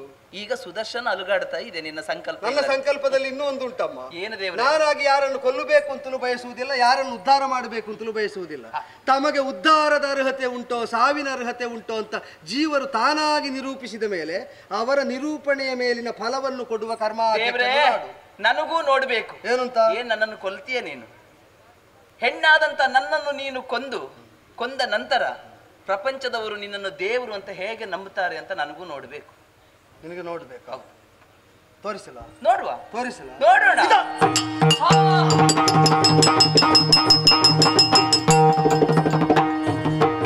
ಕಳಕಳಿಸಿ ತೋಲವರು ಕೊಯ್ಯಲಿಡಿ ಯೋಗಮು ಕೆಳಗಿಳಿಸಿ ಭೃಗುಮೂನಿ. ಪಾತಾಳದಲ್ಲಿ ನಡೆಯುವಂತಹ ಮಹಾಯಜ್ಞಕ್ಕೆ ಅಧ್ವರ್ಯವಾಗಿ ಹೋಗಿದ್ದೆ ನಾನು. ಬಹಳ ದಿವಸಗಳ ಕಾರ್ಯಕ್ರಮ. ಮನೆ ಕಡೆಗೆ ಮುಖ ಮಾಡುವಾಗಲೇ ಮನೆ ನೆನಪಾಗುವುದು ಅಂತ. ನಿತ್ಯ ಕಾರ್ಯಕ್ರಮಕ್ಕೆ ಹೋಗುವವರಿಗೆ ಹೋಗುವಾಗಲೂ ಬರುವಾಗಲೂ ಎರಡೇ ಧಾವ ಅಂತ ಇರುವುದು. ಒಂದು ಹೋಗಿ ಮುಟ್ಟುವುದು ಹೇಗೆ ಅಂತ, ಮುಟ್ಟಿದ ಮೇಲೆ ಹೋಗಿ ಮುಟ್ಟಿಕೊಳ್ಳುವುದು ಹೇಗೆ ಅಂತ. ಈ ಎರಡರಲ್ಲೇ ನಮ್ಮ ಆಯುಷ್ಯ ಪೂರ್ತಿ ಹೋಯಿತು. ಮನೆಗೆ ಬಂದಿದ್ದೇನೆ. ಕೆಲವರನ್ನು ಕೆಲವು ರೀತಿಯಲ್ಲಿ ಮನೆಯವರು ಕಾಯುವ ಕ್ರಮ ಉಂಟು, ಕೆಲವರೆಲ್ಲ ಹೇಳುವ ಕ್ರಮ ಉಂಟು. ನನ್ನ ಗಂಡ ಬರುವಾಗ ಹೊರೆ ತರ್ತಾರೆ, ಅದರ ಬದಲಾಗಿ ಕೆಲವರು ಬೇರೆ ಹೇಳುವ ಕ್ರಮ ಉಂಟು. ನನ್ನ ಗಂಡ ಬಂದ್ರೆ ಹೊರೆ ಅಂತ. ಅಂದ್ರೆ ಕೆಲವು ಸಲ ಅವರು ತರುವುದೇ ಹೊರೆ ಅಂತ, ಕೆಲವು ಸಲ ಅವರು ಬರುವುದೇ ಹೊರೆ ಅಂತ. ಆದ್ರೆ ನಮ್ಮ ದಾಂಪತ್ಯದಲ್ಲಿ ಹಾಗಲ್ಲ. ತಂಬಿಗೆಯಲ್ಲಿ ನೀರು ಹಿಡ್ಕೊಂಡು ಕಾಲು ತೊಳೆದು ಕೈ ಹಿಡಿದು ಮನೆಯ ಹೆಂಡತಿ ಅಂದ್ರೆ ಬೇರೆ ಹೆಂಡತಿ ಇದ್ದಾರೆ ಅಂತ ಅದರ ಅರ್ಥ ಅಲ್ಲ. ಗೃಹಿಣಿ ಗೃಹ ಮುಚ್ಚತೆ, ನನ್ನ ಗೃಹದಲ್ಲಿರುವಂತಹ ಗೃಹಲಕ್ಷ್ಮಿಯೇ ಹೊರಗೆ ಬಂದು ಕಾಲಿಗೆ ನೀರು ಕೊಟ್ಟು ಕೈ ಹಿಡಿದು ಕರ್ಕೊಂಡು ಹೋಗಿ ಮನೆಯಲ್ಲಿ ಕುಳ್ಳಿರಿಸುವುದು ಪದ್ಧತಿ. ಇಷ್ಟು ಹೊತ್ತಾಯಿತು ನನ್ನ ಮನೆ ಬಾಗಿಲಿಗೆ ಬಂದು ನಾನು ನನ್ನ ಗೃಹ ಸ್ವಾಮಿನಿಯಾದಂತಹ ಖ್ಯಾತಿದೇವಿ ಇದು ತನಕ ನನ್ನ ಬರವದ ನಿರೀಕ್ಷೆಯಲ್ಲಿರಬೇಕಾದವಳು ಇಲ್ಲಿ ಕಾಣಿಸಿಕೊಳ್ಳುತ್ತಲೇ ಇಲ್ಲ. ಮತ್ತೆ ಮನೆಯಲ್ಲಿರುವ ಹೆಂಗಸರ ಮನೆ ಕೆಲಸಗಳೆಲ್ಲ ಗಂಡಸರಿಗೆ ಅರ್ಥ ಆಗುವುದಿಲ್ಲ. ಎಷ್ಟು ಮಾಡಿದ್ರು ಅದು ಮುಗಿಲಿಕ್ಕಿಲ್ಲ. ಕೆಲವರೆಲ್ಲ ಮುಗಿಯದ ಹಾಗೆ ಮಾಡ್ತಾರೆ ಹೆಂಗಸರು. ಒಂದು ಬೆಳಗಿನಿಂದ ರಾತ್ರಿವರೆಗೆ ಮಾಡುವುದೇ ಪೂರ್ತಿ, ಅದು ಮುಗಿಲಿಕ್ಕೆ ಇಲ್ಲ. ಕೆಲವರೆಲ್ಲ ಹಾಗಲ್ಲ, ಒಮ್ಮೆ ಹೋದ್ರು ಆ ಹೊತ್ತಿನದ್ದಾಯ್ತು, ಮತ್ತೆ ಮಧ್ಯಾಹ್ನದ್ದು. ಕೆಲವರೆಲ್ಲ ಅಡುಗೆ ಮನೆಯ ಒಳಗೆ ಹೋದ್ರೆ ರಾತ್ರಿ ಕರ್ಕೊಂಡು ಬರ್ಬೇಕಷ್ಟೇ, ಮುಗೀತು ಇವತ್ತಿನದ್ದು. ಹಾಗಲ್ಲ ನನ್ನ ಹೆಂಡತಿ. ಬಹಳ ಮಂದಿ ಶಿಷ್ಯರೆಲ್ಲ ಇದ್ದಾರೆ. ಖ್ಯಾತಿ ಖ್ಯಾತಿ ಮಡಿದೆಯ ರಮಣಿ ಸತಿ ಘಟನದೊಳಗೆ ನೀದ್ಯುಮಣಿ ಕಡುಬ ತೀವ್ರತೆ ನಿಲ್ಲುವನು ತಲೆ ಕಡಿದ ಪಾಪಿ ಯಾರವನು ರಮಣಿ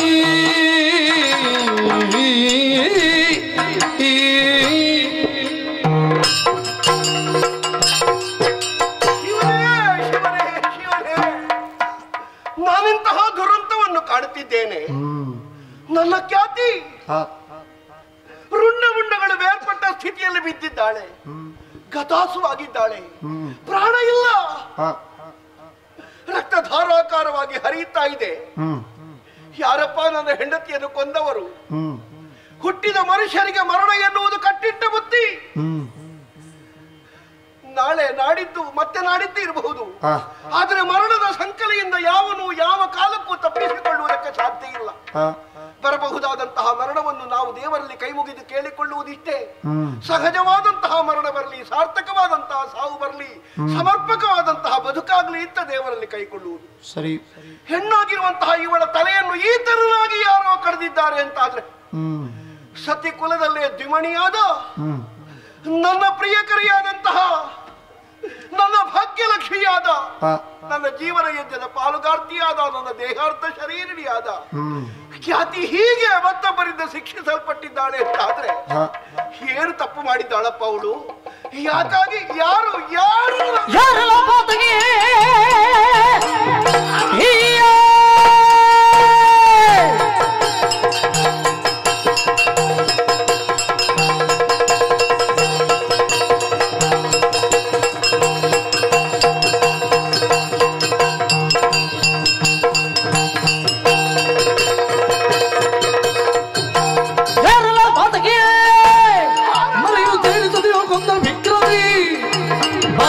ನಿನ್ನ ಕೊಡ ಸಂಹಾರ ಕೈವೇ. ಯಾವ ಕಾಲದಲ್ಲಿಯೂ ಯಾವನು ಮಾಡುವುದಕ್ಕೆ ಹೇಸುವ ಮಾಡಬಾರದ ಕೆಲಸವನ್ನು ಯಾವನೊಬ್ಬ ಮಾಡಿದ್ದಾನೆ ಅಂತಾದ್ರೆ ಪತನ ಹೇತುಭೂತವಾದಂತಹ ಕಾಯಕಕ್ಕೆ ಅವ ಕೈಯೊಡ್ಡಿದ್ದಾರೆ, ತನ್ನನ್ನು ತಾನು ಅದರಲ್ಲಿ ತೊಡಗಿಸಿಕೊಂಡಿದ್ದಾನೆ ಎನ್ನುವುದರಲ್ಲಿ ಸಂದೇಹವಿದೆಯೇ? ಹೆಣ್ಣು ಯಾವ ಅಪರಾಧವನ್ನು ಮಾಡಿದಳು ಅವಳು ಕ್ಷಮಾರ್ಹಳಿದ್ದಾಳೆ. ಹೆಚ್ಚಂದ್ರೆ ಅವಳನ್ನು ಶಿಕ್ಷಿಸಬಹುದು, ಕೊಲ್ಲಕೂಡದು. ವರಾರ್ಹಳಲ್ಲ ಹೆಣ್ಣು, ಯಾಕೆ ಅವಳು ಸ್ವತಂತ್ರಳಲ್ಲ.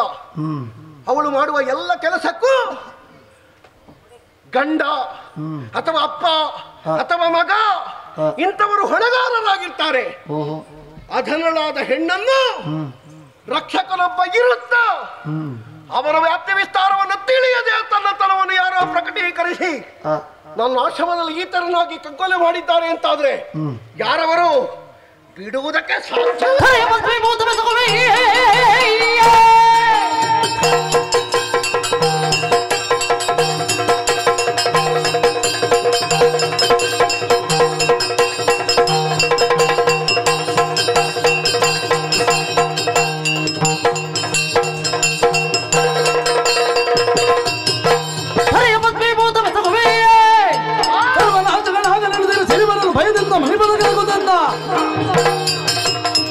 ಅಪಾಗಮ್ಯದ ಮೂಲಕವಾಗಿ ಭಗವಂತನನ್ನು ಸಾಕ್ಷಾತ್ಕರಿಸಿ ಧರೆಯಲ್ಲಿ ಆಗಬಹುದಾದಂತಹ ಇಷ್ಟಾನಿಷ್ಟಗಳಿಗೆ ಕರ್ತೃವಾಗಬಹುದಾದಂತಹ ಯೋಗ ಯೋಗ್ಯತೆಯನ್ನು ಹೊಂದಿದಂತಹ ಭೃಗು ಮಹರ್ಷಿಯ ವ್ಯಾಪ್ತಿ ವಿಸ್ತಾರವನ್ನು ತಿಳಿಯದೆ ನನ್ನನ್ನು ಕೆಣಕಿದರು ಎನ್ನುವ ಹಾಗೆ ಹೀಗೊಂದು ಅಘಟಿತವಾದಂತಹ ಘಟನೆಯಲ್ಲಿ ಪಾಲ್ಗೊಂಡು ನನ್ನನ್ನು ವಿಚಿತ್ರವಾದ ವಿಕಟವಾಗಿರುವಂತಹ ಅಟ್ಟಹಾಸದ ಮೂಲಕವಾಗಿ ಯಾವನೋ ಒಬ್ಬ ತೆರೆಯ ಮರೆಯಲ್ಲಿ ನಿಂತು ಅಣಕಿಸ್ತಾನೆ ಅಂತಾದ್ರೆ ಅವನನ್ನು ಹೊರಗೆಳೆಯುವುದು ಹೇಗೆ ಅಂತ ನನಗೆ ಗೊತ್ತು. ಅಂಗೈಗೆ ಜಲ ಹೊಯ್ದು ಅದನ್ನು ಮಂತ್ರದಿಂದಲೇ ಪರಿಪೂರ್ಣವನ್ನಾಗಿಸಿ ಈ ಪ್ರಪಂಚಕ್ಕೆ ಎಸೆದೆ ಅಂತಾದ್ರೆ ನನ್ನ ಮಂತ್ರ ಜಲ ಬಿದ್ದ ಜಾಗ ಸುಟ್ಟು ಸುಡುಕರಿ ಆಗಬೇಕು.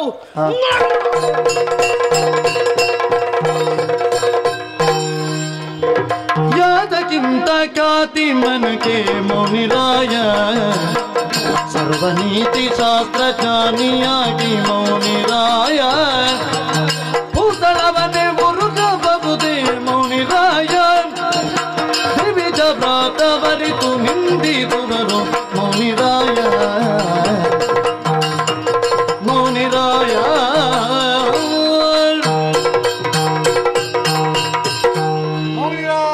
ನಾರಾಯಣ ನಾರಾಯಣ ನಾರಾಯಣ ನಾರಾಯಣ. ಶಾಂತರಾಗಬೇಕು, ಶಾಂತರಾಗಬೇಕು, ಶಾಂತರಾಗಬೇಕು. ಸ್ವಾಮಿ, ನನ್ನ ಕೋಪ ಅಲ್ಲಿವರೆಗೆ ಮುಟ್ಟಿತಲ್ಲ? ಇಲ್ಲ ಇಲ್ಲ, ನಿಮ್ಮ ಕೋಪ ಮುಟ್ಟುವ ಹಂತದ ತನಕ ನಾನು ಇಳಿದು ಬಂದಿದ್ದೆ ಮೊದಲೇ. ಉರಿ ನನಗೆ ತಾಗುತ್ತದೆ ಅಂತ ಗೊತ್ತಿಲ್ಲದೆ ನೀವು ಹೆಚ್ಚು ಮಾಡಿ, ಇನ್ನು ಹೆಚ್ಚು ಮಾಡಿದರೆ ನಾನು ಉರಿತೇನೆ ಎಂಬುದರಿಂದಲೇ ಶಾಂತರಾಗಿ ಅಂತ. ನೀನು? ಹೌದೌದು, ನನ್ನ ಕೋಪದ ಉರಿಗೆ? ಹೌದಪ್ಪ. ನನ್ಗ ನಾನೀಗ ನಿಮ್ಮ ಆಶ್ರಮದೊಳಗಿರುವಾಗ ಆಶ್ರಮದ ಅಗ್ನಿಯೂ ನಮಗೆ ತಾಗುತ್ತದೆ, ನಿಮ್ಮ ಕೋಪವೂ ನಮಗೆ ತಾಗುತ್ತದೆ. ನಾನು ಆಗಲೇ ಬಂದಿದ್ದೆ, ನೀವೇ ಮನೆ ಬಿಟ್ಟು ಹೋದವರು. ಮನೆಗೆ ಬಂದಾಗ ನೀವು ಇಲ್ಲದ ವೇಳೆಯಲ್ಲಿ ಮನೆಗೆ ಯಾರ್ಯಾರು ಬಂದಿದ್ದಾರೆ ಅಂತಲೇ ನಿಮ್ಗೆ ಗೊತ್ತಿಲ್ಲ. ಶಿವನೇ, ನನ್ನ ಹೆಂಡತಿ ಸತ್ತು ಸುಮಾರು ಹೊತ್ತಾಯ್ತಾ? ವೈಕುಂಠದವರೆಗೆ ದೂರ ಕಣ್ಣ ಮುಂಭಾಗದಲ್ಲಿ ಸಾಯುವಾಗ ನೋಡ್ತಾ ಸುಮ್ಮನಿರ್ಬೇಕಾಯ್ತು ಮುನಿಪತಿಗಳೇ. ಕಣ್ಣ ಮುಂಭಾಗದಲ್ಲಿ ಸಾಯುವಾಗ ನೋಡ್ತಾ ಸುಮ್ಮನಿರ್ಬೇಕಾಯ್ತು. ನೀನು ಇಲ್ಲಿಗೆ ಬರುವ ಕೆಲಸ ಇತ್ತಾ? ಹೌದೌದು ಹೌದು, ನಿಜವಾಗಿ ಕೆಲಸ ಇದ್ದದ್ರಿಂದಲೇ ಬಂದದ್ದು. ಅಲ್ಲ, ನನ್ನ ಹೆಂಡತಿ ಸಾಯುವಂತಹ ಪ್ರಕರಣದಲ್ಲಿ ನೀನೂ ಇದ್ದೀಯಾ? ಅಲ್ಲ, ಹೆಂಡತಿಯನ್ನು ಕೊಲ್ಲುವುದಕ್ಕೆ ನಾನು ಬಂದದ್ದು. ಯಾರ ಹೆಂಡತಿಯನ್ನು? ನಿಮ್ಮ ಹೆಂಡತಿ. ಯಾರು? ನಾನು. ವಿಷಯ ಎಂಥದ್ದು ಅಂದ್ರೆ, ತಮನಾಮಕನಾದಂತಹ ದಾನವ ದೇವೇಂದ್ರನಲ್ಲಿ ಸೋತು ಅವ ಅಟ್ಟಾಡಿಸಿಕೊಂಡು ಹೊಡಿತಾ ಬಂದಾಗ ಆಶ್ರಯಕ್ಕೆ ನಿಮ್ಮನ್ನು ಶರಣು ಅಂತ ಬರುವುದಕ್ಕೆ ಆಶ್ರಮಕ್ಕೆ ಬಂದದ್ದು. ನೀವಿಲ್ಲದಾಗ ಭೃಗುಮುನೀಶನ ಜಾಯತಾನು ಅಂತ ಆಶ್ರಯ ಕೊಟ್ಲು. ಅದನ್ನು ಖಂಡಿಸುವುದಕ್ಕೆ ಬಂದ ದೇವೇಂದ್ರನನ್ನು ತನ್ನ ಪಾತಿವ್ರತ್ಯದ ಬಲದಿಂದ ಸ್ತಂಭನ ಮಾಡಿತು. ಅವ ಗೋಳಿಟ್ಟ, ನಾರಾಯಣ ರಕ್ಷಿಸು ಅಂತ. ಬಂದು ಕೇಳಿದ್ರೆ ಹೀಗೆ ಹೀಗೆ ಅಂತ ಆಡಿದ. ಆ ಕಾಲದಲ್ಲಿ ಸ್ತಂಭನ ನಿರಸನಗೊಳಿಸಿ ಎಲ್ಲಿ ಅಧಿಕ ಪ್ರಸಂಗ ಮಾಡಿದ್ದು ಅಂತ ಅವನಿಗೆ ವಿಷಯ ಹೇಳಿ ಅವನನ್ನು ಮೇಲೇರಿಸಿದೆ. ಆ ಬಳಿಕ ಅಧಿಕ ಪ್ರಸಂಗ ಮಾಡಿದವರೆಲ್ಲರನ್ನು ತಿದ್ದುವುದು ಅಂತಾದಾಗ ಮಾಡಿದ ನಿಮ್ಮ ಹೆಂಡತಿಯನ್ನು ತಿಳಿ ಹೇಳಿ ತಿದ್ದಬೇಕಾದ್ದು ಕರ್ತವ್ಯ ಅಲ್ವ ಅಂತ ಒಳಗೋದೆ. ವಿಷಯ ಎಷ್ಟು ಹೇಳಿದ್ರು ಕೂಡ ಅವಳಿಗೆ ಒಂದೇ ಹಠ, ನನಗೆ ಕೊಟ್ಟ ಮಾತು ಮುಖ್ಯ ಅಂತ. ನನಗೂ ಕೊಟ್ಟ ಮಾತು ಮುಖ್ಯ ಅಂತ ನಾನು. ಯಾರ ಮಾತು ದೊಡ್ಡದು ಅಂತ ಬೈಲಿತ್ತು. ಅಲ್ಲಿಗೆ ಅನಿವಾರ್ಯವಾಗಿ ಇಂಥದ್ದೊಂದು ಮಾಡಬೇಕು ಅಂತಲ್ಲ, ಒಂದು ಕ್ಷಮಿಸಿಬಿಡಿ. ಹಾಗೆ ಹೋಯ್ತು, ಒಂದು ಕ್ಷಮಿಸಿಬಿಟ್ಟು ಅದಕ್ಕೆ ಈಗ ಊರನ್ನು ಸುಟ್ಟುರುವುದು ಯಾಕೆ? ಆಗಿ ಬಿಟ್ಟದಲ್ವಾ, ನಾನು ಮಾಡಿದ್ದಲ್ವಾ? ಸ್ವಾಮಿ, ನಿಮ್ಮ ನಾರಾಯಣ, ನೀವು ಪೂಜಿಸಿದ ನಾರಾಯಣ ನಾನು ಮಾಡಿದ್ದಲ್ವ, ಒಂದು ಕ್ಷಮಿಸಿದ್ರೆ ಏನೀಗ? ದೇವರೇ, ಜೀವನಾದವ ತನ್ನ ಮಾತಿನ ಮೇಲೆ ವಿಶ್ವಾಸವನ್ನಿರಿಸಿ ಶ್ವಾಸ ಇರುವಲ್ಲಿವರೆಗೆ ತನ್ನ ಭದ್ರತೆಯ ಬದುಕನ್ನು ಕಾಣುವಲ್ಲಿ ತಾನು ವಿಶ್ವಾಸಿಯಾಗಿರ್ತಾನೆ. ಭಗವಂತನಾದ ನಿನಗೆ ಆ ಕಟ್ಟುಪಾಡು ಏನೂ ಇಲ್ಲವಲ್ಲ.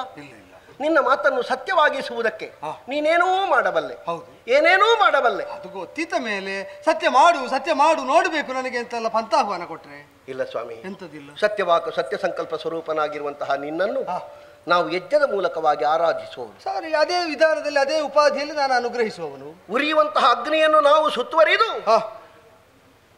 ನಮಸ್ಕಾರ ಮಾಡುವುದು ಯಾಕೆ? ಅಗ್ನಿ ನಾರಾಯಣ ಅಂತ.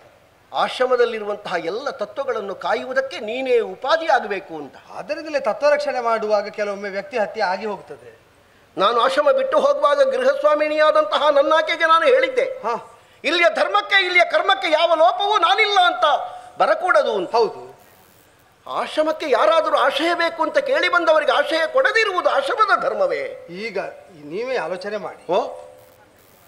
ಈಗ ನೀರಲ್ಲೂ ಒಂದು ದೇವತೆ ಉಂಟು, ಹೌದು, ಬೆಂಕಿಯಲ್ಲೂ ದೇವತೆ ಉಂಟು. ಸರಿ, ಯಜ್ಞಕುಂಡದಲ್ಲಿ ಅಗ್ನಿಯ ರೂಪದಲ್ಲಿ ನೀವು ಉಪಾಸನೆ ಮಾಡುವಾಗ ಅದೇ ಯಜ್ಞಕುಂಡಕ್ಕೆ ದೇವರಿದ್ದಾರೆ ಒಳಗೆ ಅಂತ ನೀರು ತಂದು ಹಾಕಿದ್ರೆ ಸಹಿಸುವುದಕ್ಕಾಗ್ತದ? ಅದಾಗುವುದಿಲ್ಲ, ಆಗುವುದಿಲ್ಲ, ಅದಾಗುವುದಿಲ್ಲ. ಈಗ ಆಶ್ರಿತ ಸಂರಕ್ಷಣೆ ಎಂಬುದು ಋಷಿಗಳಿಗೆ ಧರ್ಮವೇ, ಯಜ್ಞ ಸಂರಕ್ಷಣೆ ಎಂಬುದು ಧರ್ಮವೇ. ಸರಿ, ಯಜ್ಞ ಸಂರಕ್ಷಣೆಗೆ ಬಾಧಕವಾಗುವಂತೆ ಆಶ್ರಿತ ಸಂರಕ್ಷಣೆ ಮಾಡುವುದಕ್ಕೆ ಹೊರಟಾಗ ಯಜ್ಞಕುಂಡಕ್ಕೆ ಬೀಳುವ ನೀರನ್ನು ತಡೆದಂತೆ ಇದನ್ನ ತಡೆದೆ ಕಡಿದೆ. ಅಲ್ಲಲ್ಲ, ಈಗ ಆ ವಾಕ್ಯವನ್ನೇ ಆಧರಿಸಿ ನಾವು ಮುಂದುವರಿಯುವುದಿದ್ರೆ ನಮ್ಮ ಯಜ್ಞ ಕರ್ಮಕ್ಕೆ ಬಾಧಕವಾಗುವಂತೆ ನನ್ನ ಹೆಂಡತಿ ವ್ಯವಹರಿಸಿದಳೆ. ಯಾವ ರೀತಿ? ಈಗ ದೇವ ವಿರೋಧವನ್ನು ಮಾಡಿದವಳನ್ನು ಇವಳು ಆಶ್ರಿತರಾಗಿ ಅಂಗೀಕರಿಸಿದ್ರೆ ಈಗ ದೇವ ವಿರೋಧವನ್ನು ಇವರೇ ಮಾಡಿದಾಗಲ್ವೋ? ಆಗ ಉಪಾಸನೆಗೆ ಪ್ರಾಮಾಣ್ಯ ಕೊಡುವುದು ವಿರೋಧಕ್ಕೋ? ಸ್ವಾಮಿ, ಈಗ ಎರಡು ಅವರೇ ಮಾಡಿದ್ದು ಅಂತಾದಾಗ ನಮಸ್ಕಾರ ಮಾಡಿದವರೇ ಕೈ ಎತ್ತಿ ಹೊಡೆಯುವುದಕ್ಕೆ ಹೊರಟ್ರೆ ಹೊಡೆದವರನ್ನು ಒಪ್ಪಬೇಕೋ ನಮಸ್ಕಾರ ಮಾಡಿದ್ದನ್ನು ಒಪ್ಪಬೇಕೋ?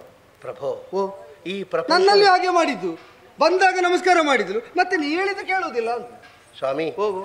ನಮಸ್ಕಾರ ಮಾಡಿದ್ದು ನಿನ್ನ ಮೇಲಿನ ಭಕ್ತಿಯಿಂದ. ಹೌದು, ನಾನು ಅದೇ ಪ್ರೀತಿಯಿಂದ ಹೇಳಿದ್ದಲ್ಲೋ ಬಿಟ್ಟು ಕೊಡಮ್ಮ ಅಂತ. ಈಗ ನಿನ್ನ ಮೇಲಿನ ಭಕ್ತಿ ಬೇರೆ. ಹೌದು, ನೀನು ಹೇಳುವ ಎಲ್ಲ ವಾಕ್ಯಗಳಿಗೂ ಈಗ ನೀನು ಬಂದದ್ದು ಯಾಕೆ? ದೇವೇಂದ್ರನ ಮರೆಯನ್ನಾಲಿಸಿ. ಹೌದು, ಹೌದಲ್ಲ? ಹೌದು. ಹಾಗಾದ್ರೆ ದೇವೇಂದ್ರನ ಹಾಳಾಗಿ ಬಂದೆಯೋ? ಅಲ್ಲ, ಹಾಳು ಮಾಡಿದ ದೇವೇಂದ್ರನನ್ನು ಪುಷ್ಟೀಕರಿಸುವುದಕ್ಕೆ ಬಂದೆಯಾ? ಪ್ರೋತ್ಸಾಹಿಸುವುದಕ್ಕೆ ಬಂದೆಯಾ? ದೇವೇಂದ್ರ ಮತ್ತು ನನ್ನೊಳಗೆ ಒಡೆಯ ಆಳಿನ ಸಂಬಂಧ ಅಲ್ಲ. ಕೆಲವೊಮ್ಮೆ ನಾನು ಅವನಿಗೆ ಆಳು, ಇನ್ನು ಹಲವು ಬಾರಿ ಅವನು ನನಗೆ ಆಳು. ಸ್ವಾಮಿ, ಆಳಬೇಕು ಅಂತ ಕಂಡಾಗ ನಾನು ಆಟದ ದಾಳದಂತೆಯೇ ಆಳಾಗುತ್ತೇನೆ, ಬೇಕಾದ್ರೆ ಯಜಮಾನನಾಗುತ್ತೇನೆ, ಅದೆಲ್ಲ ದೊಡ್ಡ ವಿಷಯ. ಹೋಗು ಮುನಿಪತಿ. ಒಂದು ತತ್ವನಿಷ್ಠವಾಗಿ ನಿನ್ನನ್ನು ಆರಾಧಿಸುವುದು ಬೇರೆ, ಒಂದು ವ್ಯಕ್ತಿನಿಷ್ಠವಾದಂತಹ ವಾದವನ್ನು ಬೆಳೆಸುತ್ತಾ ನೀನು ನಿತ್ರೆ ನೀನು ಹೇಳಿದ್ದನ್ನು ಕೇಳಬೇಕು ಅಂತ ಉಂಟ ದೇವರೇ. ಅಂದರೆ ಕಣ್ಣಮನೆಯ ಚಲನೆಯ ಮೂಲಕವಾಗಿ ಭಗವಂತನಾದ ನೀನು ಪ್ರಪಂಚ ವ್ಯಾಪಾರವನ್ನು ನೋಡುವವ. ಹೌದು, ಇದ್ದ ನೆಲೆಯಲ್ಲೇ ಯಾವುದು ಸರಿ ಯಾವುದು ತಪ್ಪು ಎನ್ನುವುದನ್ನು ಯಾರು ಕೇಳಲಿಕ್ಕಿಲ್ಲ. ನೀನು ತೀರ್ಮಾನಿಸಿದ್ದೇ ತೀರ್ಮಾನ. ಸರಿ. ಈಗ ಆಶ್ರಮಕ್ಕೆ ಅದನ್ನೀಗ ಈಗ ಅದಲ್ಲಿ ಅಲ್ಲಿಗೆ ನಿಲ್ಲಿಸುವುದು ಯಾಕೆ ಮುನಿಪತಿಗಳೇ? ಮತ್ತೆ ಈಗ ನಾನು ಇದ್ದ ನೆಲೆಯಿಂದಲೇ ಕಣ್ಣ ಮನೆಯ ಚಲನೆಯಿಂದ ಪ್ರಪಂಚ ವ್ಯಾಪಾರ ನಿಯಂತ್ರಿಸುವವನು. ಹಾಗೆ ನಿಯಂತ್ರಿಸುವುದಕ್ಕೆ ನಾನು ಏನು ಮಾಡಬೇಕು ಅಂತ ಸಂಕಲ್ಪಿಸ್ತೇನೋ ಅದನ್ನು ಆಗ ಕೊಡುವವನು. ಈಗ ಇಲ್ಲಿ ಈ ಪ್ರಕರಣದಲ್ಲಿ ಅಲ್ಲಿ ಕುಳಿತೇ ನಾನು ನಿರ್ಣಯಿಸಿದೆ. ಮುಂದಿನ ಕಾಲಕರ್ಮ ಸ್ಥಿತಿಗತಿಯನ್ನು ಯೋಚಿಸಿದಾಗ ಇಲ್ಲಿ ಬಂದು ಹೀಗೆ ಮಾಡುವುದು ಸರಿ, ಅದನ್ನು ನಾನು ಹೋಗಿ ಮಾಡುವುದು ಸರಿ ಅಂತ ಕಂಡದ್ದರಿಂದ ನನ್ನ ಎಣಿಕೆಗೆ ಅನುಗುಣವಾಗಿ ಬಂದೇ ಮಾಡಿದೆ. ತಿಳಿ ಹೇಳಿದೆ, ತಿದ್ದುವುದಕ್ಕೆ ಪ್ರಯತ್ನಿಸಿದೆ, ಕೇಳದಿದ್ರೆ ಹೊಡೆಯುವುದು ಅಂತ ಪೂರ್ವ ಸಂಕಲ್ಪ ಇದ್ದದ್ದು. ಅವಳು ಕೇಳುವುದಿಲ್ಲ ಅಂತ ಹಠ ಮಾಡಿದಾಗ ಪೂರ್ವ ಸಂಕಲ್ಪದ ಅನುಷ್ಠಾನ ಆಯ್ತು, ಅವಳು ಸತ್ತು ಬಿದ್ದಳು. ಜಿಯಾ, ಓ 3 ವಿಷಯಗಳು. ಒಂದು ಸ್ನೇಹಾಚಾರ, ಒಂದು ಔದಾಸೀನ್ಯ ಭಾವ, ಇನ್ನೊಂದು ಶತ್ರುತ್ವದ ಭಾವ. ಹೌದು, ಲೋಕದಲ್ಲಿ 3 ಇರುವುದು. 3 ಇದೆ. ಅದು ಯಾವುದು ಸ್ಥಾಯಿ ಅಲ್ಲವಲ್ಲ, ಯಾವುದು ಸ್ಥಾಯಿ ಅಲ್ಲ, ಸಂಚಾರಿ ಅಲ್ವೇ? ಹೌದಪ್ಪ. ಈಗ ಒಬ್ಬನಲ್ಲಿ ಒಬ್ಬನಿಗೆ ವೈರ ಮೂಡ್ತದೆ ಯಾವುದೋ ಒಂದು ಕಾರಣದಿಂದ. ನನಗೆ ವೈರ ಇಲ್ಲ ಅಂತ, ನನಗೆ ನಿಮ್ಮ ಹೆಂಡತಿಯ ಮೇಲೆ ಅಲ್ಲ, ನಿನ್ನ ವಿಷಯ ಅಲ್ಲ. ಮತ್ತೆ ಈಗ ದೇವೇಂದ್ರನಿಗೂ ತಮಾಸುರನಿಗೂ ವೈರ. ಹೌದು, ಹೌದಾ? ಹೌದು. ಯಾವುದೋ ಒಂದು ಕಾರಣ ನಿಮಿತ್ತವಾಗಿ ಹುಟ್ಟಿಕೊಂಡಿರುವಂತಹ ವೈರ ಹೌದು ಒಂದು ತೆರನಾದಂತಹ ವಿಕೋಪಕ್ಕೆ ಒಳಗಾಯಿತು, ಹೌದು, ಅಥವಾ ಪ್ರತಾಪದಲ್ಲಿ ಪ್ರಜ್ವಲಿಸಿತು, ಅವ ಓಡಿಕೊಂಡು ಬಂದ. ಹೌದು. ಈಗ ಓಡಿದವನನ್ನು ಅಟ್ಟಿಸಬಹುದೇ? ಈಗ ಓಡುವುದು 2 ಕಾರಣಕ್ಕೆ. ಅಟ್ಟಿಸಬಹುದು. ಯಾವಾಗ ಅಂದ್ರೆ ಯಾವಾಗ ಅವನನ್ನು ಇನ್ನೊಮ್ಮೆ ಸೋಲಿಸ್ತೇನೆ ಅಂತ ಎಣಿಸಿಕೊಂಡೇ ಓಡಿದ್ರೆ ಅಟ್ಟಿಸಬಹುದು. ಅವನನ್ನು ಇನ್ನು ಸುದ್ದಿಗೆ ಹೋಗುವುದಿಲ್ಲ ಅಂತ ಓಡಿದ್ರೆ ಅವರನ್ನು ಅಟ್ಟಿಸಬಾರದು. ಸ್ವಾಮಿ, ಈಗ ದೇವೇಂದ್ರ ಅಟ್ಟಿಸಿಕೊಂಡು ಬಂದದ್ದು ಇವ ಬಲವನ್ನು ಮತ್ತೆ ವರ್ಧಿಸಿಕೊಂಡು ಮರಳಿ ಆಕ್ರಮಣಶೀಲನಾಗುತ್ತೇನೆ ಎಂಬ ಸಂಕಲ್ಪವನ್ನು ಹೊತ್ತ ತಮಾಸುರ. ಈ ಮರ್ಮವನ್ನು ಅರಿತ ದೇವೇಂದ್ರ ಅಟ್ಟಿಸಿಕೊಂಡು ಬಂದರೆ ಅಪರಾಧ ಆಗುವುದು ಹೇಗೆ? ಈಗ ನಾನೊಂದು ಕೇಳಲ್ಲ, ಯಾಕೆ? ಈಗ ಅವ ಇಲ್ಲಿಗೆ ಬಂದ ತಮಾಸುರ. ಹೌದು. ಈ ಆಶ್ರಮ ಯಾರದ್ದು? ತಮ್ಮದಲ್ವ? ನನ್ನ ಆಶ್ರಮದಲ್ಲೇ ಆಶಯವನ್ನು ಅವರು ಹೊಂದಿದ್ರೆ ಹೌದು, ಅವರನ್ನು ಬಿಟ್ಟು ಕೊಡ್ಲಿಕ್ಕೋ ಬಿಟ್ಟು ಕೊಡದೇ ಇರ್ಲಿಕ್ಕೋ ಜನ ಯಾರು? ಈಗ ನೀವು ನನ್ನಲ್ಲಿ ಕೇಳಿದೀಯಾ ಪ್ರಭು? ಅಲ್ಲ, ಈಗ ಯೋಚನೆ ಅವರು ಬೇಕು ಅಂತ ನನ್ನಲ್ಲಿ ಕೇಳಿದೆಯೋ? ಅಲ್ಲಪ್ಪ. ಈಗ ಮನೆಯಲ್ಲಿ ಯಜಮಾನ ಇಲ್ಲದೆ ಇರುವಾಗ ಹೆಣ್ಣು ಹೆಂಗಸಿನಲ್ಲಿ ವ್ಯವಹಾರವ. ಅದಕ್ಕೊಬ್ಬ ಯಜಮಾನ ಇದ್ದಾನೆ ಅಂತಾದ್ರೆ ಅವರಿಲ್ವಾ? ನಾನು ಮತ್ತೆ ಬರ್ತೇನೆ. ಮುನಿಪತಿಗಳೇ, ಈಗ ನಿಮ್ಮಲ್ಲೇ ಕೇಳುವ, ಹೇಗೆ? ನೀವು ಇರುವಾಗ ಅವರು ಬಂದು ನೀವು ಆಶ್ರಯ ಕೊಟ್ರಿ, ನಾನೇನು ಮಾಡಬೇಕಿತ್ತು? ನಾನು ಆಶಯ ಕೊಟ್ರೆ ಮುಂದೆ ನಾನೇನು ಮಾಡಬೇಕಿತ್ತು? ನಾನು ನನ್ನಲ್ಲೇ ವ್ಯವಹಾರ ಅಲ್ವಾ? ನಿಮ್ಮಲ್ಲಿ ವ್ಯವಹಾರ ಮಾಡಿ ಏನು ಮಾಡಬೇಕಿತ್ತು? ನಿರ್ಣಯ ಏನು ಮಾಡಬೇಕು? ನೀನು ಹೇಳಿದ್ದನ್ನು ನಾ ಕೇಳ್ತಿದ್ದೆ. ಎಷ್ಟರ ಮಟ್ಟಿಗೆ ಅದು ಸರಿ ಉಂಟು? ಸರಿ, ಕೇಳ್ತಿದ್ರೆ ಸರಿ. ಹೌದು. ಕೇಳದೆ ನಿಮ್ಮ ಸತಿ ಹೇಳಿದಂತೆಯೇ ನೀವು ಉತ್ತರೋತ್ತರವಾಗಿ ವಿರೋಧವನ್ನು ಪ್ರಬಲವಾಗಿಸ್ತಾ ಹೋದ್ರೆ ಏನು ಮಾಡಬೇಕಿತ್ತು? ಈಗ ನನ್ನನ್ನು ಕೊಲ್ಬಹುದಿತ್ತು ನಿನಗೆ. ಅಲ್ವೋ? ಹೌದು. ಈಗ ನೀವಿಲ್ಲದ ವೇಳೆಯಲ್ಲಿ ನಿಮ್ಮ ಸತಿಗೆ ಆಶ್ರಮದ ಯಾಜಮಾನ್ಯ ಇತ್ತೋ ಅಥವಾ ನಿಮಗೆ ಅಧೀನತೆ ಮಾತ್ರ ಇದ್ದದ್ದ? ನನ್ನ ಅಧೀನಳವಳು. ನಿಮ್ಮ ಅಧೀನರು ಹೌದು ಅಂತಾದ್ರೆ ಯಜಮಾನರಾಗಿ ಅವರಿಗೆ ಆಶ್ರಯ ಕೊಟ್ಟದ್ದು ಹೇಗೆ? ಕೊಡಬಹುದು.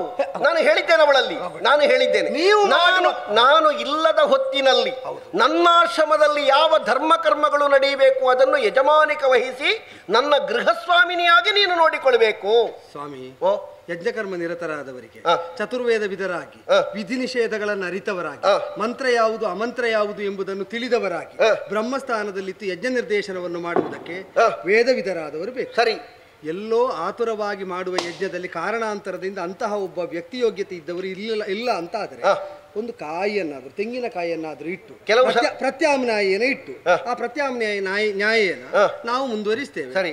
ಈಗ ಅದು ಇಟ್ಟ ಮೇಲೆ ಮುಗಿಯುವಲ್ಲಿಯ ತನಕ ಅದನ್ನು ಕಾಯಿ ಅಂತ ವ್ಯವಹರಿಸಬೇಕೋ ಬ್ರಹ್ಮ ಅಂತ ಬ್ರಹ್ಮ ಅಂತಲೇ ಅಲ್ವೋ? ಕೆಲವು ಸಲ ಕಾಯಿ ಸಿಕ್ಕದೆ ಇದ್ರೆ ಕೂರ್ಚೆ ಕಟ್ಟುವುದು ಅಂದ್ರೆ ಇಟ್ಟ ಮೇಲೆ ಅದನ್ನು ಹಾಗೆ ವ್ಯವಹರಿಸುವುದು ಹೌದಾದ್ರೆ, ನೀವಿಲ್ಲದಾಗ ನಿಮಗೆ ಪರ್ಯಾಯವಾಗಿ ಪ್ರಾತಿನಿಧ್ಯ ನ್ಯಾಯನ ಇಟ್ಟ ಮೇಲೆ ನಿಮ್ಮನ್ನು ವ್ಯವಹರಿಸಿದಂತೆ ಯಜಮಾನರುತ್ತಲೇ ವ್ಯವಹರಿಸಬೇಡುವ ಸ್ವಾಮಿ ಪ್ರಭೋ.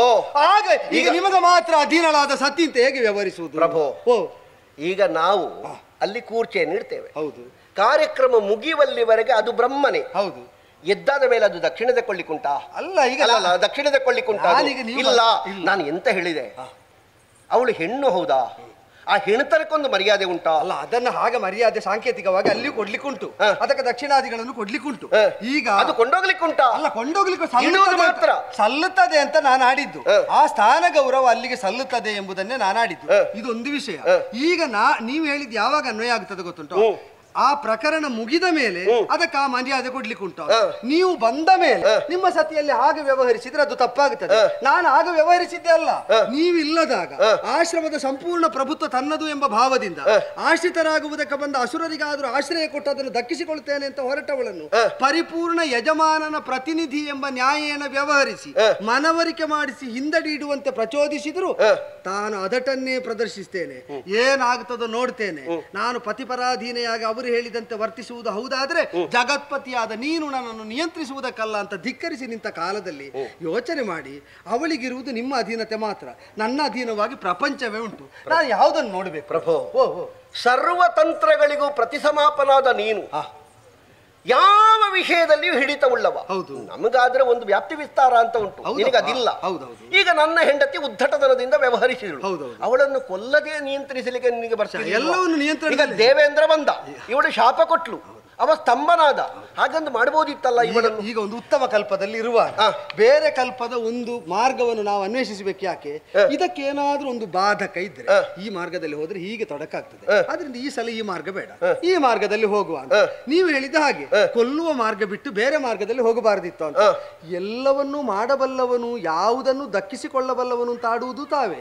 ಎಲ್ಲವೂ ನನಗೆ ದಕ್ಕುತ್ತದೆ ಅಂತ ಆದ್ರೆ ಈ ಮಾರ್ಗದಲ್ಲೇ ಹೋದ್ರೇನು ದಕ್ಕುವುದಿಲ್ಲ. ಸ್ವಾಮಿ, ನಾನೊಬ್ಬ ನಿನ್ನ ಭಕ್ತನಾಗಿ ಆದ್ದರಿಂದ ಜೀವ ಹೋಗಿದೆ ಎನ್ನುವ ನೆಲೆಯಲ್ಲಿ ನಾನು ಮಾತಾಡ್ತಾ ಇರುವುದು. ಈಗ ಇಲ್ಲಿ ಆದಂತಹ ವಿಪತ್ತು ಪರಂಪರೆ ಏನುಂಟು, ತಮಾದಿಗಳಿಗೆ ನನ್ನ ಹೆಂಡತಿ ಆಶಯ ಕೊಟ್ಟಿದ್ದಾಳೆ ಎನ್ನುವುದೊಂದೇ ಕಾರಣ. ದೇವ ವಿರೋಧವನ್ನು ಮಾಡಿದಂತಹ ತಮಾದಿಗಳು ಆಶಯಕ್ಕೆ ಯೋಗ್ಯರಲ್ಲ. ಅಷ್ಟೇ ಸೀಮಿತವಾದಂತಹ ಉದ್ದೇಶ ಇದ್ರೆ ಅವಳನ್ನು ಕಟ್ಟಿ ಹಾಕುವುದು ಅಥವಾ ಅವಳನ್ನು ಸ್ತಂಭನ ಮಾಡುವುದು, ತಮಾದಿಗಳ ತಲೆ ಕಡಿಯುವುದು. ಇಲ್ಲಿ ಏನಾಯ್ತು? ಆಶಯ ಕೊಟ್ಟ ಅವಳನ್ನು ನೀನು ಕಡ್ದಿದ್ದಿ, ತಮಾದಿಗಳು ಇನ್ನೂ ಜೀವಂತವಾಗಿದ್ದಾರೆ. ಇಲ್ಲ, ಈಗ ನೀವು ಯೋಚನೆ ಮಾಡಿ, ಈಗ ತೋಟದೊಳಗೆ ನಿಮಿತ್ತ ಮಾತ್ರವೇ ಇಲ್ಲಿಯೂ ಕೂಡ ಪ್ರಕಟವಾಗಿ ನಾನು ಬಂದದ್ದು ಬಿಟ್ಟದ್ದು ಸುದರ್ಶನವನ್ನು ಎಲ್ಲ ಇರಬಹುದು. ಆದರೆ ಸ್ವವ್ಯಾಘಾತ ಈ ಒಂದು ಪ್ರಯೋಗವನ್ನು ಶಾಸ್ತ್ರಜ್ಞರಾದ ನೀವು ಅರಿತಿರಬೇಕು. ತನಗೆ ತಾನು ಘಾತವನ್ನೆಸಗುವುದಕ್ಕೆ ಸ್ವವ್ಯಾಘಾತ ಅನ್ನುವುದು. ಸರಿ. ದೇವತೆಗಳ ವಶಕ್ಕೆ ತಮ್ಮನ್ನು ಕೊಟ್ಟು ತಮ್ಮ ಸಂಕಲ್ಪವನ್ನು ಈಡೇರಿಸುವ ಮಹತ್ವಿಕೆಯನ್ನು ದೇವತೆಗಳೆಲ್ಲ ಅಂಗೀಕರಿಸಿ ಬದುಕಿನಲ್ಲಿ ಉದ್ದಗಲಕ್ಕೂ ಅವರನ್ನೇ ಆರಾಧಿಸ್ತಾ ಬಂದವರು ಆ ದೇವ ವಿರೋಧ ಮಾಡಿದವರಿಗೆ ಆಶ್ರಯ ಕೊಡ್ತಾರೆ ಅಂತ ಆದ್ರೆ ತಮಗೆ ತಾವು ಘಾತವನ್ನುಂಟು ಮಾಡ್ತಾರೆ ಅಂತ ಅರ್ಥ. ಮೊದಲು ದೇವತೆಗಳಿಗೆ ನನಗೆ ಆಶ್ರಿತರಾಗಿದ್ದಂತಹ ನೀವು ಸತಿಪತಿಯರಲ್ಲಿ ಸತಿಯಾದ ಬಳಿ ಈಗ ಅಸುರರಿಗೆ ಆಶ್ರಯ ಕೊಟ್ಟು ತನಗೆ ತಾನು ಹೊಡ್ಕೊಂಡ್ಲು. ನನ್ನ ಸುದರ್ಶನ ನಿಮಿತ್ತ ಆದದ್ದು ಮಾತ್ರ, ಅವಳ ಸಾವನ್ನು ಅವಳೇ ಬರಮಾಡಿಕೊಂಡ್ಲು. ಹೇಳಿದ್ರೆ ನಿಮ್ಗೆ ಯಾಕೆ ಅರ್ಥ ಅಲ್ಲ? ನಾನು ಹೆಣ್ಣು ಮಕ್ಕಳನ್ನೆಲ್ಲ ಕೊಲ್ಲುವ ಇಲ್ಲ ಸ್ವಾಮಿ, ನನಗೆ ಹಾಗೆ ಕೊಂದದ್ರಿಂದ ಲಾಭ ಉಂಟು. ಈಗ ಏನು ಕೊಲ್ಲದೆ ಇದ್ರೆ ನಷ್ಟ ಉಂಟು. ಅಲ್ಲ, ಇಲ್ಲಿ ಏನು ಬಿಂಬಿತವಾಗ್ತದೆ? ಏನಾಗ್ತದೆ? ಅವಳು ಜೀವಂತ ಇದ್ರೆ ನಿನ್ನ ಕೆಲಸಕ್ಕೆ ಬಾಧಕ ಅಂತ ನೀನು ತೋರಿಸಿದ ಹಾಗಾಯ್ತು. ಅಲ್ಲ, ಅವಳು ಸಾಯದೇ ಇದ್ರೆ ನಿನಗೆ ನಿನ್ನ ಕರ್ತವ್ಯವನ್ನು ಮಾಡುವುದಕ್ಕೆ ಆಗುವುದಿಲ್ಲ ಅಂತ ನೀನು ಸೋಲಪ್ಪಿಕೊಂಡ ಹಾಗಾಯ್ತು. ದೇವರೇ, ನಾನು ತಿಳಿದದ್ದು ಹೇಗೆ ಗೊತ್ತಾ? ಅವಳು ಜೀವಂತ ಇದ್ರೆ ಅವಳಿಗೆ ಅವಳು ಬಾಧಕ ಅಂತ ಗೊತ್ತದ್ರಿಂದ ಸತ್ತಲ್ಲ ಅಂತ. ತಾನು ಜೀವಂತ ಯಾಕೆ ನೋಡುವ. ಈಗ ಯೋಚನೆ ಮಾಡಿ, ದೇಹ ಪುಷ್ಟಿ ಆಗುವುದಕ್ಕೆ ಬದುಕಿನ ಉದ್ದಕ್ಕೂ ಹಾಲು ಕುಡಿಯುತ್ತಾ ಬರ್ತಾರೆ. ಅವರೇ ಒಂದು ದಿವಸ ಗುಟುಕು ವಿಷವನ್ನು ತೆಗೆದು ಕುಡಿದ್ರು ಅಂತ ಆದ್ರೆ ಈಗ ಹಾಲು ಕುಡಿದವರು ವಿಷ ತಿಂದಾಗ ಸಾಯುವುದು ಯಾಕೆ ಅಂತ ಪ್ರಶ್ನೆ ಕೇಳಿದ್ರೆ ಆ ಪ್ರಶ್ನೆ ಅಪ್ರಸ್ತುತ ಆಗುವುದಿಲ್ಲ. ಅಪ್ರಸ್ತುತವೇ. ಹಾಲು ಕುಡಿದವರೇ ತಿಂದದ್ದು ವಿಷವನ್ನು, ಹಾಲು ಸ್ವೇಚ್ಛೆಯಿಂದಲೇ ತಿಂದದ್ದು, ವಿಷ ಕುಡಿದದ್ದು ಸ್ವೇಚ್ಛೆಯಿಂದಲೇ. ಆದ್ದರಿಂದಲೇ ಹಾಲು ದೇಹ ವೃದ್ಧಿ ಮಾಡಿದಂತೆ ವಿಷ ದೇಹವನ್ನು ಜೀವವನ್ನು ಹರಣ ಮಾಡಿದೆ. ಇಲ್ಲಿ ದೇವತೆಗಳಿಗೆ ಪ್ರಪನ್ನರಾಗಿ ತಮ್ಮ ಶಕ್ತಿ ವೃದ್ಧಿಯನ್ನು ಮಾಡಿಕೊಂಡು ಚಾರಿತ್ರ್ಯದಲ್ಲಿ ಕೀರ್ತಿಯನ್ನು ಹೊಂದಿದ್ದು ಅವರ ಸತ್ಕರ್ಮವೇ. ಆದರೆ ಅದೇ ದೇವತೆಗಳನ್ನು ವಿರೋಧ ಮಾಡುವ ವಿಷವನ್ನು ತಾನಾಗಿ ಪಾನ ಮಾಡಿ ನಿಮ್ಮ ಸತಿ ಶವವಾಗಿದ್ದಾಳೆ, ಅಲ್ಲ ಸುದರ್ಶನ ನಿಮಿತ್ತವಾಗಿ ಆಗುವುದಿಲ್ಲ. ಈಗ ಆಶಯ ಕೊಟ್ಟವಳನ್ನು ನೀನು ಕೊಂದೆ, ಬಿಡುವ ಆ ವಿಷಯವನ್ನು ಬಿಡುವ ಆಯ್ತಾಯ್ತು. ಆಶಯ ಕೊಟ್ಟವಳನ್ನು ಕೊಂದ ಮೇಲೆ ಹೌದು. ಆಶಯ ಪಡೆದವರನ್ನು ಇನ್ನೂ ಜೀವಂತ ಇಟ್ಟಿದೆಯಲ್ಲ. ಹೌದೌದು. ಅದು ಯಾಕೆ? ಅಲ್ಲ ಅದು ಈಗ ನೀವು ಕೊಲ್ಲುದಿದ್ರೆ ಕೊಲ್ಲಿ ಅಂತ ಸ್ವಾಮಿ. ಈಗ ನೀವು ಕೊಲ್ಲುದಿದ್ರೆ ಯಾಕೆ ಆಗ್ತದೆ? ಯಾಕೆ? ಈಗ ನೀನು ಧಾವಂತದಿಂದ ಬಂದದ್ದು ಹೌದು, ಅವರನ್ನು ಹುಡುಕಿಕೊಂಡು ಹೌದು, ಅವರಿಗೆ ಆಶಯ ಕೊಟ್ಟವಳನ್ನು ನಿವಾರಿಸಿದ. ಈಗ ತೋಟದ ಒಳಗೆ ಒಂದು ಗೂಳಿ ಹೋಗಿದೆ. ಆ ಗೂಳಿಯನ್ನು ಹೊಡೆಯುವ ಉದ್ದೇಶವೇ ಬೇಲಿ ತಡೆಯಾಗ್ತದೆ ಅಂತಾದ್ರೆ ಬೇಲಿಯನ್ನು ಒಮ್ಮೆಗೆ ಮುರಿ. ಬೇಲಿ ಮುರಿದ ಮೇಲಾದ್ರೂ ತೋಟದಿಂದ ಗೂಳಿಯನ್ನು ಹೊರಗಾಕಬೇಡೋ ಬೇಡವಾ? ನನ್ನ ಲೆಕ್ಕಾಚಾರ ಹೇಗಿದ್ದದ್ದು ಗೊತ್ತು? ಹೇಗೆ? ಮನೆ ಯಜಮಾನರಿಗೆ ಗೊತ್ತಿಲ್ಲದೆ ಬೇಲಿ ಹಾರಿ ಗೂಳಿ ಬಂದಿದೆ. ಈಗ ನಾವು ಹೋಗ್ಬೇಕು. ನೀನು ಬೇಲಿ ಮುರಿದಿದ್ದಿ. ಬೇಲಿ ಮುರಿದೆ. ಬೇಲಿ ಮುರಿದ ಮೇಲೆ ನಾವು ಆ ಗೂಳಿ ಹಿಡಿಲಿಲ್ಲ. ಯಾಕೆ ಗೊತ್ತುಂಟು? ಯಾಕೆ? ಬೇಲಿ ಮುರಿದ ಸ್ವರಕ್ಕೆ ಯಜಮಾನ ಎಚ್ಚೆತ್ತು ಬಂದರೆ ನಾನು ಅಲ್ಲಿಂದ ಅದರ ಕುತ್ತಿಗೆ ಕೈ ಹಾಕಿ ಹಗ್ಗ ಹೇಳ್ಕೊಂಡು ಬರಬೇಕಾಗಿಲ್ಲ. ಯಜಮಾನನ ಆ ಗೂಳಿಯನ್ನು ನನಗೆ ಒಪ್ಪಿಸ್ತಾನೆ ಅಂತ. ಆಯ್ತಾ? ಈಗ ಯಜಮಾನನ ಧರ್ಮದ ಮೇಲೆ ನನಗಿದ್ದು ವಿಶ್ವಾಸ. ಸರಿ, ಈಗ ಸರಿ. ಹೌದು, ಬೇಲಿ ಮುರಿದಿದ್ದಿ, ಹೌದು, ಗೂಳಿ ಹಾರಿದೆ, ಎಲ್ಲ ಆಯ್ತಲ್ಲ. ನೀನ್ ಇಲ್ಲಿ ನಿಂತದ್ಯಾಕೆ? ಈಗ ಒಪ್ಪಿಸಿದನ್ನು ಕಾಯ್ತಾ ಇದ್ದದ್ದು ಯಾರಿಗೆ? ನೀವು ನನಗೆ ಆ ರಸರನ್ನು ಒಪ್ಪಿಸುವುದನ್ನು ಕಾಯ್ತಾ. ನನಗೆ ಅರ್ಥ ಆಗ್ತದೆ. ನನಗೆ ನಿನಗೆ ಕೊಡಬೇಕಾದದ್ದನ್ನು ಸೃಷ್ಟಿಸಿದಿಲ್ಲ ಕರ್ತ.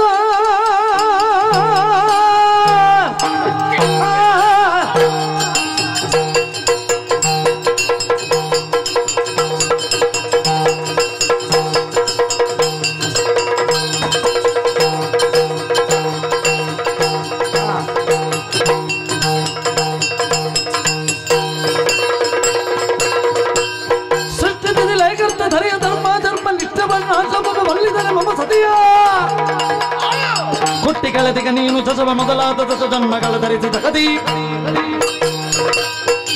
ಪ್ರಭೋ, ಭಗವತ್ ಸಂಕಲ್ಪ ಇಲ್ಲದೆ ಈ ಪ್ರಪಂಚದಲ್ಲಿ ಒಂದು ಹುಲ್ಲು ಕಡ್ಡಿಯು ಅಲುಗಾಡುವುದಿಲ್ಲ ಎನ್ನುವ ನಂಬಿಕೆಯವ ನಾನು. ಅದೇ ಹೌದಾದ್ರೆ ನಿಮ್ಮ ನಂಬಿಕೆ ನಿಮ್ಮನ್ನು ರಕ್ಷಿಸಲಿ, ಲೋಕವನ್ನು ರಕ್ಷಿಸಲಿ. ನನ್ನ ಹೆಂಡತಿ ಈತರನಾಗಿ ಯಾಕೆ ವರ್ತಿಸಿದಳು? ಅವಳಿಗೆ ಯಾಕೆ ನೀನು ಶಿಕ್ಷೆ ಕೊಟ್ಟೆ? ಅದಾದ ಬಳಿಕವೂ ನೀನು ಯಾಕೆ ಇಲ್ಲಿ ನಿಂತಿದ್ದಿ? ಹೌದು, ನಾನು ಅರ್ಥ ಮಾಡಬಹುದಾದ ವಿಷಯ ಇಷ್ಟೇ. ಹೆಂಡತಿ ತಪ್ಪಿದ್ರು ಗಂಡ ತಪ್ಪುದಿಲ್ಲ ಅಂತ ನನಗೊಂದು ವಿಶ್ವಾಸ. ಸೃಷ್ಟಿ ಸ್ಥಿತಿ ಲಯಗಳೆನ್ನುವಂತಹ ಕರ್ತವ್ಯ ಮೂರಕ್ಕೂ ನೀನೇ. ನೀನನ್ನು ಬಿಟ್ಟು ಮತ್ತೊಬ್ಬರಿಲ್ಲ. ಸರಿ, ನೀನಿಟ್ಟರೆ ಬೇರೆಯವರಿಗುಂಟು, ಸರಿ, ನೀ ಕೊಟ್ಟರೆ ಬಾಕಿದ್ದವರು ಮಾಡ್ಲಿಕ್ಕುಂಟು. ಅಂತಹ ನಿನ್ನನ್ನು ಈ ಸಲ ನೀವು ಕೊಟ್ಟದ್ದನ್ನೇ ಲಯ ಮಾಡುವುದು ಅಂತ ತ್ರಿಕರಣ ಶುದ್ಧವಾಗಿ ನಾನು 3 ಹೊತ್ತು ಭಜಿಸಿದ್ದು ಹೌದಾದ್ರೆ ನನ್ನ ಮಾತಿನಲ್ಲಿ ಪವಿತ್ರತೆ ಉಂಟೋ ಇಲ್ವೋ ಅಂತ ನಾನು ನೋಡ್ತೇನೆ. ಅದು ಇದ್ದದ್ರಿಂದಲೇ ಅಲ್ವ ನೀವು ಕೆಟ್ಟದನ್ನು ಮಾತಾಡಬೇಡಿ ಅಂತ ತಡೆದದ್ದು, ಲೋಕ ಸುಡಿಬೇಡಿ ಅಂತ ತಡೆದದ್ದು. ದಶವೇ ಮೊದಲಾದಂತಹ ದಶ ಅವತಾರಗಳನ್ನು ನೀನು ಎತ್ತಬೇಕು. ನೀನು ಎಷ್ಟು ಅವತಾರ? ನಿನ್ನ ಅವತಾರ ಅಲ್ವಾ? ನೀನು ಲೀಲೆ ತೋರಿಸುವುದಕ್ಕೆ ವೈಕುಂಠದಿಂದ ಇಲ್ಲಿಗೆ ಬಂದದ್ದು. ನಿಮಗೆ ಬೇಕಾದ ನನ್ನ ಅವತಾರ ಅಲ್ವಾ? ನನ್ನ ಆಶ್ರಮದಲ್ಲಿ ವೇಷ ಕಟ್ಟಿ ನಿಲ್ತಿಯಲ್ಲ, ವೇಷ ನಿನ್ನ ಕಟ್ಟಿದ ವೇಷಕ್ಕೆ ಇನ್ನೂ ಆಗಬೇಕು ವೇಷ. ಎಂತದ್ದು ವೇಷ? ನಿನ್ನ ಆವೇಶ ನೋಡ್ಬೇಕು ನಾವು. ಯಾವುದರಲ್ಲಿ? ಸಾಕಾಗೋದಿಲ್ಲ. ಏನು ಅಂತ? 10ರಲ್ಲಿ 1 ಅವತಾರ. ಪಟ್ಟದ ಪ್ರಳಯಗಳಿದ ವಿಯೋಗದ ದುಃಖ.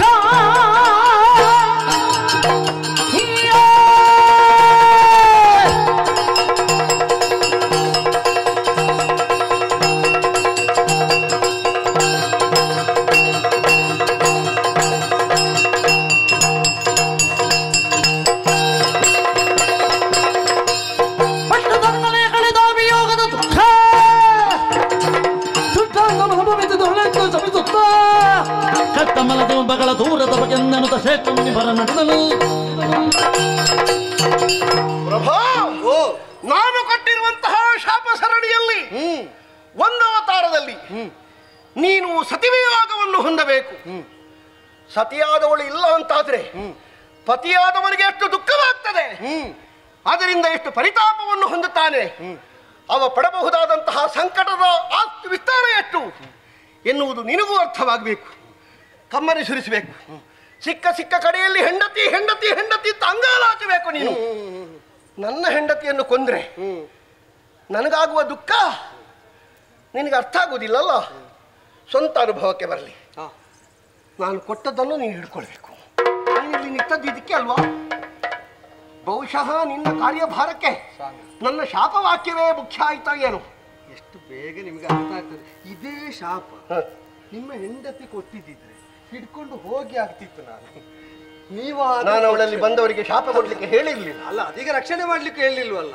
ಈಗ ನೀವು ಕೊಟ್ಟದ್ದು ಶಾಪವಿದನು ಚಿರದೊಳ್ಳಂತೆ ತಾಪಸೋತ್ತಮ ಶ್ವಾಪದರ ನಿಗ್ರಹಣದ ಕುಲಾಪದುಪಕಮ ಕೋಪಕಿತ್ತ ತುಮಲವ ಕೊಲಲು ಪಾಪ ಕಾರ್ಯವು ಲೋಪವೆಲ್ತು ಬಂತು ಬದುಕೆ ಯಾಪತ್ತನ್ನವು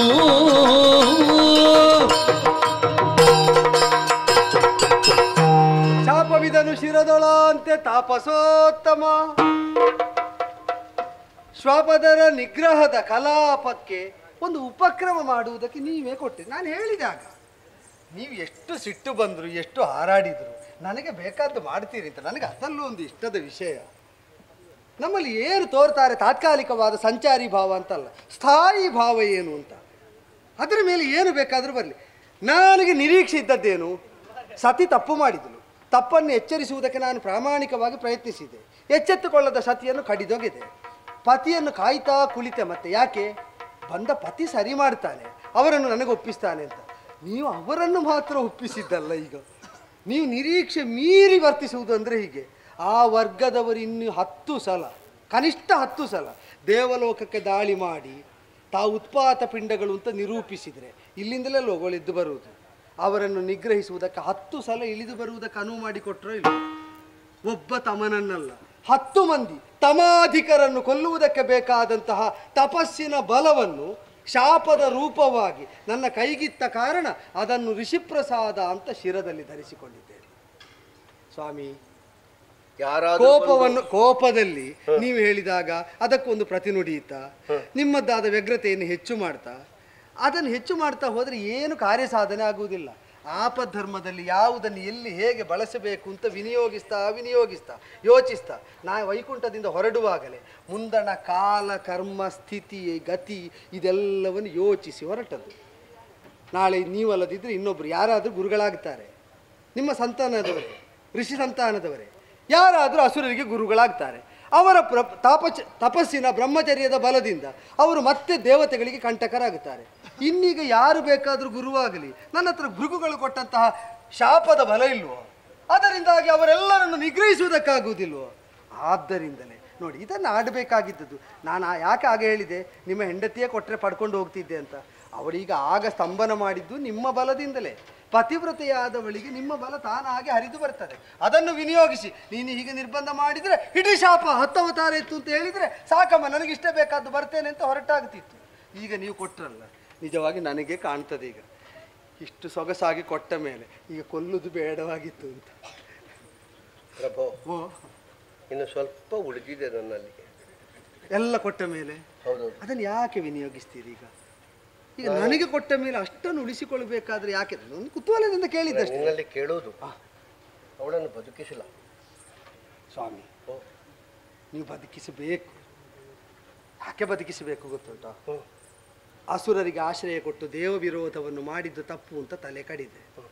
ಬದುಕಿದ ನಿಮ್ಮ ಹೆಂಡತಿ ದೇವತೆಗಳನ್ನೇ ಸೇವೆ ಮಾಡ್ತಾ ನನಗೆ ಪ್ರಿಯವಾದದ್ದನ್ನು ಅವಳು ಸಾಧಿಸಿಕೊಡಬೇಕು. ಹಾಗಾದರೆ ಖ್ಯಾತಿಯಿಂದ ಹುಟ್ಟಿದ್ದನ್ನು ನಾನು ಸ್ವೀಕರಿಸುವಂತ ಆಗಬೇಕು. ಇದು ತನಕ ಹುಟ್ಟಿದ್ದನ್ನು ಸ್ವೀಕರಿಸಿ ಪ್ರಯೋಜನ ಇಲ್ಲ.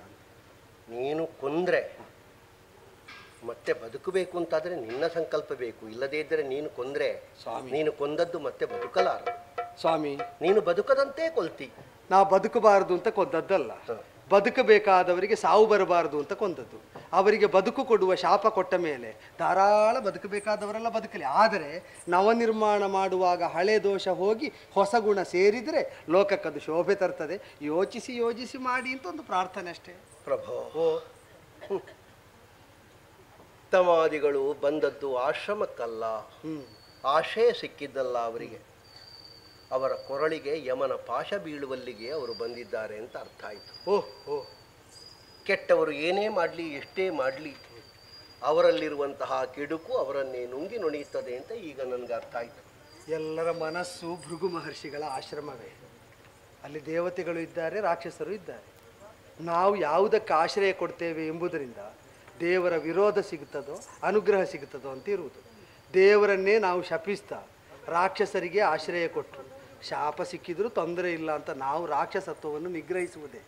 ಎಲ್ಲರ ಮನಸ್ಸು ನಿಮ್ಮ ಮನಸ್ಸಿನಷ್ಟು ಮಡಿಯಾದ ಅವತ್ತು ವೈಕುಂಠ ಬೇರೆ ಅಲ್ಲ, ಭೂಲೋಕ ಬೇರೆ ಅಲ್ಲ ಅಂತ ಆಗುತ್ತದೆ. ಹಾಗೆ ಬರುವ ದಿನ ಬರಲಿ ಅಂತ ಹಾರೈಸ್ತೇನೆ. ಪರುಷಮಣಿಗೆ ಕೋಪ ಬಂದು ತುಳಿದರೂ ಪರುಷಮಣಿ ಸಮಾಧಾನದಿಂದ ಬೆನ್ನು ಸವರಿದ್ರು ಸವರಿದ ಜಾಗ ಆಗುವುದು ಬಂಗಾರವೇ. ದೇವದೇವೋತ್ತಮನಾದಂತಹ ನಿನಗೆ ಕಲ್ಲು ಬಿಸಾಡಿದ್ರು, ನಿನಗೆ ಬೇಕು ಅಂತಾದರೆ ಬಿಸಾಡಿದ ಕಲ್ಲನ್ನು ಹಿಡ್ಕೊಂಡು ನಿನ್ನ ಉಪ್ಪರಿಗೆಗೆ ಇರಬಹುದಾದಂತಹ ಪಾವಟಿಗೆಗಳಾಗಿ ನೀನು ಕಟ್ಟಬಲ್ಲೆ. ನೀವು ಕಲ್ಲೇನು ಕಾಲೆತ್ತಿ ಎದೆಗೆ ಒದ್ದರೂ ಕೂಡ ನಾನು ಸಹಿಸ್ತಿದ್ದೆ.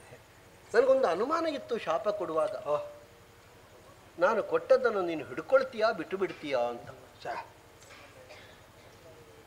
ನೀವು ಕೊಟ್ಟಿದ್ದೀರಿ. ಭಕ್ತಾದೀನಂತು ದೈವತ, ದೈವ ಒಂದು ಭಕ್ತರಿಗಾಗಿ ತನ್ನನ್ನು ತಾನು ತೆರೆದುಕೊಳ್ತದೆ ಅಂತ ಶಾಪ ಇದನ್ನು ಶಿರದೊಳ ಅಂತೆ ಅಂತ ನೀನು ಹೇಳಿದಲ್ಲಿಗೆ ಇದು ನಿನ್ನ ಪದವಿಜ್ಞಗಳಲ್ಲಿ ನನ್ನ ಪ್ರಣಾಮಗಳು. ಹೇಳಿ ಸ್ವಾಮಿ, ಹೇಳಿ. ಇನ್ನು ಏನಿದ್ರು ಎಷ್ಟಿದ್ರು ಸ್ವಲ್ಪ ತಪಸ್ಸು ಮಾಡದೆ ನನ್ನ ಮನಸ್ಸು ನಿಯಂತ್ರಣಕ್ಕೆ ಬರ್ಲಿಕ್ಕೆ. ಸ್ವಾಮಿ ನೀವು ಕೊಟ್ಟದ್ದು ತೆಕ್ಕೊಂಡಿದ್ದೇನೆ, ನನಗೆ ಬೇಕು ಅಂತಲ್ಲ, ನೀವೇ ವಿಸ್ಮಯ ಪಡುವಂತೆ ನೀವು ಕೊಟ್ಟದ್ದನ್ನು ವಿನಿಯೋಗಿಸಿ ನಿಮಗೆ ಪ್ರಸಾದ ಕೊಡುವ ಕಾಲ ಉಂಟು. ಬೊಗಸೆ ಒಡ್ಡುತ್ತೀರಲ್ಲ, ಧಾರಾಳ. ನೀವು ಕೊಟ್ಟ ಶಾಪವನ್ನು ಲೋಕಕ್ಕೆ ಪ್ರಸಾದವಾಗಿಸುವುದಕ್ಕೆ ಏರಿ ಹೋಗುತ್ತೇನೆ. ನೀನು ನನ್ನ ಮನೆಗೆ ಬಂದಿದ್ದಿ, ಹೌದು. ನನಗೊಮ್ಮೆ ನಿನ್ನ ಮನೆಗೆ ಬರಬೇಕು ಅಂತ ಉಂಟು. ಮಲಗಿದ್ರು ಎದ್ದು ಸ್ವಾಗತಿಸ್ತೇನೆ. ಬನ್ನಿ. ಸುಡುವೆಯ ದಂಡವನ್ನು ಸುಡುವೆ ಸುಡುವೆ ಸುಡುವೆ.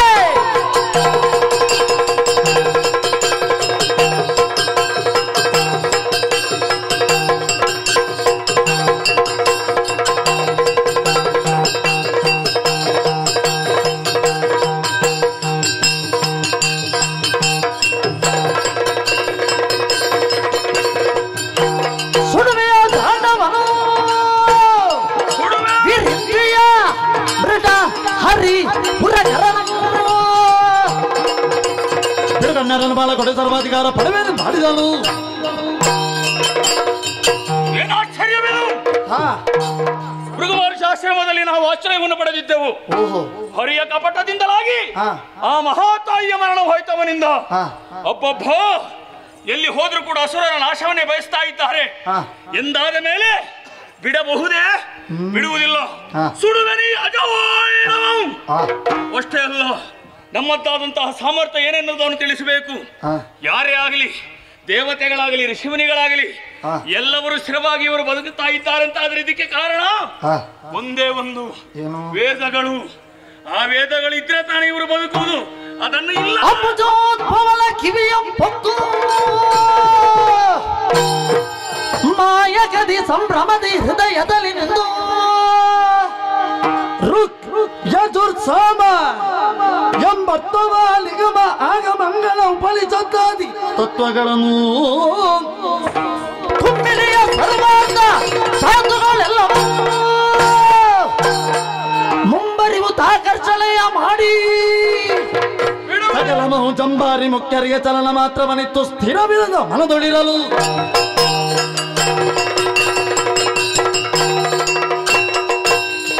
ಎಲ್ಲರ ಬಲಕ್ಕೆ ಕಾರಣ ಏನು ಅಂತ ಕೇಳಿದ್ರೆ ಏನು? ವೇದಗಳು. ವೇದವೇ ಇಲ್ಲ ಅಂತಾದ್ರೆ ಯಾವ ದೇವತೆಗಳಿಗೂ ಕೂಡ ಶಕ್ತಿ ಇಲ್ಲ. ಅದಕ್ಕೆ ವೇದ ಎಲ್ಲಿರುವುದು? ಎಲ್ಲಿ? ಬ್ರಹ್ಮನಲ್ಲಿ. ಬ್ರಹ್ಮನಲ್ಲಿ ಅಡಕವಾಗಿದೆ ವೇದಗಳು, ಸಾರಗಳೆಲ್ಲವೂ. ಆ ಅಂಬುಜೋದ್ಭವನ ಕಿವಿಯೊಳಗೆ ಹೊಕ್ಕು ಅಣಿಮಾದಿ ಅಷ್ಟಸಿದ್ಧಿಗಳನ್ನು ತಿಳಿದಂತ ನಾವು ಸೂಕ್ಷ್ಮ ರೂಪದಿಂದ ಒಳಗೆ ಹೋಗಿ ಅವನ ಹೃದಯ ಸ್ಥಾನದಲ್ಲಿ ನಿಂತು ಋಗ್ವೇದ, ಯಜುರ್ವೇದ, ಸಾಮವೇದ, ಅಥರ್ವವೇದ, ಅದಕ್ಕೆ ಉಪಾಧಿಯಾದಂತಹ ಎಲ್ಲವನ್ನು ಕೂಡ ಕತ್ತು ನನ್ನೊಳಗಿರಿಸಿಕೊಂಡು ಆ ನಂತರ ನಿಗಮಾಗ ಉಪನಿಷತ್ತುಗಳನ್ನೆಲ್ಲವನ್ನೂ ಕೂಡ ಕದ್ದು ನನ್ನಲ್ಲೇ ಸ್ಥಿರಗೊಳಿಸ್ತೇನೆ. ಆವಾಗ ದೇವತೆಗಳಾಗಲಿ ದೇವರದ್ದಾಗಲಿ ಬಲವೆಲ್ಲವೂ ಕುಗ್ಗುತ್ತದೆ. ಲೋಕವನ್ನೆಲ್ಲ ನನ್ನದಾಗಿಸಿಕೊಳ್ತೇನೆ. ನೋಡೋಣ.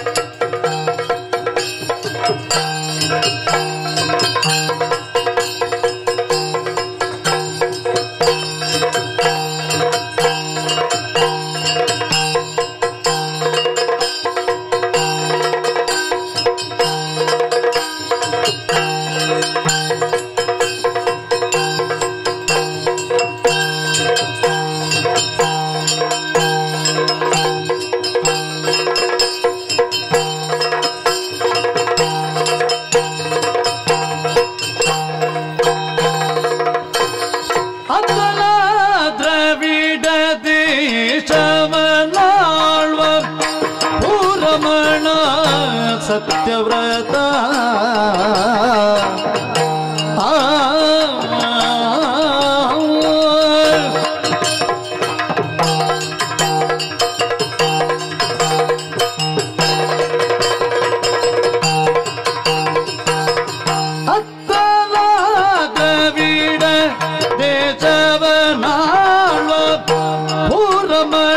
ಸತ್ಯನಿಧಿ ಶುದ್ಧಾತ್ಮ ಹರಿಭಕ್ತ ಸಚ್ಚರಿತ ಸತ್ಯವ್ರತನೊಬ್ಬವು ನಿತ್ಯಾನಿಕವ ಮುಗಿಸಿ ಒಟ್ಟೋಲಗವ ನಿತ್ತನು ಸತ್ಯವ್ರತ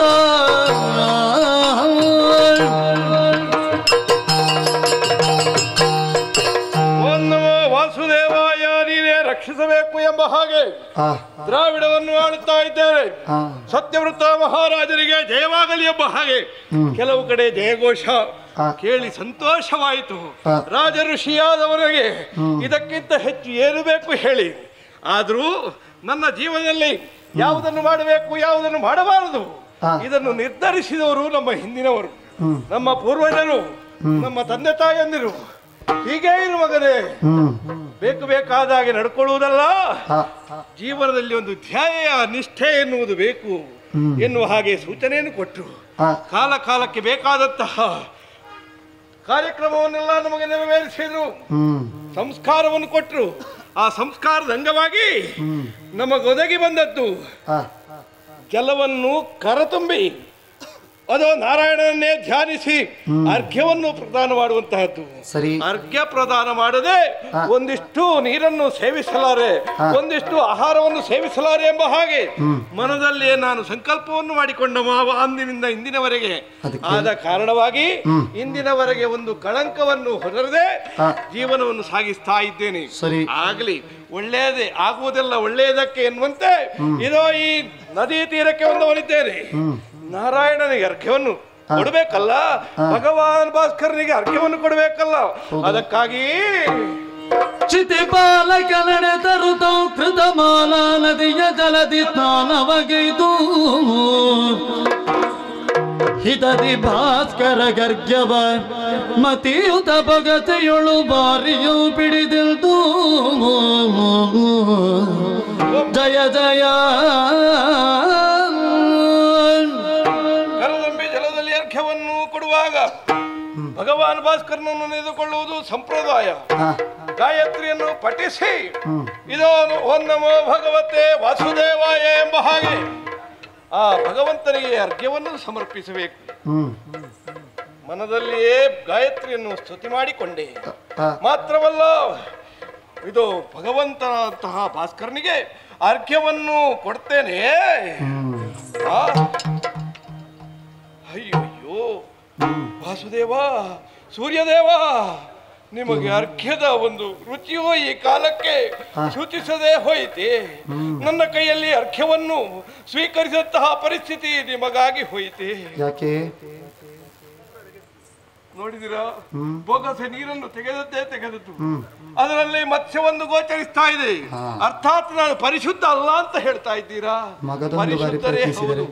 ಯಾಕಾಗಿಯೋ ಏನು, ಜಲಚರವಾದಂತಹ ಪ್ರಾಣಿಗೆ ಯಾರು ಏನು ಯಾವ ಹೊತ್ತಿಗೆ ಬರಬೇಕು ಎಂಬ ಹಾಗೆ ಪರಿವೇ ಇಲ್ಲ ನೋಡಿ. ಇರ್ಲಿ, ಈ ಜಲಚರವನ್ನು ಈ ಮತ್ಸ್ಯವನ್ನು ಆ ಕಡೆಗೆ ಬಿಟ್ಟು ಶುದ್ಧೋದಕವನ್ನು ತೆಗೆದುಕೊಡ್ತೇನೆ. ಅದೇ ರೀತಿ ಅದೇ ಬಂತಲ್ಲ, ಅದೇ ಮೀನು ನನ್ನ ಕೈಯೊಳಗೆ. ಇನ್ನೊಮ್ಮೆ ಅಯ್ಯೋ ದೇವ್ರೆ, ನಾನೆಂತಹ ಪಾಪವನ್ನು ಮಾಡಿದ್ದೇನಪ್ಪ. ಈ ಹೊತ್ತು ಅರ್ಘ್ಯವನ್ನು ಕೊಡದಂತಹ ಸ್ಥಿತಿ ನನ್ನ ಪಾಲಿಗೆ ಒದಗಿತ್ತಲ್ಲ. ಯಾವ ಪಾಪವನ್ನು ಮಾಡಿದನೋ. ಎರಡು ಬಾರಿ ಆದದ್ದು ಅದು ದೇವಾರ್ಪಿತ ಎಂಬ ಹಾಗೆ ಭಾವಿಸಿ ಅಲ್ಲಿಗೆ ಬಿಟ್ಟೆ. ಮೂರನೇ ಸಲವಾದರೂ ಪ್ರಯತ್ನ ಸಫಲ ಆಗುತ್ತದೆ ಅಂತ ಭಾವಿಸಿಕೊಳ್ತೇನೆ. ನೋಡೋಣ. ಮೂರನೆಯ ಅರ್ಘ್ಯವನ್ನು ಕಣ್ತೆರೆದು ನೋಡುತ್ತಿರೆ, ತೋರಲ ಬಂಗಾರ ವರ್ಣ ಚಪರಿಯ ತುಂದು ಭೂರಮಣ ಕೆಟ್ಟಿತೆಂದ ಜಲವನ ದಿಗಿಡಲು ಕರೆದೊರೆದುದ ಮತ್ಸ್ಯವು. ಕಾರುಣ್ಯಹೀನನು ಬಿಟ್ಟೆಯ ಜಲಕ್ಕೆ ಯಾರು ಕಾಯ್ಬವರಿಲ್ಲ. ಹಿರಿಯ ಪ್ರಾಣಿಗಳೆಲ್ಲ ಸೂರೆಗೈವರು ಪ್ರಾಣ ಗತಿಗಾಣಿಸಲಗೆನಲು ಕರಗಿತು ಅವನಿಪನ ಮನಭೂ.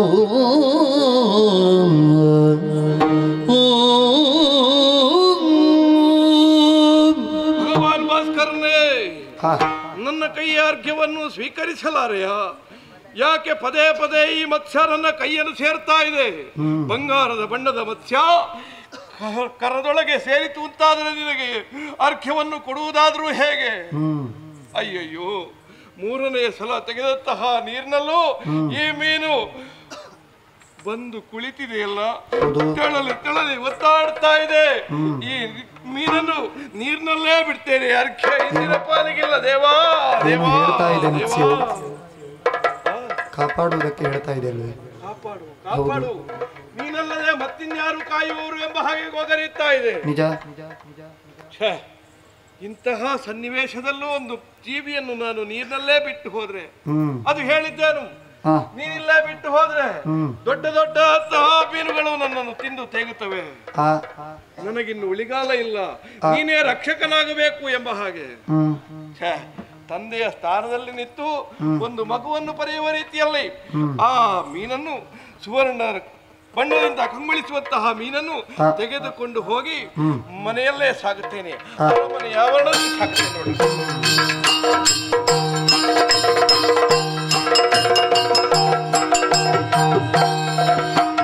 ಬೆಳೆಯಲದರೊಳಗೆ ಸ್ಥಳ ಸಾಲದೆ ಕೊಳನೊಳಗಿರಿತನಲವ ತಲ್ತಿರಿಸಿ ಸಲಕಲು ತಿನ ಬಲಿದು ತುಂಬಿದೊಡೆ ತಿಳುಗಿ ತುಣ್ಣಪನೊಳು ಬೇತರಿಸಿ. ಬೆಳೆಯಲದರೊಳಗೆ ಸ್ಥಳ ಸಾಲದೆ ಕೊಳನೊಳಗಿರಿತನಲವ ತಲ್ತಿರಿಸಿ ತಂದಿರಿಸಿ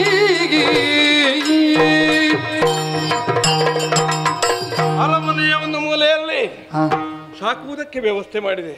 ಕೆಲವೇ ದಿನಗಳನ್ನು ಕಳೆದಂತಹ ಮೀನು ಅಲ್ಲಿ ಜಾಗ ಸಾಕಾಗಲಿಲ್ಲ, ಇಲ್ಲಿಯ ಸ್ಥಳ ಅದಕ್ಕೆ ಸಾಕಾಗುವುದಿಲ್ಲ ಮಹಾಪ್ರಭು ಎಂಬ ಹಾಗೆ ಗೋಗರಿದ್ರು. ಅಯ್ಯೋ ಶಿವನೇ, ಅಯ್ಯೋ ಶಂಕರನೇ, ಅಯ್ಯೋ ಶ್ರೀಮನ್ನಾರಾಯಣನೇ, ಅಯ್ಯೋ ಭಗವಾನ್ ಭಾಸ್ಕರನೇ, ಏನು ಮಾಡಲಿ ಎಂಬ ಹಾಗೆ ಅದೋ ಪಕ್ಕದಲ್ಲಿರುವಂತಹ ದೊಡ್ಡ ಕೊಳವನ್ನು ಸೇರಿಕೊಂಡಿತ್ತು ಮೀನು. ನನ್ನ ಆಜ್ಞೆ ಅದು. ಕೆಲವೇ ದಿವಸಗಳು ಕೊಳದಲ್ಲಿ, ಅಲ್ಲಿಯೂ ಜಾಗ ಸಾಕಾಗ್ಲಿಲ್ಲ. ಬೆಳೆಯುತ್ತಾ ಬೆಳೆಯುತ್ತಾ ಬೃಹದಾಕಾರವಾಗಿ ಬೆಳೆಯಿತು. ಕೊಳದಲ್ಲಿ ಸಾಕಾಗದೇ ಇರುವಾಗ ಪಕ್ಕದಲ್ಲೇ ಇರುವಂತಹ ನದಿಯನ್ನು ಸೇರಿಕೊಳ್ಳುವ ಹಾಗಾಯಿತು. ನದಿಗೆ ಬಿಡಿ ಅಂತ ಹೇಳಿದೆ. ಸರಿ, ನದಿಯಲ್ಲೂ ಸಾಕಾಯ್ತಾ? ಇದ್ದ ಬದ್ದ ನೀರೆಲ್ಲ ಬಂದು ಕೃಷಿ ಭೂಮಿಗೆ ಬಂದು ಒದಗಿತು. ಕೃಷಿಯೆಲ್ಲ ನಾಶ ಆಯಿತು ಅಂತ ಹೇಳಿದ್ರು. ಇದಕ್ಕೆ ಕಾರಣ ಮೀನು ಬೆಳೀತಾ ಇದೆ, ನೀರು ಸಂಚರಿಸುವುದಕ್ಕೆ ಕಷ್ಟ ಆಗುತ್ತಾ ಇದೆ ಅಂತ ಗೋಗರಿದ್ರು. ಅದಕ್ಕಾಗಿ ಆ ಮೀನನ್ನು, ಆ ಮತ್ಸ್ಯವನ್ನು ತೆಗೆದುಕೊಂಡು ಹೋಗಿ ಸಮುದ್ರಕ್ಕೆ ಹಾಕಿ ಅಂತ ಹೇಳಿದ್ರು.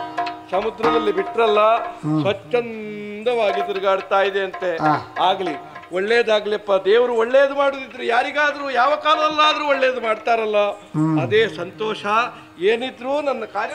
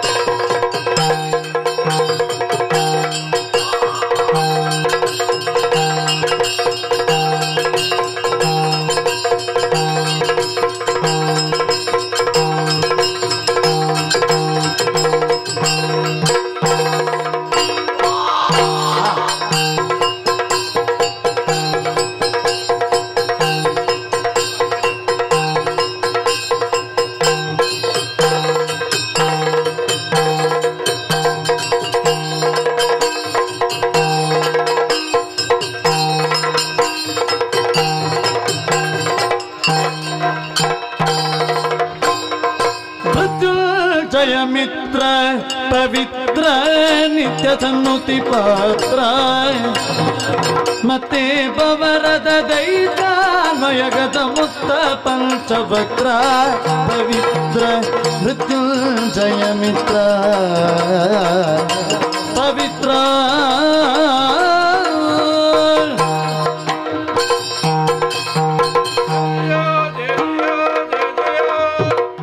ಪ್ರಾಣವು ಚಲಗಿರುವ ಜೋಡಿ ಬಾಲನೆ ನಿನ್ನ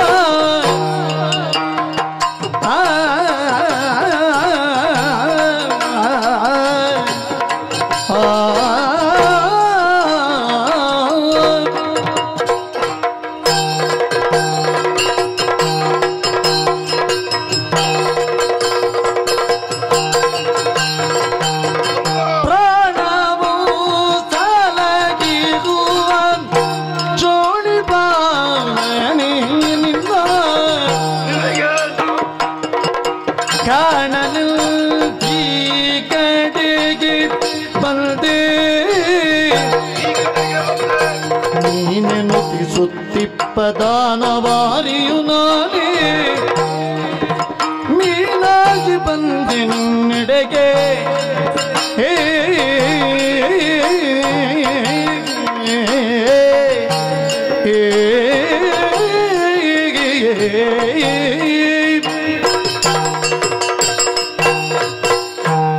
ಓ ದ್ರವಿಡ ರಾಜ ಸತ್ಯವ್ರತ ಅಯ್ಯ ಅರ್ಘ್ಯವನ್ನು ಬಿಡುವಂತ ಹೊತ್ತಿನಲ್ಲಿ ನಿನ್ನ ಅಂಗೈಯಲ್ಲಿ ಸಿಕ್ಕಿದವನ ನನ್ನ ಪ್ರಾಣವನ್ನು ಉಳಿಸುವಂತ ನಿನ್ನಲ್ಲಿ ಬೇಡಿಕೊಂಡೆ. ಅರಮನೆಗೆ ಕೊಂಡು ಹೋಗಿ ಅಲ್ಲಿ ಕೆರೆಯಲ್ಲಿ ಬಿಟ್ಟು ನನ್ನ ದೇಹ ಬೆಳೆಯುವುದಕ್ಕೆ ಪ್ರಾರಂಭವಾಯಿತು. ಆಮೇಲೆ ಜಾಗ ಸಾಕಾಗುವುದಿಲ್ಲ ಅಂತ ಅಂದಾಗ ನದಿಯಲ್ಲಿ ಬಿಟ್ಟೆ. ಕೊನೆಗೆ ಸಮುದ್ರವನ್ನು ಸೇರಿಸಿದೆ. ಸಮುದ್ರದಲ್ಲಿ ದೀರ್ಘವಾದಂತಹ ದೇಹ ಬೆಳೆಯಿತು. ನಿನ್ನಿಂದಾಗಿ ನನ್ನ ಪ್ರಾಣ ಉಳಿಯಿತು, ನನ್ನ ಜೀವವೂ ಉಳಿಯಿತು. ಅಯ್ಯ ಕ್ಷೋಣಿಪಾಲಕ, ದಿನನಿತ್ಯಲೂ ನೀನು ಭಜಿಸುವುದು ಯಾರನ್ನು? ಶ್ರೀಮನ್ನಾರಾಯಣನನ್ನು. ಲೋಕಪಾಲಕನಾದಂತಹ ಶ್ರೀಮನ್ನಾರಾಯಣನನ್ನು. ಆ ನಾರಾಯಣನೇ ನಿನ್ನನ್ನು ಕಾಣುವುದಕ್ಕಾಗಿ ನಾನು ಬಂದಿದ್ದೇನೆ, ನೀನಾಗಿ ಬಂದಿದ್ದೇನೆ. ಹೌದು, ಇದಕ್ಕೆ ಕಾರಣವಿದೆ. ಅಯ್ಯ 7 ದಿನದಲ್ಲಿ ಸ್ವರ್ಗ ವ್ಯಾಳಾದಿ ಸಕಲ ಕಳಿಗಾಲ ಬಪ್ಪುದು ಪ್ರಳಯಗೊಂಡು ಕಾಲಕಣಿಯಾಗಿ ತರುವೋಚತಿಯ ಬೀಜಗಳ ಪೂಲೋಲ ಸಂಗ್ರಹಿಸಿಕೊಂಡು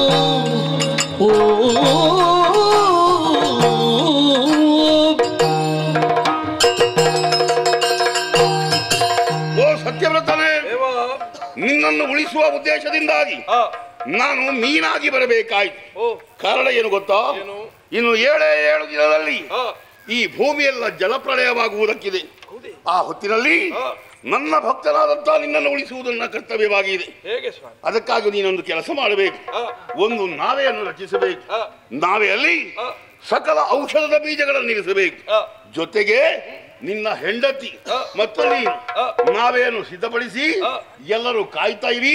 ಸಂದರ್ಭ ಬಂದಾಗ ನಾನು ನಿಮ್ಮನ್ನು ಉಳಿಸ್ತೇನೆ. ಈಗ ವಿಶ್ರಾಂತಿಯನ್ನು ಪಡಿ. ಸೀಳು ತಪ್ಪುದಿ ತಲವ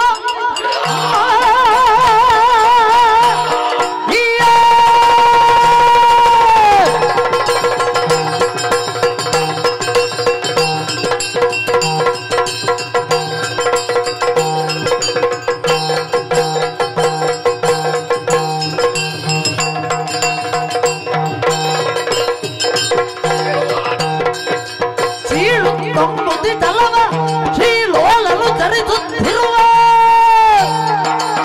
ಹಲಗೆ ಮೇರುತ ಬಾಳ ತಚ ಬಾಳಿ ಬೆಳೆಯ ಗುಣಗಾನ.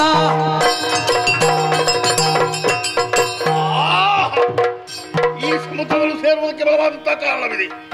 ದುಷ್ಟನಾದಂತಹ ತಮಾಸುರ ಬ್ರಹ್ಮನಲ್ಲಿದ್ದಂತಹ ವೇದವನ್ನು ಅಪಹರಿಸಿ ಸಮುದ್ರ ಗರ್ಭದಲ್ಲಿ ಅಡಗಿದ್ದಾನೆ. ಅದಕ್ಕಾಗಿ ನಾನು ಮೀನಾಗಿ ಬರಬೇಕಾಯಿತು. ಏನು ಮಾಡೋಣ? ಸಮುದ್ರ ಗರ್ಭದಲ್ಲಿ ಯಾವ ಜಾಗದಲ್ಲಿ ಅಡಗಿದ್ದಾನೆ ಅದರ ಸುಳಿವು ನನಗಿಲ್ಲ. ಆದ್ರೆ ನಾನು ಬಿಡಲಾರೆ ಆತನನ್ನು. ನನ್ನ ಬಾಲವನ್ನು ನೀರಿಗೆ ಅಪ್ಪಳಿಸಿ ಆ ದಾರಿ ಯಾವುದು, ಅವ ಇರುವಂತಹ ಸ್ಥಳ ಯಾವುದು ಹುಡುಕುತ್ತಾ ಮುಂದುವರಿಯುತ್ತೇನೆ.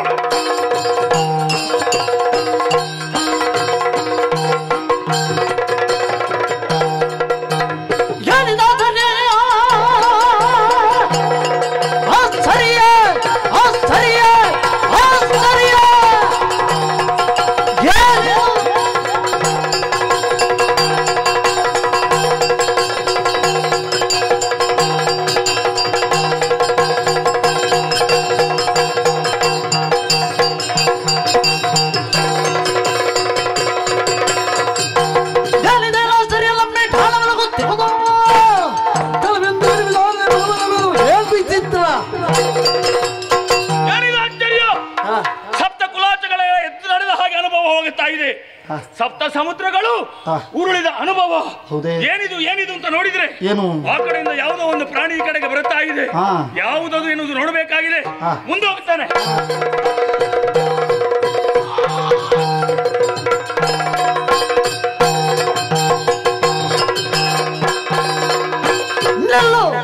ಜಲದಿ ಹುಳವೇ ಜಲದಿ ಹುಳವೇ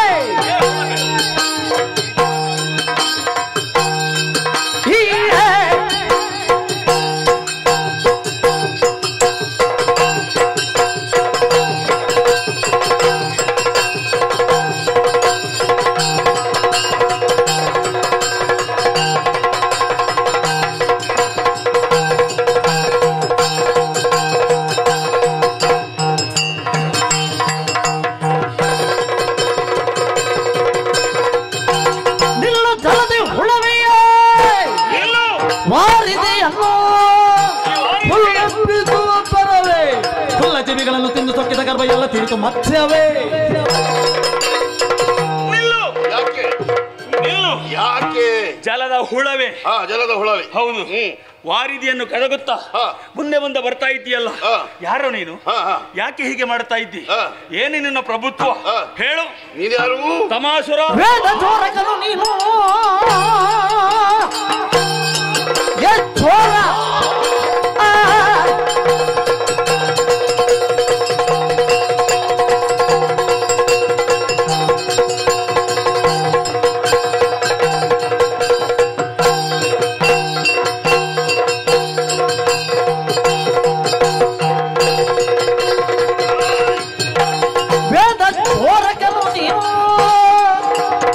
ವಿಧಾತನ ಆದಿತ್ಯರನು ಬಾಧಿಸಿದ ತಮ್ಮ ನಿನ್ನ ದೈತ್ಯ ಪಡೆಗಳ ಚೈತಿಸ ಕೈ ತಂದೇನು. ತಮ ಅಂದ್ರೆ ಕತ್ತಲಿ, ಆದ್ರೆ ಲೋಕವನ್ನೇ ಕತ್ತಲನ್ನಾಗಿಸಿ ಬಿಟ್ಟೆ ನೀನು. ನಿನ್ನ ಪರಾಕ್ರಮದಿಂದಾಗಿ 14 ಲೋಕವನ್ನು ಗೆದ್ದವ, ಆದ್ರೆ ದೇವಲೋಕದಲ್ಲಿ ಪೆಟ್ಟು ತಿಂದು ಓಡಿ ಹೊಲವ ಅಲ್ವೇ? ಹೌದು. ಆಮೇಲೆ ಏನು ಮಾಡುದೆ? ಬ್ರಹ್ಮನಲ್ಲಿದ್ದಂತಹ ವೇದವನ್ನು ಅಪಹರಿಸಿ ಸಮುದ್ರ ಗರ್ಭವನ್ನು ಸೇರಿದೆ.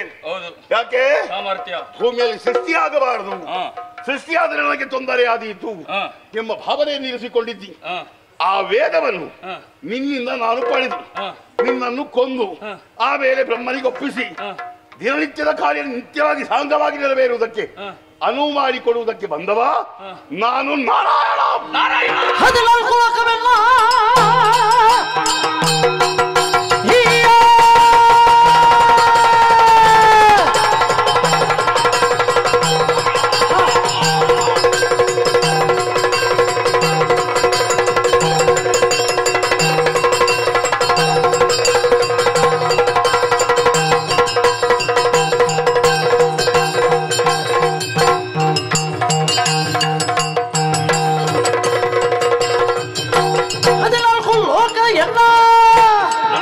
ವಚದೊಳಿರೆ ಇದಿರಿಲ್ಲ ಬೆಳಗ್ಗೆ ಮುನ್ನ ಉದತಿಯೊಳ್ ಬದುಕುವ ಹದಾಗಿದ್ದ ಪ್ರಾಣಿಯೇ ಸದವಿನ ಯುದತಿ ನಿನ್ನ ಉದತಿಯೊಳ್ ಬದುಕುವ ಹದಗಟ್ಟ ಪ್ರಾಣಿಯ ಸದವ ನೀನು ನನ್ನನ್ನು ಗದರಿಸುವುದು. ಜಲಚರ ಪ್ರಾಣಿ ನೀನು. ಹೌದು. ನೀನು ನಾರಾಯಣನ? ಒಳ್ಳೇದಾಯ್ತು. ಯಾಕೆ? ಮತ್ಸ್ಯವಾಗಿ ಬಂದಿಯಲ್ಲ. ಹೌದು. 14 ಲೋಕಗಳೇ ನನ್ನ ಸ್ವಾಧೀನ. 14 ಇಲ್ಲ, 13 ಮಾತ್ರ. ಅದು ಒಂದು ಬಿಟ್ಟರೆ ದೇವಲೋಕ ಆಗ್ಲಿಲ್ಲಲ್ಲ. ದೇವಲೋಕ ಆಗ್ಲಿಲ್ಲಲ್ಲ. ಈಗ ನನ್ನದ್ದೇ. ಹೇಗೆ? 4 ವೇದಗಳನ್ನು ಅಪಹರಿಸಿದ ಮೇಲೆ ನನ್ನದ್ದೇ. ಮತ್ಸ್ಯವೇ, ಏನೋ ನಿನಗೆ ಬದುಕಬೇಕು ಅಂತಿದ್ರೆ ಒಂದು ಅವಕಾಶ ಕೊಡ್ತೇನೆ. ಈ ನೀರಲ್ಲಿ ಎಲ್ಲಿ ಬೇಕಾದ್ರೂ ನೀರು ನನಗೆ ಬರಬಾರ್ದು. ಈ ನೀರು ನಿನ್ನ ಅಪ್ಪ ಅಂತ ಭಾವಿಸ. ಈಗ ನಾನೇ ಅಪ್ಪ. ನೀನು ಅಡಗಿದ್ದು ಸಮುದ್ರ ಗರ್ಭದಲ್ಲಿ. ಹೌದು. ಈಗ ಆಶ್ರಯ ಕೊಟ್ಟದ್ದು ಇದು ಎಲ್ಲವೂ ನನ್ನ ವಶದಲ್ಲಿ ಉಂಟು. ಯಾವುದು? ಇದೆಲ್ಲ ಲೋಕ ಎಲ್ಲವೂ ನನ್ನ ವಶದಲ್ಲಿ ಉಂಟು. ಹೌದಾ? ಹೌದು. ಲೋಕ ಅಲ್ವಾ? ಹೌದು. ನೀರು ಹಾಕುವುದಕ್ಕೆ ಸಾಧ್ಯ ಇಲ್ಲ. ಯಾಕಾಗುದಿಲ್ಲ? ಲೋಕದ ಒಳಗೆ ನೀರು ಉಂಟು. ಹೌದಾ? ಮತ್ಸ್ಯವೇ, ಏನು ತಪ್ಪಿ ಮಾತಾಡಿದ್ರೆ ನಿನ್ನನ್ನು ಸಿಗುದು ಚಂದಕ್ಕೆ ಹೀಗೆ ಮಾಡಿ ಚಂದಕ್ಕೆ ಹೀಗೆ ಅದು ಉಪ್ಪು ಮೆಣಸೆಲ್ಲ ಹಾಕಿ ಅದನ್ನು ಖಾರವಾಗಿರಿಸಿ ನಾನು ಚೆನ್ನಾಗಿ ಜಗದು ತಿಂತೇನೆ. ಗೊತ್ತುಂಟ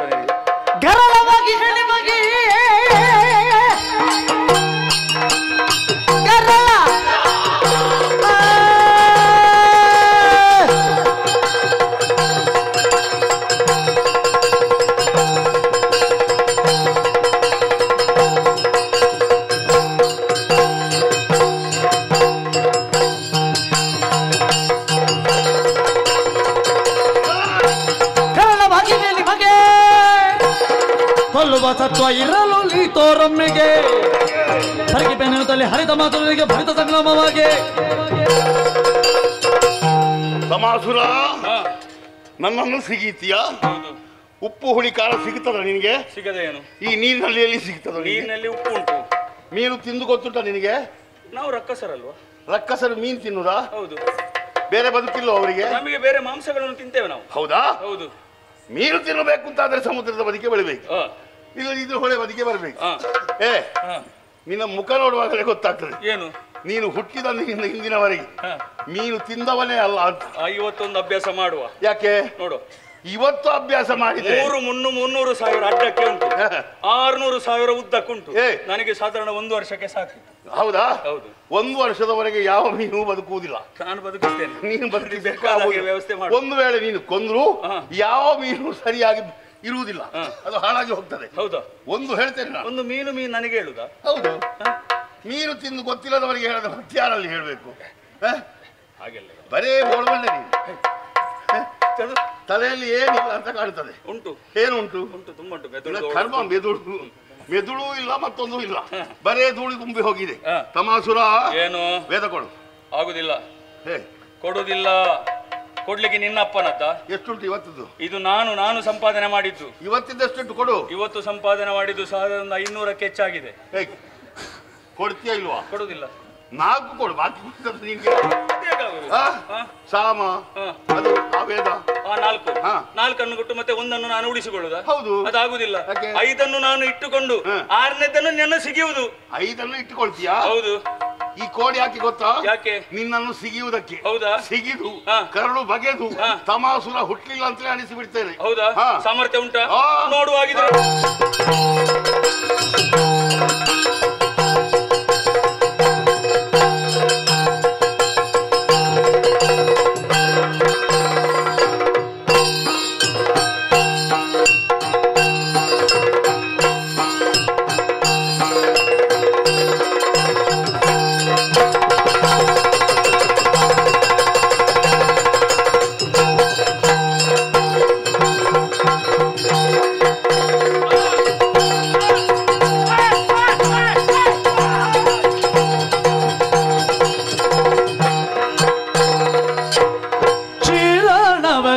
ನಾರಾಯಣ ನೀರಜದಳನಯನ ಘೋರ ದುರಿತ ಸಂಹಾರಣ ದೀನೋದ್ಧಾರಿ ರಮಣ ನಾರಾಯಣ ಶ್ರೀರಾಣವ ಶಯನ ನಾರಾಯಣ ನೀರಜದಳನಯನ ಜಯ ಜಯ.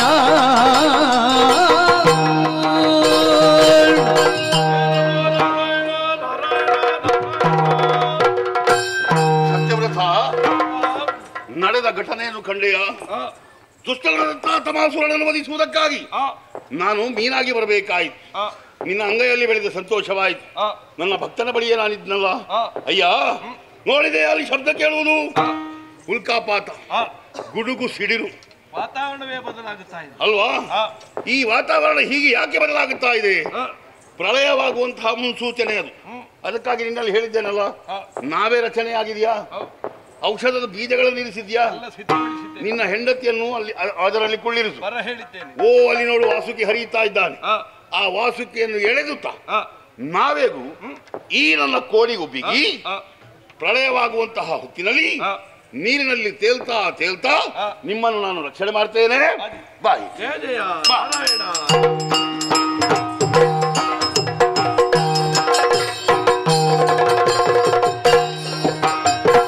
ವೈಷ್ಣವ ಕುಲ ಶಿರೋಮಣಿ ಫುಲನಾಮನೆ ಭವಶರದಿ ದಡ ಕಾಲಿಡಲು ಪಥ ಪೇಳ್ವೆ ಮರೆಯದೆ ಶೀಲಯುತನಿ ಸಾಧಿಸು ಸತ್ಯವ್ರತನೇ